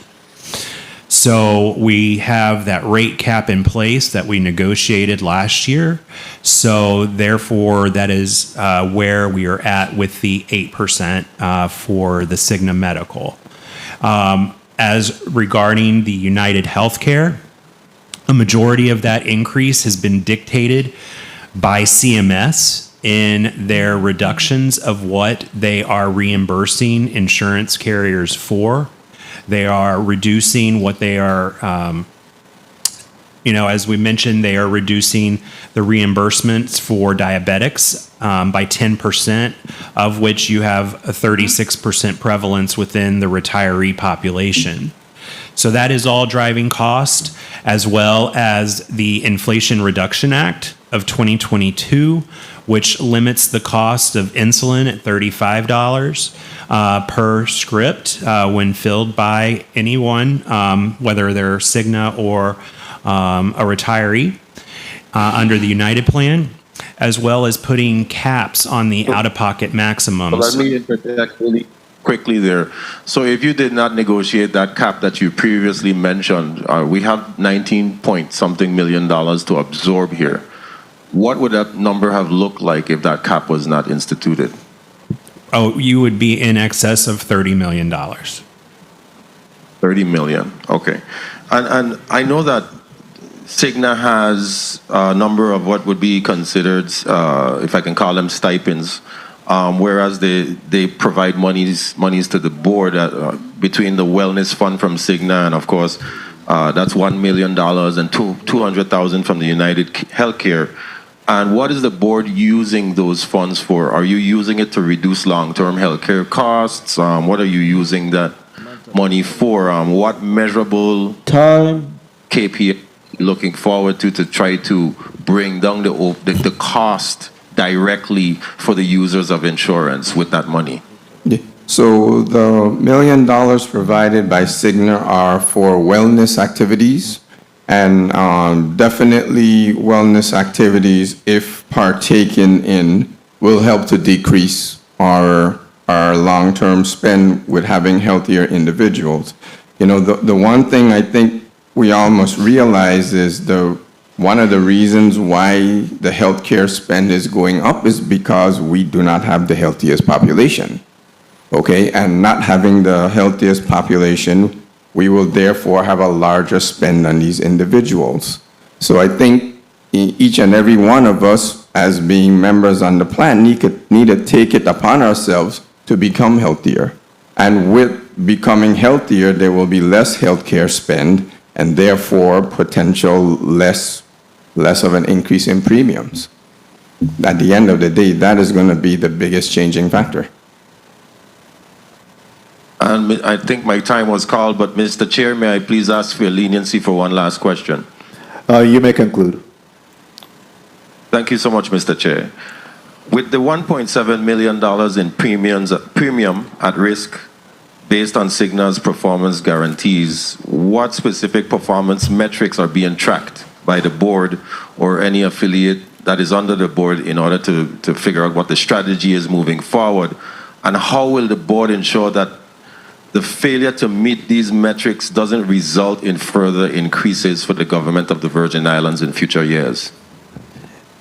Okay, so I'm a little confused about the question because it seems like you are asking two different things. Mm-hmm. You have $1.7 million in premiums at risk. Is that correct? Yes. Okay, good. How are you, the board, tracking how to deal with that so that we don't see, with the performance indicators that Cigna requires? That's why you have the 1.7 at risk. So what are you doing to assure that you are at a high performance level so you're not penalized, such as the 1.7, moving forward? Okay, I will have Mr. Christian Bergstrom answer that. So it is every year Cigna does provide us with the reporting that gives us the metrics to determine whether or not that they have successfully or not successfully completed their performance the way that they said that they were.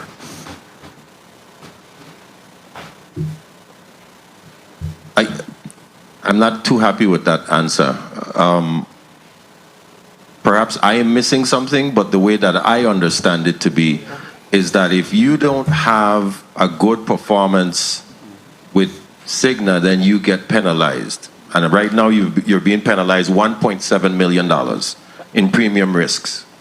So what are we doing to change that so that we get a higher rating, so we're not penalized, and because that is costing us in the long run. That's why we're seeing the number of 19 point whatever million. No. I'll have Ms. Dipali Sahi to answer that for Cigna, please. Good afternoon, Dipali Sahi, Cigna Healthcare. Sir, I think we are not penalizing the government of the Virgin Islands for not performing.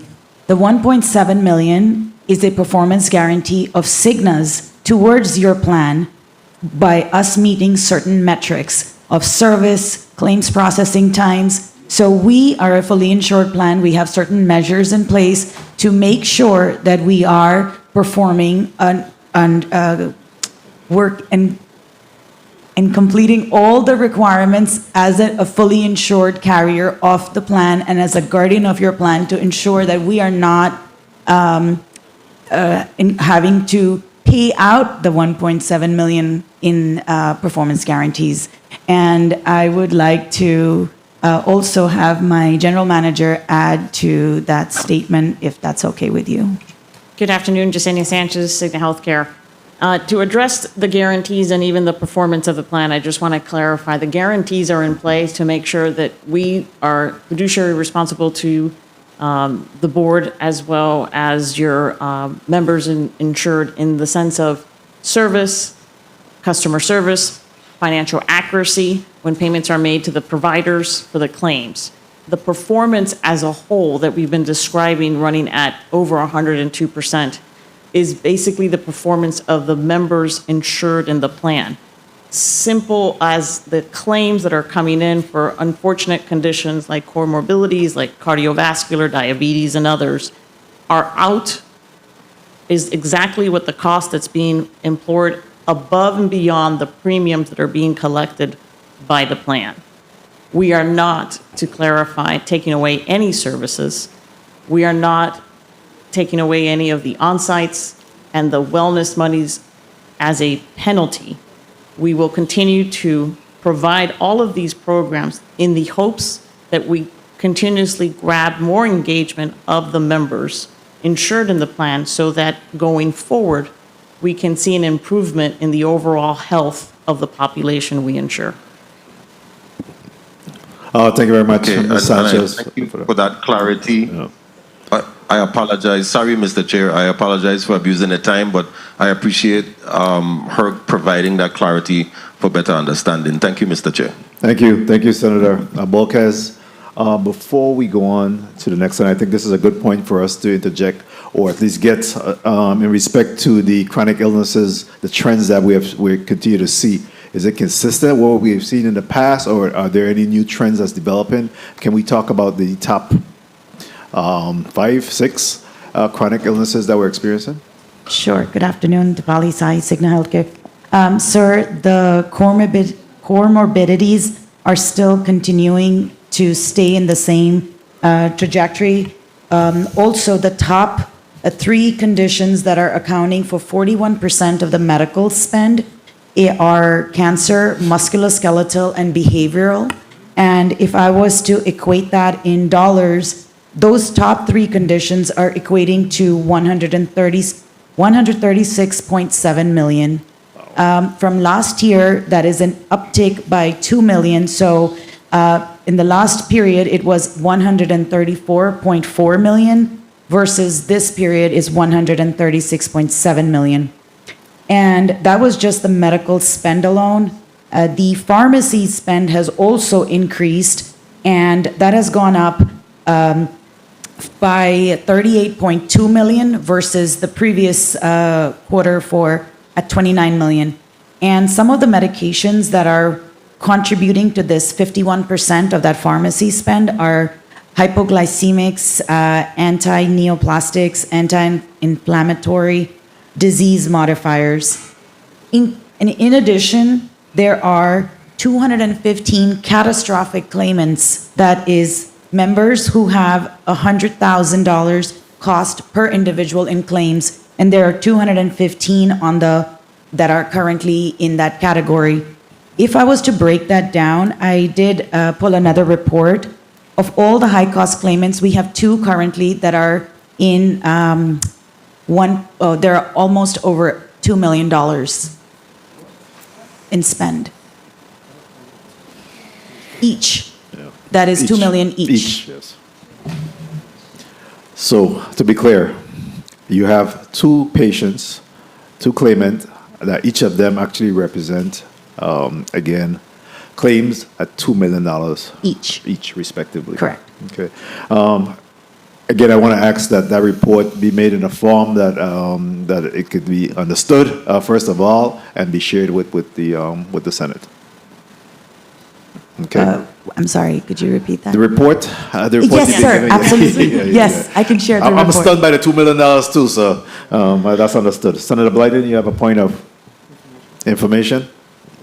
Thank you, Mr. Chair. Of that 215 individuals with 100 plus in claims, what was that number last year? The number last year was 204. So you have increased by 11 additional individuals. Okay, thank you so much. Thank you, Mr. Chair. It was 215, the number you gave, or 250? 215 is current, okay. And 204 was last year. Okay, good. Thank you for that. This time, the chair will recognize Senator Giovanni James Sr. You're recognized for your 6 minutes. Greetings to the people of the U.S. Virgin Islands. Thank you, Mr. Chair, for the time. My colleague asked about the wellness fund, and it was mentioned that it is used for wellness activities. I would really like for you to elaborate, because out of all the funding that is required of Cigna to provide to the people of the U.S. Virgin Islands, that one comes out to the highest amount. $1 million is a lot of money in this time when you talk about people of the Virgin Islands, you know. We have people making $27,000 per year. But anyway, as far as the wellness fund, be more specific and let me know how is used based on per district, or is it used territorial? Just give me whatever formulas you use to carry out this wellness fund of $1 million. Okay, so we have an allotment. It's not a fund that is actually put in an account.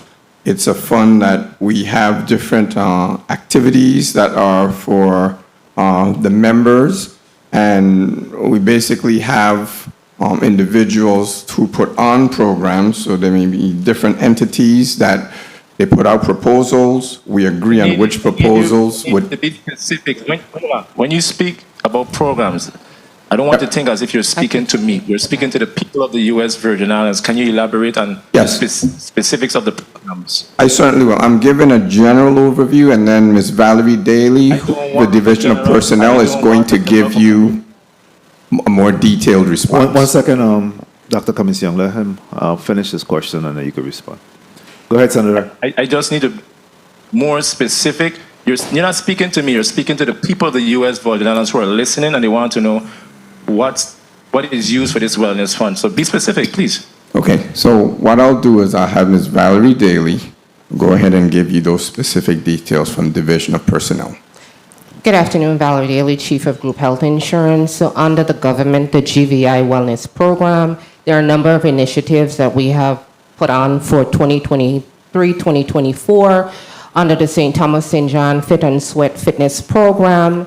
We also we did Garden to Table. We had Heart to Heart Silent Headphone Walk. We have, of course, the Battle of the Agencies. We had the GVI Wellness Bowling League on St. Croix.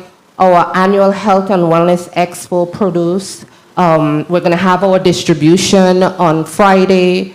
We also had our 30-day hydration challenge.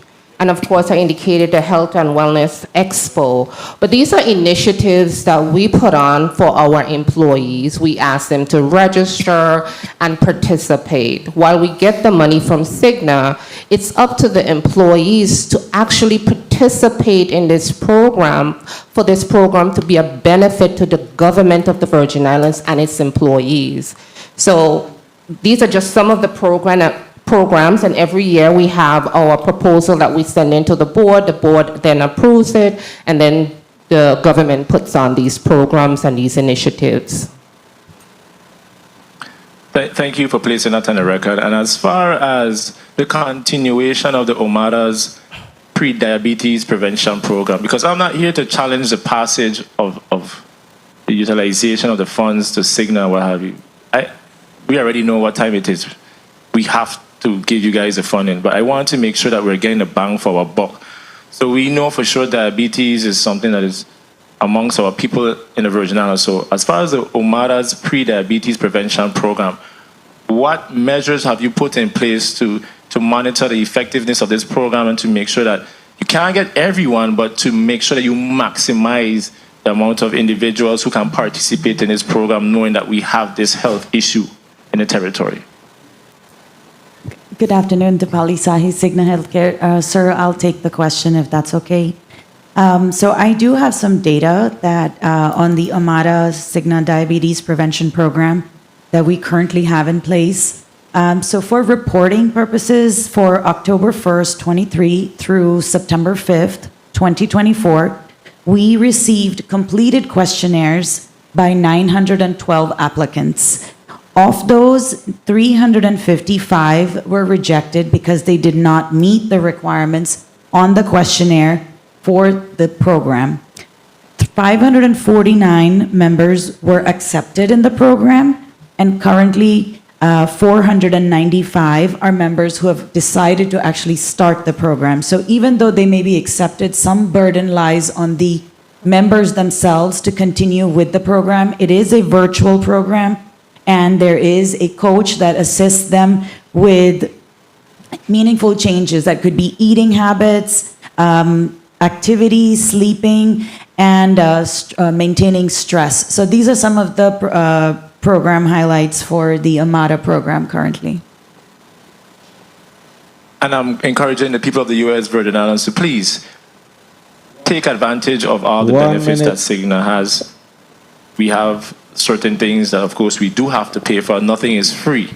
It comes with a price, hence why we, as the government of the Virgin Islands, make sure that we match and to provide these benefits. But my next question is the Motivate Me program. It's a turnkey wellness incentive program that gives employees and their spouses opportunities to earn rewards, and the list goes on. And we have over $300,000 in incentives. Can you just elaborate and break down to not just me, but the people of the U.S. Virgin Islands, this Motivate Me program, knowing that it's supporting family and structure and wellness in the territory? I will refer this to Ms. Dipali Sahi. Good afternoon, Dipali Sahi, Cigna Healthcare. So, Well, I do have the breakdown, Valerie Daly, Chief of Group Health Insurance. So we have total number of eligible participants this year was 4,458 individuals who are eligible for the Motivate Me gift cards. And it's, this is something I promote and the wellness coordinator promotes all the time. You can get $150 by just participating. Every government employee should receive $150 gift card from this program. You can go in, you self-report, you do your biometrics. It's simple, it's easy. I received my $150. Of course, I spent it in Amazon. I was able to buy exercise clothes because that's what I do. But every government employee should get $150. It's as simple as that. So we are encouraging our employees to just go in and self-report and do what you need to do to get the benefits. They are here, they've been provided, but we need all of our employees to take advantage. I just want to make sure that I get the right information. Did you mention on the record that there is over 4,000 individuals who are eligible for it? 4,458 that are eligible for a portion of this Motivate Me gift cards that are available to government employees through the Motivate Me program. Mr. President, I just need to know from her how many individuals out of those potential 4,000 plus individuals actually do take part of it, and that will conclude my line of questioning. Well, we have 7,000 employees covered on the program under the active side, and out of that, we got 4,458 who are eligible. The question is how many have taken advantage of it? Out of the 4,000, how many have taken advantage? That's the number that have taken part. The 4,000? 4,000 individual. Out of 7,000? Out of 7,000 who have taken part. So 4,000 plus individuals have received $150 already? When they haven't received, all of them have not received $150. They have received different denomination. Okay. But out of the 7,000, we have 4,458 individuals who will receive a gift card from the Motivate Me program. So they're actually engaged and involved in it. Yes, correct. You get that, Senator? Very well. Thank you. Thank you. You're welcome. At this time, we'll recognize Senator Diane T. Capehart. You're recognized for your 6 minutes. I'm sorry, Senator Capehart. I bypassed Senator Fonseca. Let me talk back. I'll get back to you. Go ahead, Senator Fonseca. You're recognized for your 6 minutes. Thank you so kindly, Mr. Chair, and pleasant good afternoon to the distinguished panel from Cigna. One quick question. So it was $206.2 million last fiscal year. Does the government of the Virgin Islands have an accounts payable with you? How is the balance? Are you paid on time? The government pays its premiums on time to all of the carriers. Okay. Well, I want to hear from Cigna, actually. Can Cigna answer the question? good afternoon, Dipali Sahi, Cigna Healthcare. Yes, sir. Awesome. Thank you. Okay. This is actually a very good plan. People of the Virgin Islands, the satisfaction survey, they got a 95% score. So that's a good score. You know, this affects 7,157 employees and 7,133 retirees, 14,000 plus their families. So this here provides insurance coverages for about, what, 20,000? What's the number? How much total family and benefit? Over 25,000 Okay, so members. see, this here is benefiting over 25,000 employees, and this is something that we have to continue. You know, colleagues, right now, we cannot afford to put any additional burden on the employees or on the retirees. The government of the Virgin Islands is going to have to take care of this cost. You know, we cannot put any more burden. You know, right now, the government is paying 73%, the employees are only paying 27%, and thanks to the legislature, because per the contract, this should be 65% paying for by the government and 35% by the employees. The legislature has approved 73%, so this is a good case of the legislature looking out for the people of the Virgin Islands, and I'm encouraging my colleagues to go ahead and cover this. But even though with 95%, there's that 5% that's struggling. And I want to give you credit for no plan design changes. That's great. The co-payments haven't changed. The deductibles, the out-of-pocket maximum haven't changed. This is a good plan. This is a good plan. However, you spoke about those particular 215 that has the big bill. Well, I know some of them. This one particular lady, she had 10 surgeries. And that out-of-pocket maximum, right? Where is it? I think it's the $1,000. And, you know, sometimes that becomes a burden. So let's see what we can do, because it's only 215 of them, but you can imagine those are the ones that's suffering the most. So in those programs where you do the wellness, you're awesome, you know. That's very good, and you need to sing that more, that the employees, you can get that 150.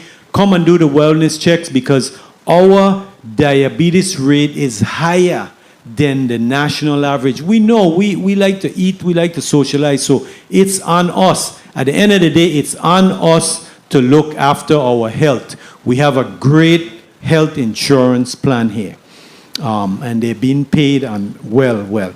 Okay, so now one suggestion.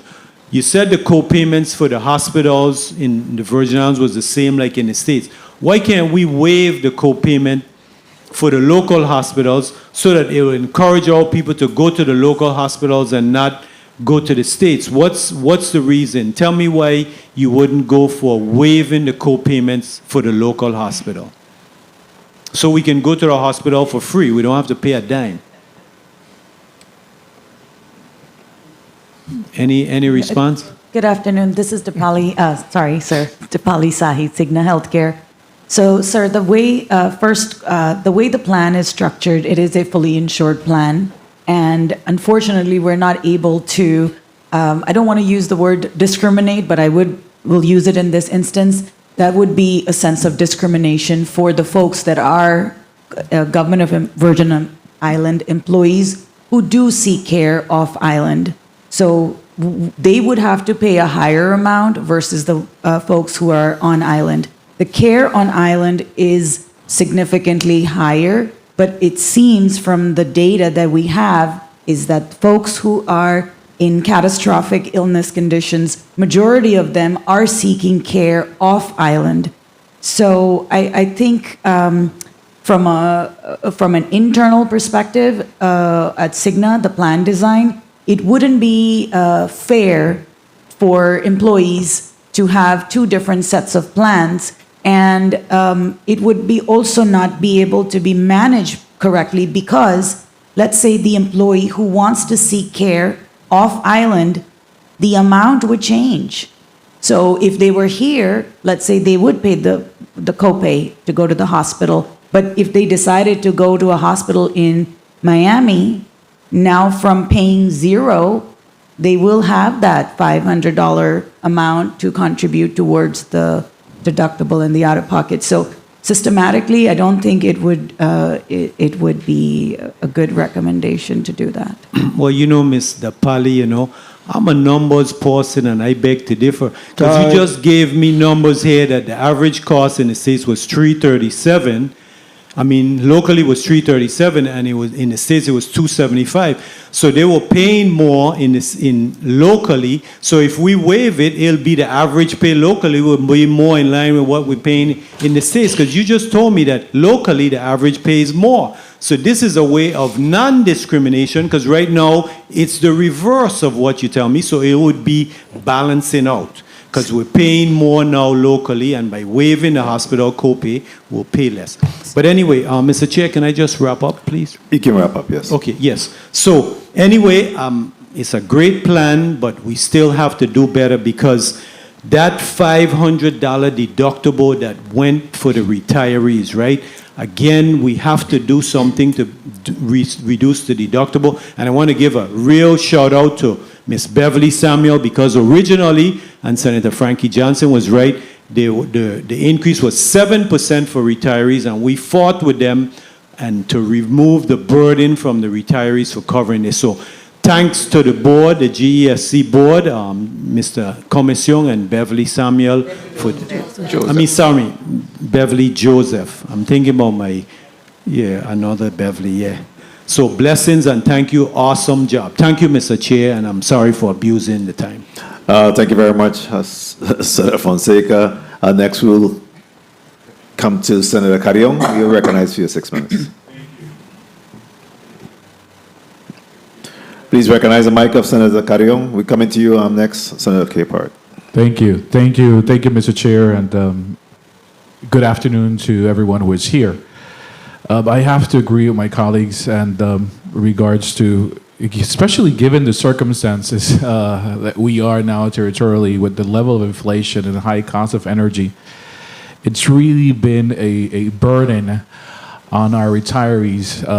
I've had them stop me in the street with regards to this $500 deductible and some other issues that they're very concerned about, and having to decide whether should I go to the doctor or pay a bill or what to do. It's serious. And a lot of these individuals are living on very fixed income because they're retired and they don't have the income like before. So, it's a matter that we definitely have to look into. Just yesterday, someone stopped me in regards to it. So it's real. Our people are suffering. And this is really creating a burden that what it's eventually doing is just creating a greater problem, because if they're not being seen, then their condition just continues to deteriorate and gets worse. Now, in regards to online, when you look online, it speaks about the 3-month prescription, right, that you're allowed to. But I'm hearing from individuals that they're not able to tap into that program, that they only get 1 month here. Prescription. Good afternoon, sir. This is Dipali Sahi from Cigna Healthcare. Could you repeat the question, please? So online, it speaks about, I think, being able to get a prescription up to 3 months or something like that. And individuals have been sharing that locally, they don't have that option. Sir, that is not correct. Okay. If I could get some specific examples, we can definitely research that. So offline, I'll share the individual and provide some specific examples to you, Thank you. To work with that. Now, regards to employee satisfaction, has there been a feedback from the employees and retirees with regards to the changes to the medical and dental plan, particularly regarding the additional deductible we're talking about, the out-of-pocket maximum? Do you guys do surveys to get feedback from the retirees and the employees? Yeah, I will. I'll go ahead and let Ms. Sherry Harmon Butts discuss that from UHC. Yes. Good afternoon, Senator. Sherry Harmon Butts, United Healthcare. And that is a great question, because we are actually working on doing a survey, a member satisfaction survey for the retirees that are enrolled in the Medicare Advantage plan.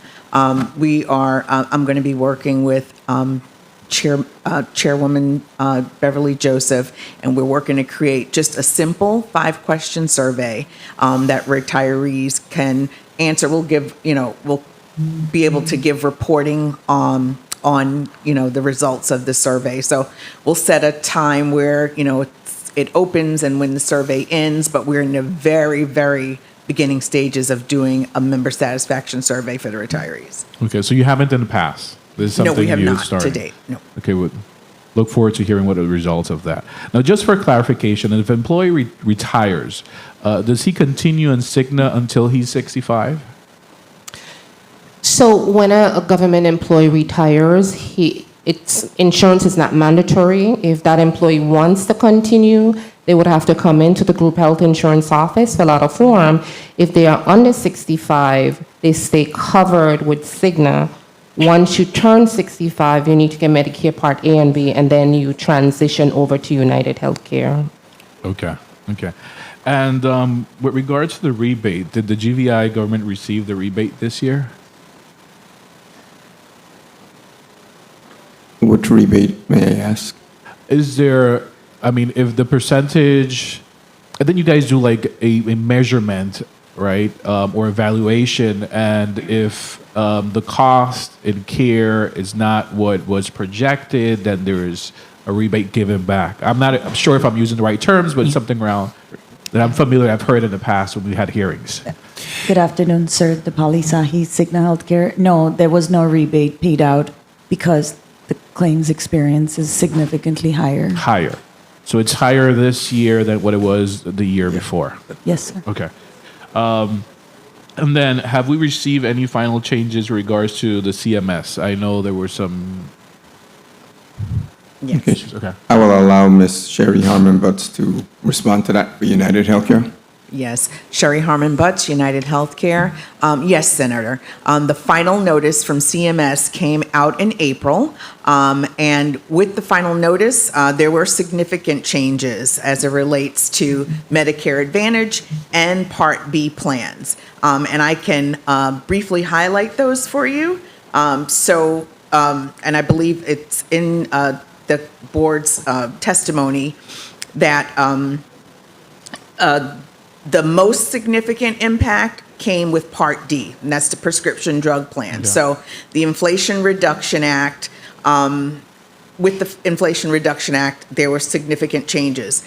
In 2023, 2024, they put a cap on insulin prescriptions. I think it's a $35 cap on insulin prescriptions. Adult vaccines are now covered at $0 cost share. In addition to that, in 2025 is when we're going to see the most significant changes with the Inflation Reduction Act. They're eliminating the coverage gap stage. Some of you may be familiar with it being called the donut hole. So that's being eliminated. The annual out-of-pocket threshold on Part D benefits is being capped at $2,000. It's currently at $8,000. So significantly, it's going down significantly. The liability in the catastrophic phase for United Healthcare as a plan is moving from 20% to 60%. So we've got more liability. The methodology that they will calculate the true out-of-pocket maximum, that $2,000 cap, that's changing also. So what we're expecting is that members will hit that $2,000 cap or that $2,000 maximum before they actually have to spend $2,000 out of their pocket. So in essence, the plan itself, the prescription, the Part D plan is becoming richer for Medicare beneficiaries, right? So they'll have a lot more money, a lot less money spent out of cost. It could be, someone could hit that cap early on in the year and then not have to pay anything for their prescriptions for the remainder of the year, depending on the kind of medications that they're on. And again, the way that they've changed the methodology for the accumulation. Someone could literally spend, just as for illustrative purposes only, someone could literally spend $250 and not have to pay anything for their drugs altogether. Again, that's just illustrative purposes only, but it's making the benefits a lot richer, which is great for the Medicare beneficiaries, but it's the cost that's associated with that. Yeah, the cost. And talking about the cost, I heard Dr. Commission mentioned how, if I may finish, Mr. Chair, thank you, how health cost here is $100 per visit higher than in the mainland.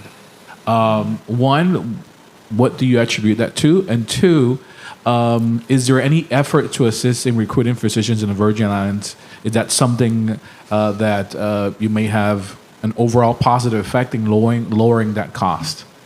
Well, we're definitely always trying to recruit physicians here in the VI.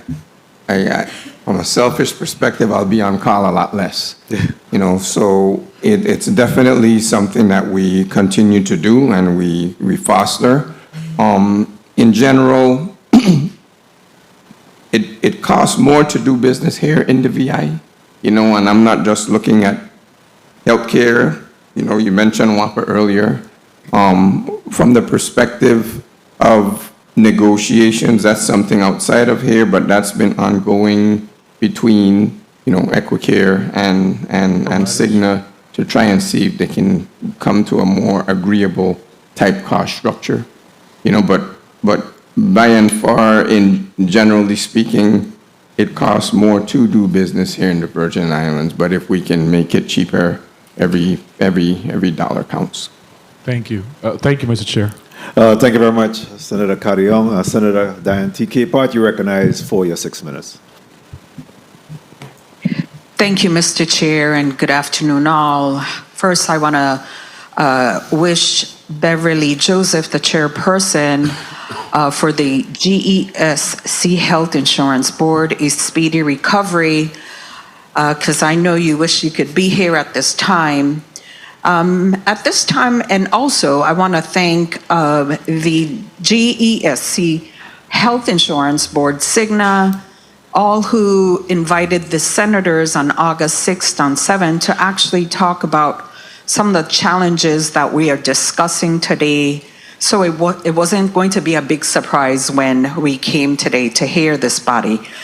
My first line of questioning is for the board.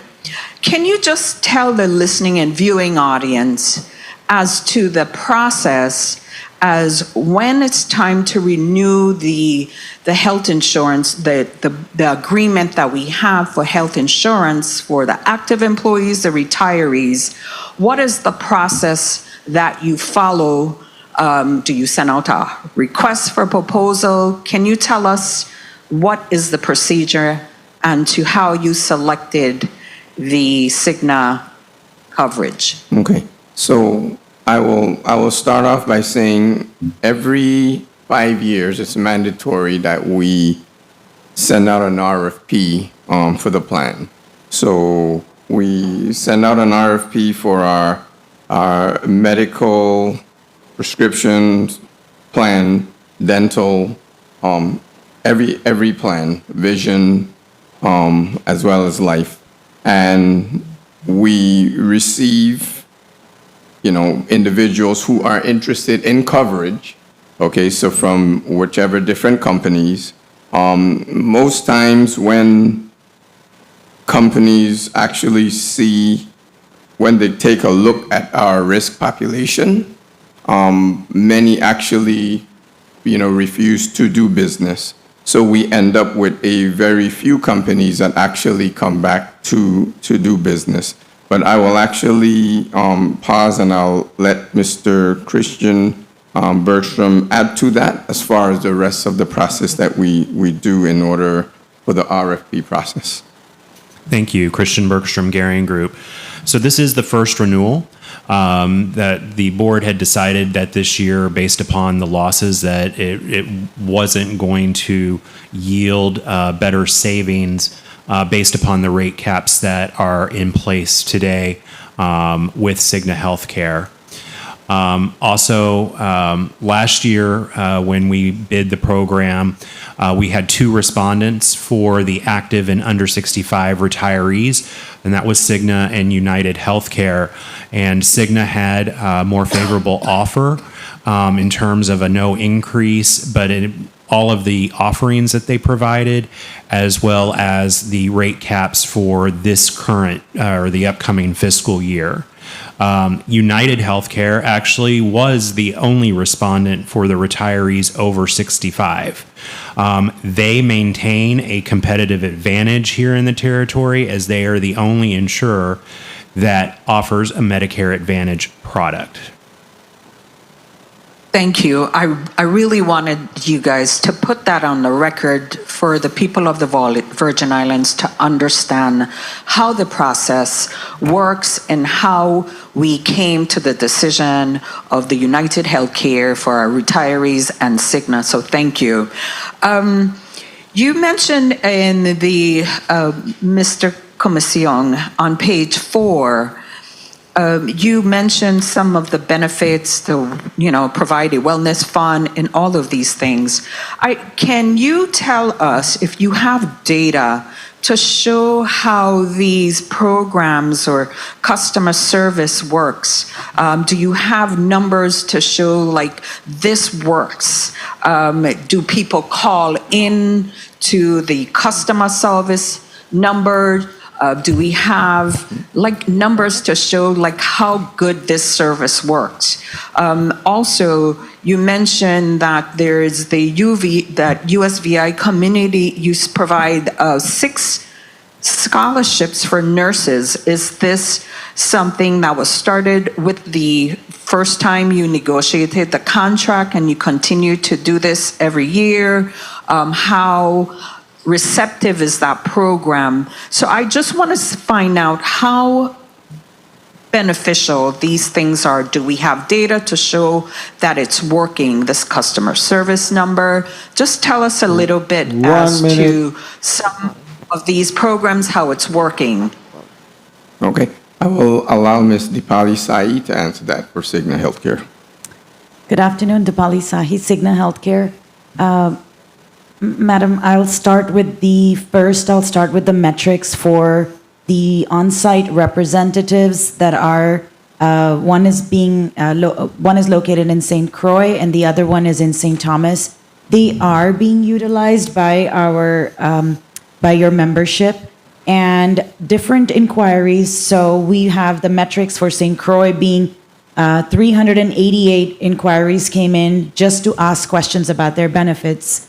There was questions about their eligibility. That was about 260. And then there's a number of different metrics that I can share via this report for you. That was for St. Croix. And then for St. Thomas, similarly, we had 242 eligibility inquiries. We had lower in terms of the benefit questions, but we had questions regarding existing cases. So we get calls for a number of different things from your members. It could be regarding their claims. It could be maybe an ID card. And so we factor all of this and we put together a report that I can share with you, with the legislature. To answer your second question about the UVI scholarship, so I received, the first part of the question was, has this been in place? Yes, this has been in place for a number of years, the scholarship program, and it is being taken advantage by the students at the University of Virgin Islands. I received a letter on August 12th from Miss Pamela Molinar. I apologize if I'm not stating her name correctly, but the nursing scholarships were awarded to 2 individuals at the UVI, and they do have to meet certain criterias in order to be eligible for these scholarships that is determined by UVI. We do provide the funding for them, and some of the criterias are that they have to be a resident of the territory, they have to maintain a GPA of 2.5 and higher, and they don't have the requirement to take the scholarships. Some students actually don't take it. And the ones who do, they do have to apply that first, and then any other aid or program that they might have a grant for towards their education. Thank you. Mr. Chair, I don't know if my time was called, but I have one more question if I may. Your time was just called, but you can proceed with the one question, Senator. Thank you. On page 12, Mr. Comasiong, you mentioned in 2016 there was an implementation for more stringent pre-certification requirements for some of the outpatient services on the Cigna plan. Can you tell us if there's still a stringent process in place? And I only ask that because I know personally that sometimes if you have to go and go to a doctor to get a certain test, the process, I would say, is so stringent, and I feel like if I have to go through all of these loops, I might be dead by the time I get this test. So when you talk about stringent pre-certification requirements, can you expound on that, please? Okay. Thank you, Mr. Chair. Yes. You may respond on the Thank you. chair's I'll have time. Ms. Thank you. Dipali Sai answer that. Good afternoon, Dipali Sahi, Cigna Healthcare. So, Madam Senator, we do have these programs since it is a fully insured plan. We do have these measures in place. However, to comment on what you indicated, when the pre-certification, not every condition or visit requires a pre-certification. However, some conditions do require that there be some type of a measure in place where the provider who is requesting the pre-certification submits the documentation appropriately and accurately and very quickly in order to get that pre-certification approved. Lately, we have not had very many instances where the pre-certification has been an issue. And depending on what the condition is or what the member's status is, we have measures in place to have it expedited significantly by our on-site team here in the Virgin Islands, as well as our teams on stateside as well. And my colleague, our medical director, who had to leave a little bit earlier, he is also on call for instances such as this where, let's say, the information wasn't either submitted or it wasn't submitted timely. We do have the ability to have peer-to-peer conversations where our medical directors are able to speak to the prescribing physician regarding the member's condition, and those processes are then expedited based on the situation. Thank you. Thank you, Mr. Chair. Thank you very much, Senator Capehart. Before we go on to the next senator, which will be Senator Joseph, I wanted to ask you, with insurance, the devil is always in the detail. What about this plan that we should be concerned about? Is there anything that will change differently? Any surprises? Anything that we anticipate may be a challenge? Okay, I'll have Mr. Christian Bergstrom from Gearing Group answer. Thank you, Senator. There are no foreseen changes in terms of what is being offered. So everyone's co-pays will stay the same. Their out-of-pocket maximums the same. Deductibles the same. We are going to see, though, some, as mentioned, from United Healthcare, the retirees over 65 are going to see some significant enhancements. They are going to have lower prescription costs. They are going to have the cap on insulin of $35 per script. But also, I think most remarkably is that the board was able to negotiate that a specialist office visit is no longer subject to the deductible. So that means that the retirees over 65 will be able to see a specialist at no cost. That's correct. Great.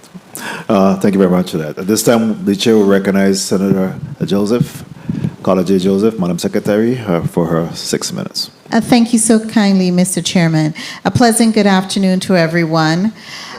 This is a very critical question and discussion that we're having. Health is wealth.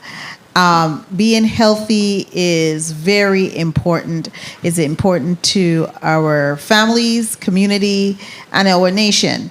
So it's not just that we have an issue here in our population with persons, being not in the best of health, but that's also a national issue that we face in the United States. Let's just be very candid about it.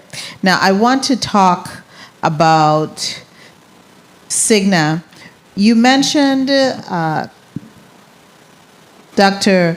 Kamisi Young, on page 3, that, there is this 102% of the medical premiums and dental expenditures are 94% of the dental plans premium exclusive of other plans, and it's an increase. And stated that, ordinarily it would look at increasing our premiums about to 25% if that cap wasn't in place. I'm just making sure I understand. Is that correct? That is correct, yes, Okay, ma'am. great. Now, for Cigna, and we let's be honest too, Cigna, you are in this business to turn a profit, correct? You are a for-profit organization company, are you not? Correct. We're a publicly traded company. Okay, good. So you're a for-profit, and you have to be able to earn a profit. With this cap, what would be the amount, the maximum amount of medical claims expenditures for you not to experience a loss? What would be the top, the bottom line that you would be able to not experience a loss? Because you're saying you have been experiencing a loss in the plan. Okay, so what would we need to do so that you wouldn't experience a loss, and I would think our premiums will go down? That's the question. Okay. Good afternoon. What percentage that? DePauli Sai, Cigna Healthcare. May I pass this on to my underwriter who is here, who calculates the renewals? Well, finally, Mr. Underwriter, you get Yes. a chance to answer. Speak to us. Kindly recognize the mic of Senator Potter, media. Try again.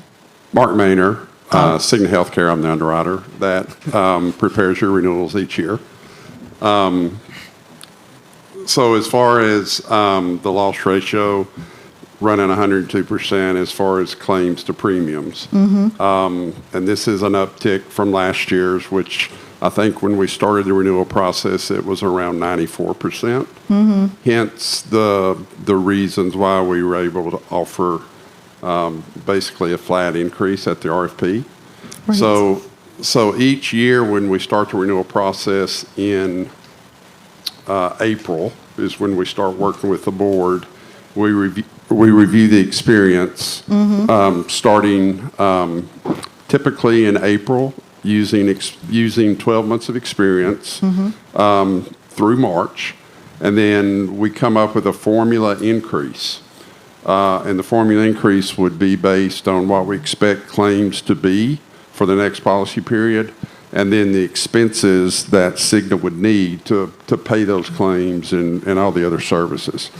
So our expense percentage is about 10%. So I would say if the experience was running in the low 90% is what Cigna would prefer. But again, we start the process early, and we work with the board, and we update experience each month. And then typically in July or August, we land at the final. So anything below 95% would be good? Yes. Okay. Yes. Okay.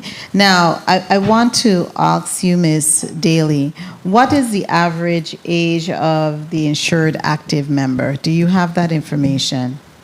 I don't at this time have that information. That is another item, because when we look at the demographics, because we want to see, who and what age are our people? Because, do you have it, Signa? 1 minute. Madam Senator, I don't have it on me currently, but I can share with you our report, which is what we called our annual utilization report, and it breaks it out by age category and gender, who is using the plan, and it can even be broken down by what they're using the plan for. But I do have some numbers for you. If it's okay with you, I may share them. Yes, and Mr. Chairman, I would like the numbers, but I have another question. My time is running. Quickly?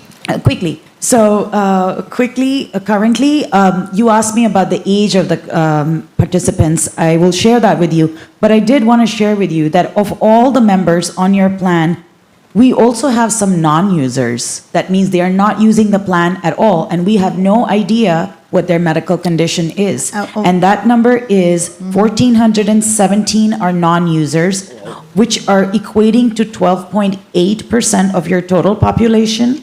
And currently, the users are 9,682, which is equating to 87.2% of your population. Of that, 2,583 are dependent spouse non-users, which is 22.7%. And of the same category, the 8,819 users, which are 77.3. So maybe I want to make a quick correction. The 1,417 that I gave you was the employees. 1,417 employees are not active, are not using the plan. Okay. Now, I also wanted to ask you, because there have to be some healthy, active, Mr. Chairman, have to be some healthy, active members used on our plan. And if we could get that amount and see if there's any way that they could be rewarded for staying healthy. Do you have any information about that? Any numbers to share about how many healthy, reward people who are doing their best to take a real serious control over their health?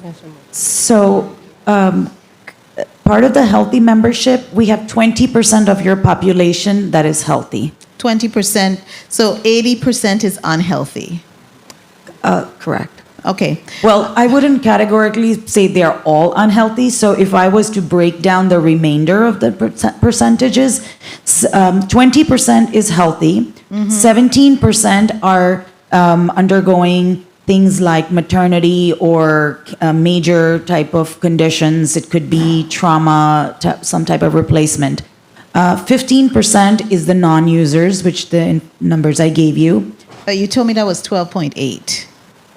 That was for the employees. Okay, so you have everybody. Correct. Okay. And chronic percentage is 47% of your population is chronic. 47%. Yes, that is equating to 53% of the spend. And catastrophic, which I had mentioned earlier, 100,000 over in claims, is about 1%. 100,000 or the 2 million? Not the 200, the 215 in claims? Yes. Okay, go ahead. Okay. So catastrophic is 1% of the population. Currently, 215 members are over the $100,000 threshold. 2 people out of the 215 have claims of $2 million each. Okay, all right, got it. Thank you so much for all of that information. And as the chairman asks, if you could just share that with us as well. Ms. Daly would like to say something as well, Mr. Yes, Chairman. I just wanted to interject that we do reward our employees already in the Motivate Me program. So if you do your annual exams, if you do your biometrics, if you go to do your 2 cleanings, that's where that $150 comes in the Motivate Me reward program. Okay, thank you so much for that clarification. I really appreciate the opportunity. Thank you so much. It gives us a good perspective on how to move forward. Thank you. Thank you very much. Before I come to the point of information, I wanted some clarity because the 1,400, how much you said I was? 14, the non-users are 1,417. Yes, sir. So we have currently, over the last 12 months, and this data was pulled on September 4th, Over the last 12 months, there was 1,417 employee non-users. So that means no primary care physician, no dental, Nothing. So those should be a target, though. I mean, how are you then reaching back out to these individuals? Because they could be walking around with all kind of illnesses, and it would become catastrophic if in fact you're not able to intercede and provide them with some type of health care. So, sir, from our perspective, we have the resources on island between our nurses, our reps, the mobile vans, and we are making every effort in conjunction with the Division of Personnel and the board to educate and put the message out there that Cigna is here, these are the programs, take advantage. And I know that Ms. Daly and her team heavily promote majority of our programs, if not on a monthly basis, but definitely at the open enrollment time. Now, coming back to folks not using the program, I think it would be more of an individual choice that they would have to take for themselves to take care of their health. Well, there could be some issues there. I truly believe that there's an opportunity from a government perspective, maybe not Cigna's responsibility, then Division of Personnel or some other entity to be able to reach out to these individuals. I believe that to leave them just out there, could definitely hinder and harm us and cost us in the long run. And there should be some effort on our part as a government to at least reach out to these individuals. What's your position on that, Ms. Daly? Senator, we make every effort to reach out to every government employee to In a general sense. In a general sense, No. because we're not going to, Cigna doesn't provide us with the names of those employees who haven't seen a doctor. They don't provide us with that information, but collectively what we do is we reach out to the employees to just let them know that they get 2 free cleanings. They get their wellness exam. You need to take stock of your health as an employee, but we do our best to get that information out. We could do better. We could do better. And that's the reason why even with the mobile substation we want to get out, I think that there's an opportunity for us to be able to really target these individuals. Let's ask Cigna for the names. I'm very serious about this. I mean, let's ask them for the names. If there's HIPAA, then that's another problem. But then that's something else. But I believe that there's an opportunity for us to really reach out to these individuals. We could have time bomb that's walking around here. That I believe that there should be some effort to try to narrow that playing Senator field. Francis, Yes, ma'am. when we bring the vans to various agencies, not all the employees come out. I know. And we bringing it to you. I know. But you're not coming. I know. There's we a recognize saying- we recognize a problem. We Yes. recognize as a community that we have that problem, but we also recognize the fact that we have a community. So I believe that I don't know. For me, you just got to bend over backwards to be able to meet these. I mean, there is always a reluctance of individual, to want to seek health care or at least an evaluation. I just believe that there needs to be an effort to at least take it a little bit further. Can I also share, because I did not share that, we also offer the Motivate Me for spouses that are covered on the health insurance plan. So it's not just for government employees, it's also for the spouses that are covered. It's a $50 reward for the spouses as well. So this 1417, are we saying that it might be very well be dependents and spouses, or we're saying that these are government employees? Sir. Active government employees. So the 1417 are active government employees, and there's 2,583 dependent and spouses that fall in the non-user category. So they are separate from the 1417. And if I may, to answer your question about the list of people, unfortunately, due to HIPAA, we would not be able to share that because I think it would be viewed possibly negatively, where Big Brother is looking over your shoulder, what you're doing. I could appreciate that. Do you have the agencies? Is there specific agencies where we're seeing this? We wouldn't necessarily They wouldn't know have that. They wouldn't know that information. Okay. I'm just concerned about my government employees, and I think that every effort should be made to try to reach those. So, again, I won't be there about that issue, but I feel strongly about it. I just believe that we got to take. That's this 1,400 people that could be anyway. The chair will recognize Senator Blyden, the vice chair, for his. I'm sorry, you had a point. A point of information. Senator Fonseca, you recognize your point of information. Yes, thank you, Mr. Chair. One quick question with the life insurance plan. Unfortunately, you don't like to talk about, people expiring, passing away. Right now, it's automatic, 5,000 that the government employees get. What is that breakdown? So the basic life insurance that is issued by the government for active employees, $10,000. $10,000. And for retirees is $5,000. We do offer supplemental life insurance that employees and retirees can purchase. Yeah. You see, that's why I wanted to question, right? The statistics would show that the retiree is the one going to expire first, but they only get 5,000, but the active employee gets 10,000. So I think we got to look at that because remember the retirees are on fixed income and you're giving them only 5,000, whereas an active employee is getting 10,000 and chances are they're not going to expire. One quick question: how many retirees we have over the 100 years old that's in the plan? Do you have those numbers? Unfortunately, I don't, but I can provide those to you. Okay. Thank you, Mr. Chair, for the time. Thank you very much, Senator Fonseca. Senator Capehart, you recognize your point of information? Thank you, Mr. Chair. I just wanted to follow a line of questioning as they were just talking about the benefits of spouses. What would it take to offer benefits to live-in partners, and how would that affect our premiums? I will have to, that may take some type of a policy change, but I'll have Mr. Christian Bertram answer that from Gearing Group.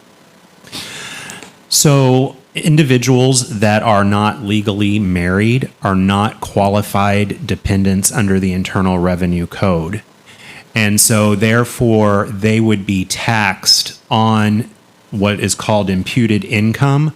They would be taxed on what portion of the premium the government subsidizes for them. But it can be done. It is common stateside and in the United States to offer domestic partner coverage.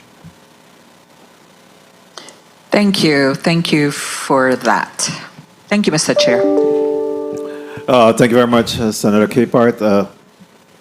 Ms. Lilly, you had Yes, come Senator. back? I just wanted to also speak about the CAP review that the governor and Division of Personnel, along with the GSC board, the video that we put out that spoke about the conditions and why the cost of the plan is increasing.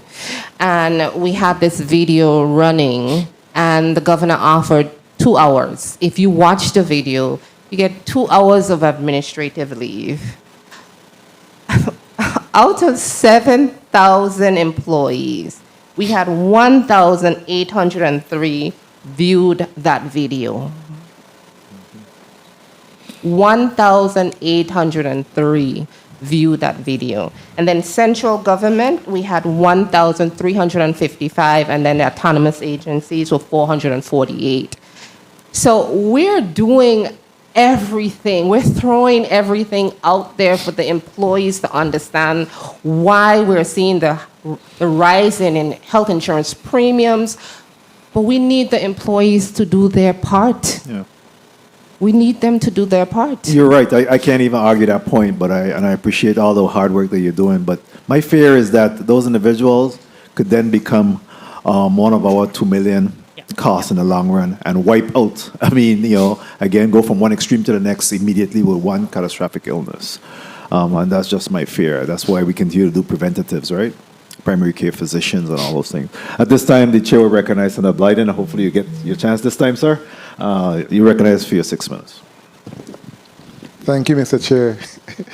Good afternoon to my colleagues and good afternoon to the testifiers, and thank you so much for your testimony.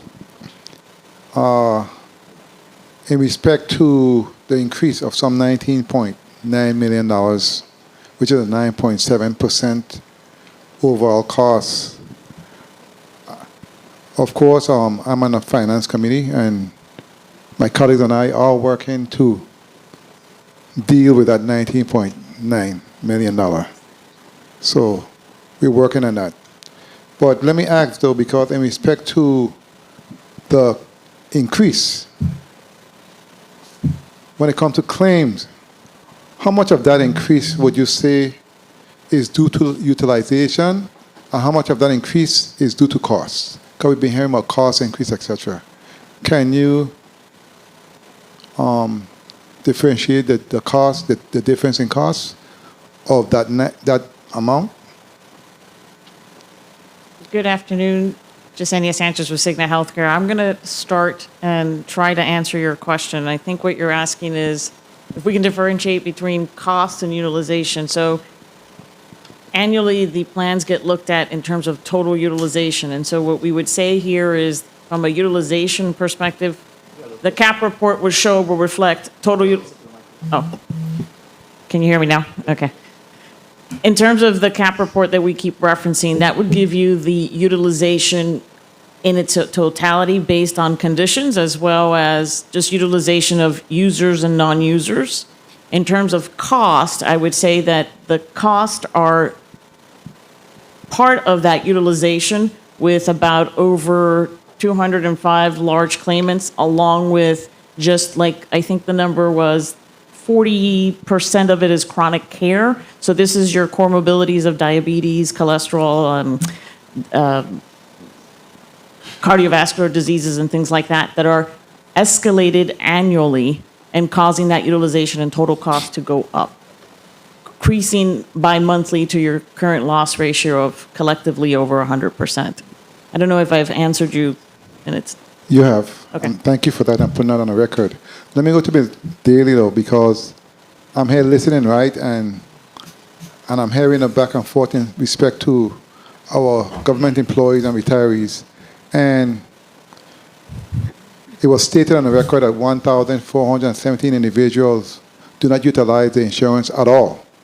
Then there were several situations that came up in respect to, you said the governor did something and only a few people looked at it. And then while we were speaking today, it came up when one of my colleagues brought up mammograms, etc., and it was said that something can be sent out to the members in respect to having that information where they can save somehow $800. So my question to you, Ms. Daly, is how do we go about educating our government employees, and what does the outreach look like? That's my question based on what I've been hearing today.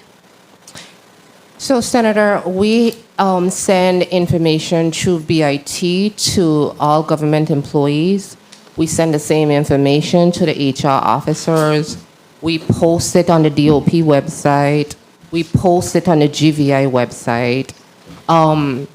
We have reached out for the outreach. We have communicated with a number of government agencies to go in and actually have a conversation with the employees about their benefits.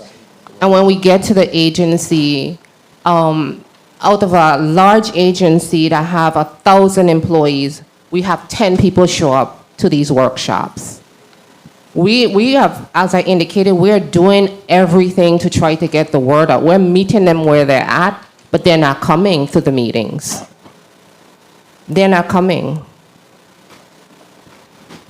Well, I just received another question in respect to my line of questioning in terms of our employees here at the legislature, and it stated that they were not eligible for 2 hours administrative leave for watching a Cigna video. Why is that? I believe the Senate president is the one who would give the 2 hours. That would have to come from the Senate president. Not from you guys. We need to ask him why that isn't happening. With that being the case, I'll deal with that. Now, let me ask another question, on a more serious note, in respect to the board, Cigna, and VA Equicare, right? And based on the testimony, it stated that the board is also in ongoing discussions with Cigna, United, and VA Equicare to renegotiate professionals' fees in a territory to more manageable levels, with a focus on eliminating abuse by certain practitioners, as well as introducing pay for performance reimbursement strategies and air ambulance solutions. Now let me ask, in respect to that comment, when it comes to, in my opinion, assuring that we are being charged, not being overcharged, and not being abused. Can you speak to that, please? Because we speak about the cost of Ireland, but I believe and know the cost here can be way more manageable, not only with chronic, but regular routine checkups. It's unacceptable, in my opinion, what's being done in that space, because that right there is the problem, in my opinion. Can we speak to that, please?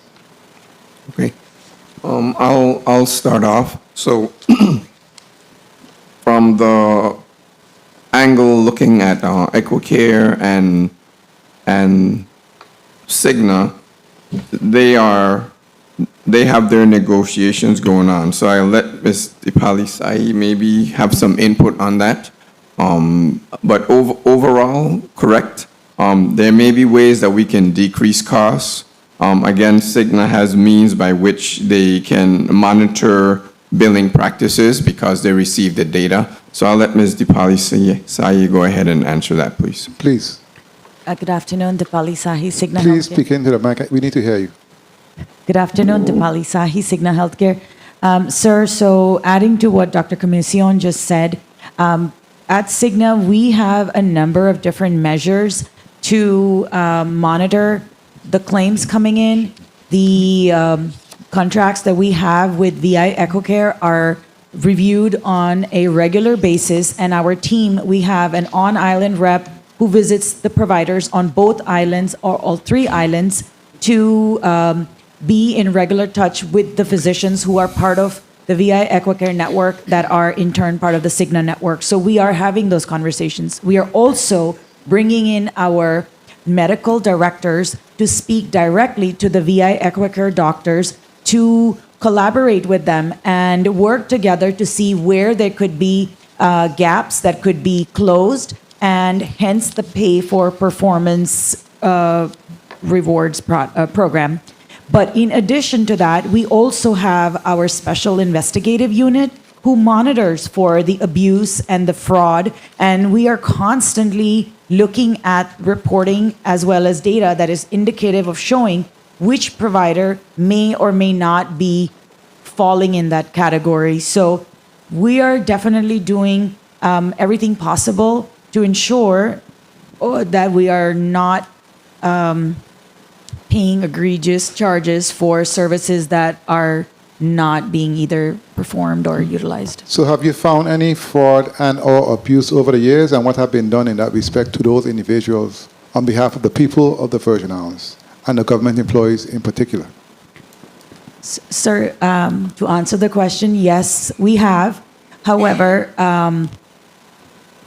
due to the lack of physicians or the number of physicians not being as wide across all three islands, they are more so getting a message or messaging that we know that this is happening, rather than saying that we're not going to work with you as a provider, because we don't want to take away people's doctors from them, but we do want them to understand that we are doing our bit and that we are monitoring it as much as possible. I can understand that, but what about fines and or fees in respect to that? They just cannot, in my opinion, get a slap on the wrist. I don't think that it's right, because our people are struggling in so many ways. Something must be done in that respect.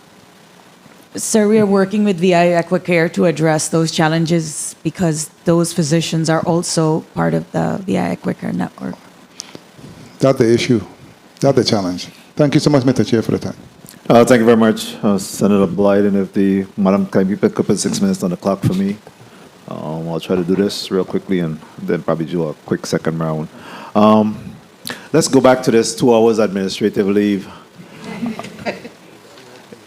Is that information, that initiative being shared with the legislative branch of government, judicial branch, or semi-autonomous agencies?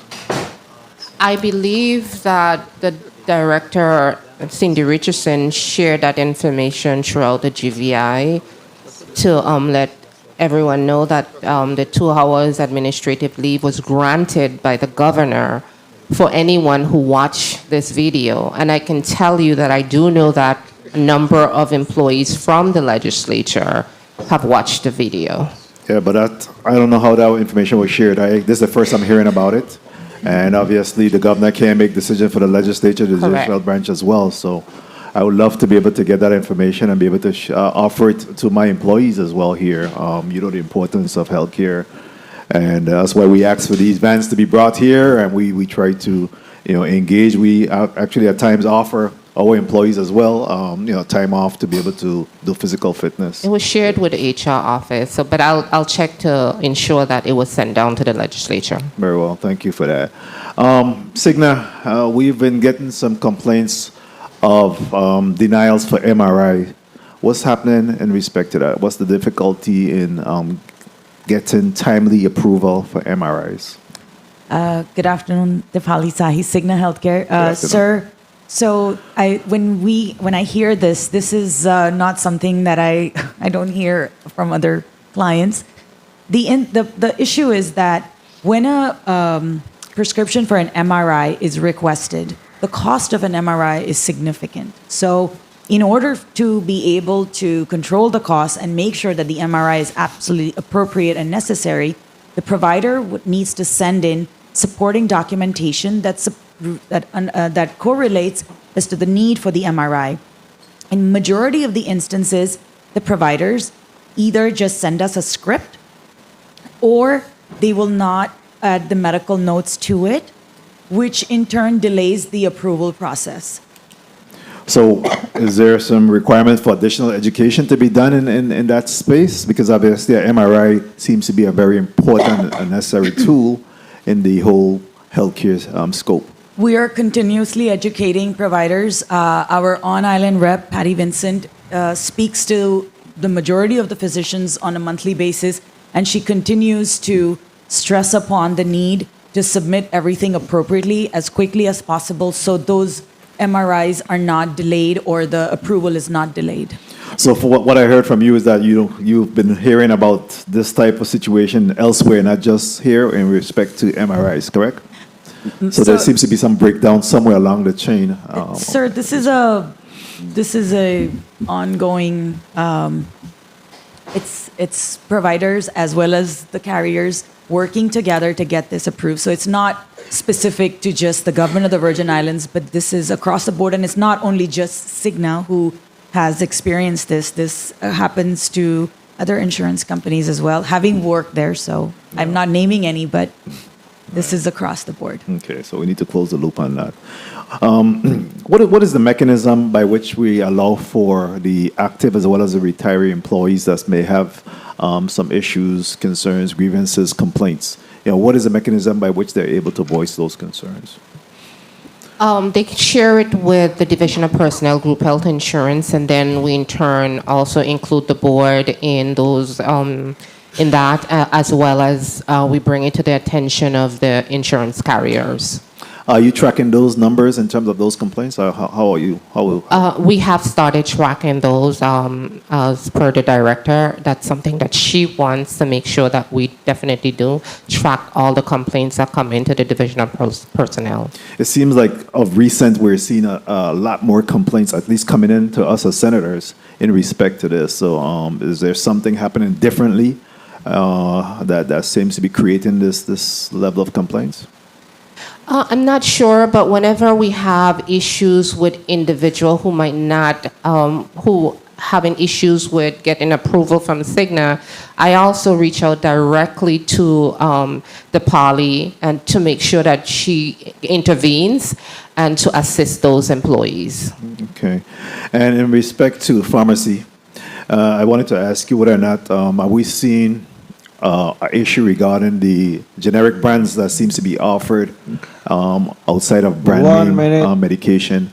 Is there any complaints that's coming in respect to imbalances between the generic versus the brand medication?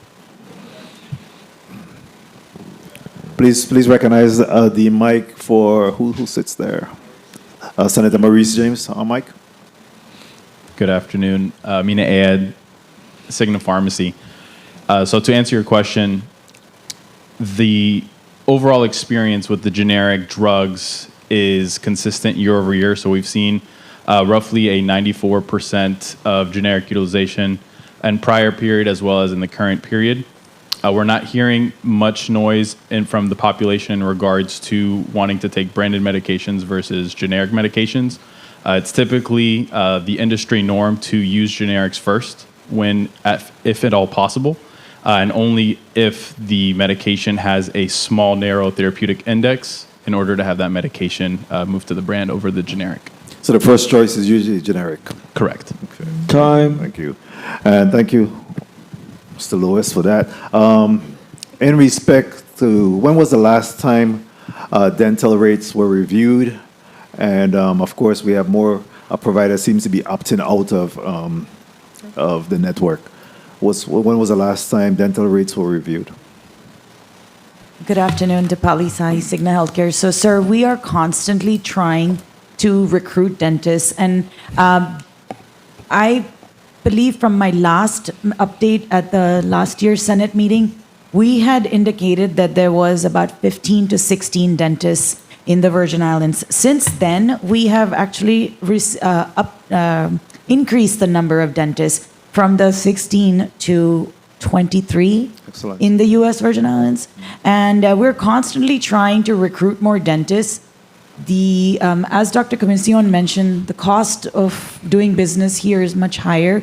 So a lot of the dentists prefer to stay out of the network because they can charge based on whatever they like versus being controlled under an insurance plan, a contract with an insurance company. Okay, I'm happy to hear that there have been an increase from 16 to 23 because, of course, we know what happens if you don't. We have a waiting list. We had a waiting list of 3,000 to 4,000 individuals, to see dentists. So we know that oral health impacts your overall health. And my final question on this round is in regards to: are there any gaps between the Medicare Advantage and the UHC, which is the United Healthcare? I'm sorry, Senator. Any gaps between Medicare Advantage and UHC? I'm not sure. Sherry Harmon Butts, United Healthcare. I'm not sure I understand the question when you're saying gaps. Yeah. All right, I'll get some clarification. This was a call that came into my office. I'll get some clarification on that and perhaps ask it on the second round. All right. I'm not sure if this is benefit-wise, but the benefits, again, aren't changing. Although last year, with the changes that came down from the federal government and the cutbacks on the funding, that's when a decision was made in order to not increase premium costs to the retirees or to the government. That's when the decision came through for the addition of the $500 deductible. Prior to that, there was no deductible on the plan.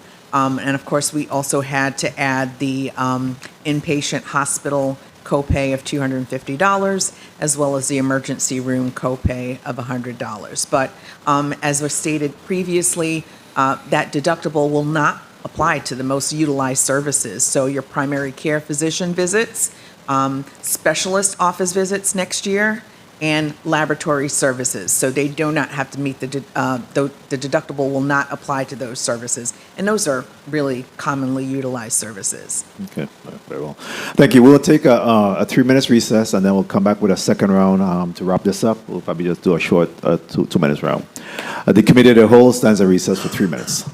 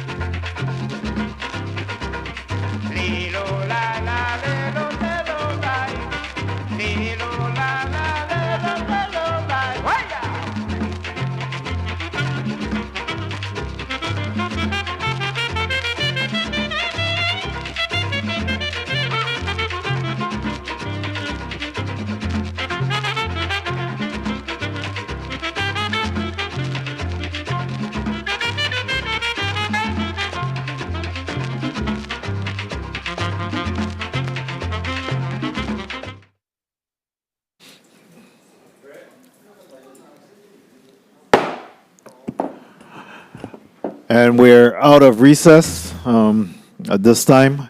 And what I'll do is allow for a 2-minute rapid fire round. If you have anything, Mike, any burning issues? Mic check 1, 2. Yes. Before we go on, Ms. Butts, the question, we got some clarity on that question for you. And the question is, if retirees that may have changed over from Medicare Supplement to Medicare Advantage, will they see any difference in their coverage or fees? Good afternoon, Sherry Harmon Butts, United Healthcare.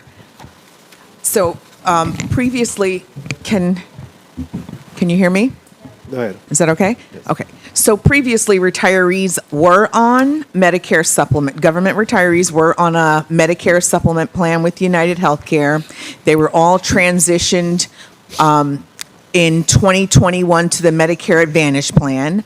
And there are a lot of advantages to being on a Medicare Advantage plan versus a Medicare Supplement plan. So on Medicare Advantage, there are clinical programs that they can, where we, manage their chronic conditions such as our diabetes program, COPD, hypertension. Those are just a couple of examples of some of the programs that are in Medicare Advantage. In addition to that, we've got the fitness benefit that was not part of the Medicare Supplement plan, so they get to take advantage of a free gym membership at participating locations.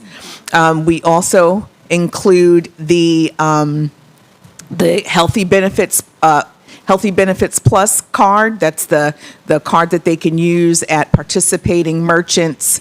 And we even added, at the end of last year, added some local pharmacies. But they can use that card for over-the-counter products and healthy foods. In addition to that, we've got our weight management and diabetes prevention program that they can take advantage of. I was just actually looking at the stats on that program a little earlier, and there's zero utilization on that program. But that's just it's a digital program. They can take advantage of it, though, at no cost. We've got a discount program that helps pay for all kinds of things, travel discounts, things of that nature. We've got the rewards program. So for, things that we reward them for taking action on just, things that they're already doing, like their annual wellness visit. They get rewarded for their mammograms, colonoscopy screenings. We reward them in the form of a gift card. And then lastly, our house calls program. House calls, is a lot of retirees really like that program. Nurse practitioner comes and visits the retiree in their home, and they do a head-to-toe exam. And then I know that what you were talking earlier about what kind of outreach is done to those. Well, that's one of the things that we do. We reach out to retirees and see if they're interested in scheduling a house calls visit. And a lot of times we end up closing gaps in care because maybe they haven't been in to see a primary care doctor. Those house calls nurse practitioners, they are doing a full head to toe exam. So if their blood pressure is running high or they're is there any indication that their A1C is high? All that's done in the home. And then we, of course, recommend that they go see a provider. And can you tell me or share with me how many individuals may be involved in your house calls? You have that number? Yes, I can. Hold. That'll be interesting to know because just recently we had a breakdown or we had to provide some additional funding to the Department of Health or the Virgin Islands Fire and EMS services for the mobile integration team to be able to go out into these communities and provide some health care to the homebound individuals.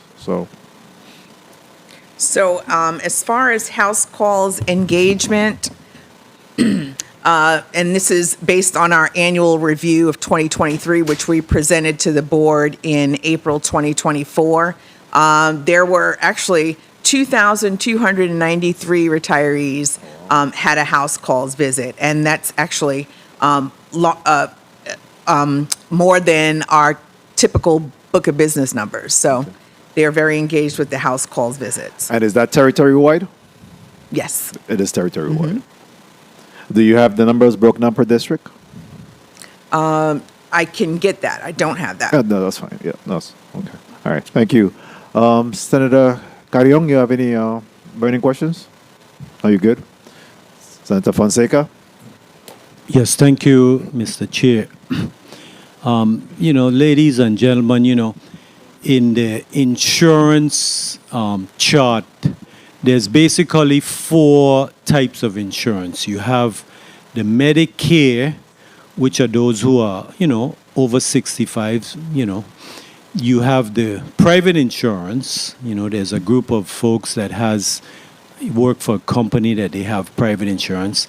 They have also the Medicaid, which is, a lower income that they get government insurance. And then there's this group here, which is the government employees that's covered by Cigna. And it's about 7,157 current employees and 7,137 retirees. So it's over 14,000 plus the family.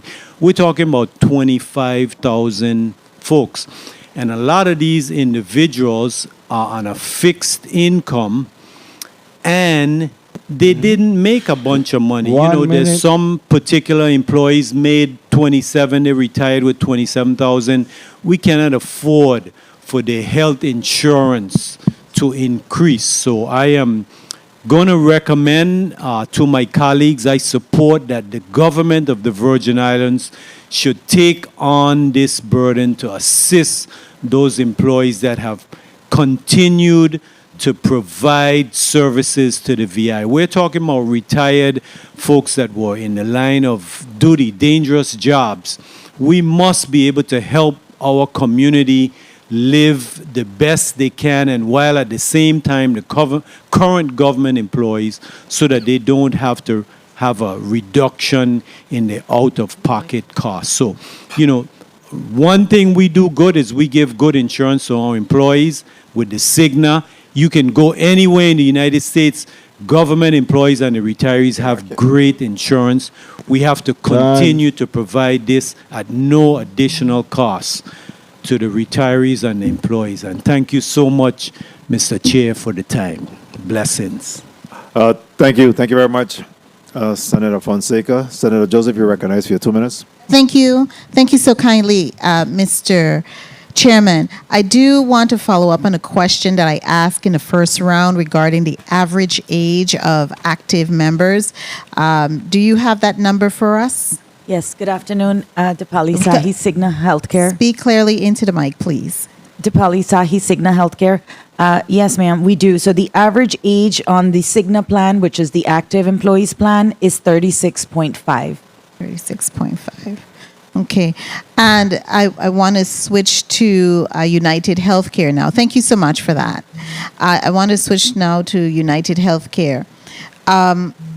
Is there any type of programs? I know you listed a whole bunch previously, wherein you provide healthcare or sitting services for persons who are older, healthcare providers or healthcare takers. Care providers, caretakers, or to pay for somebody to stay with an elder parent while that person works. Is that any type of services that you provide, or even Cigna? Yes, well, Sherry Harmon Butts, United Healthcare. Currently, there is not on island, that benefit is not available. Like like you're talking about routine care, right? Yes, help routine. with meals and help Right. with bathing. Yeah. But in the States, it's provided. There are plans that do provide it, yes. On the state side. Mhm. What about Cigna? Help with meals, help with bathing, and the like, so that the primary healthcare taker can go to work and the like. Is those or any type of services that are provided and are, covered under our insurance? Good afternoon, Dipali Sahi, Cigna Healthcare. So we do have home health care, if that is the question. Yes. But I don't believe that we provide meals as part of the home health care. A nurse would come to your home and assist you with activities of daily living and, bathing and things like that. But I don't think they are going to bring or buy the food for the people. Or prepare. Okay. Thank you so much, Mr. Chairman, for the time. Thank you so much for your responses as well. Thank you very much. My mic is on. Thank you very much, Senator Joseph. At this time, that concludes our round of questions. I'll allow you, Dr. Comisión, an opportunity to give a closing statement. Well, I'd like to take this opportunity to thank you for allowing us here today to listen to our testimonies, answer questions, and to our listening audience as well for their presence. I'd like to thanks for your support along the way. I'll also like to thank my supporting group here. So we'll start with our consultant, Cigna United Healthcare and Division of Personnel, for helping to clarify any questions that are asked. Really, we implore, like in our testimony, that if you're able to cover the costs, it would be a significant ease for our employees and retirees along the way. And asking also of our employees that they take stock in their own health as well, please. Because at the end of the day, it's the premiums that we're paying that increase the one year, that increase the following year. So the more that we take stock in our own health, see a primary care physician, healthy habits. We do offer many different programs along in our wellness, and please take part in them. They're free to our employees. We have many different health benefits that we offer that are free health maintenance type things that we can take part in for our own health. And these are available on the plan for free for our members. So I just want to say thank you very much for having us here today and for assisting us along the way. I want to thank you very much, Dr. Comisión, and also to say best wishes and speedy recovery to Beverly Joseph. Get back home to her safely. I want to also thank the GESC, Health Insurance Board, for all the work that they put into this and getting us to this point.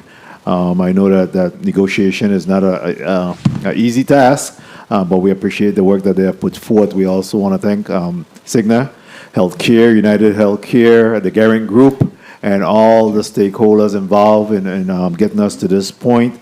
Again, we have our work on this side of the house to do in regards to this, and I want to also echo your sentiments that we need to ensure that our government employees, retirees, and active and retirees take advantage of those opportunities, those programs, those services that's available to you, because in fact they're being paid for, and it could only earn you better results in the long run. So again, this Committee of the Whole of September 19th, 2024 is hereby adjourned. I want to take this opportunity to thank the central staff, the post auditor, all my colleagues for all of your probative questions, the legal counsel, the reporter, as well as our clerks for today. And please get home safe. This Committee of the Whole hereby adjourned. God bless.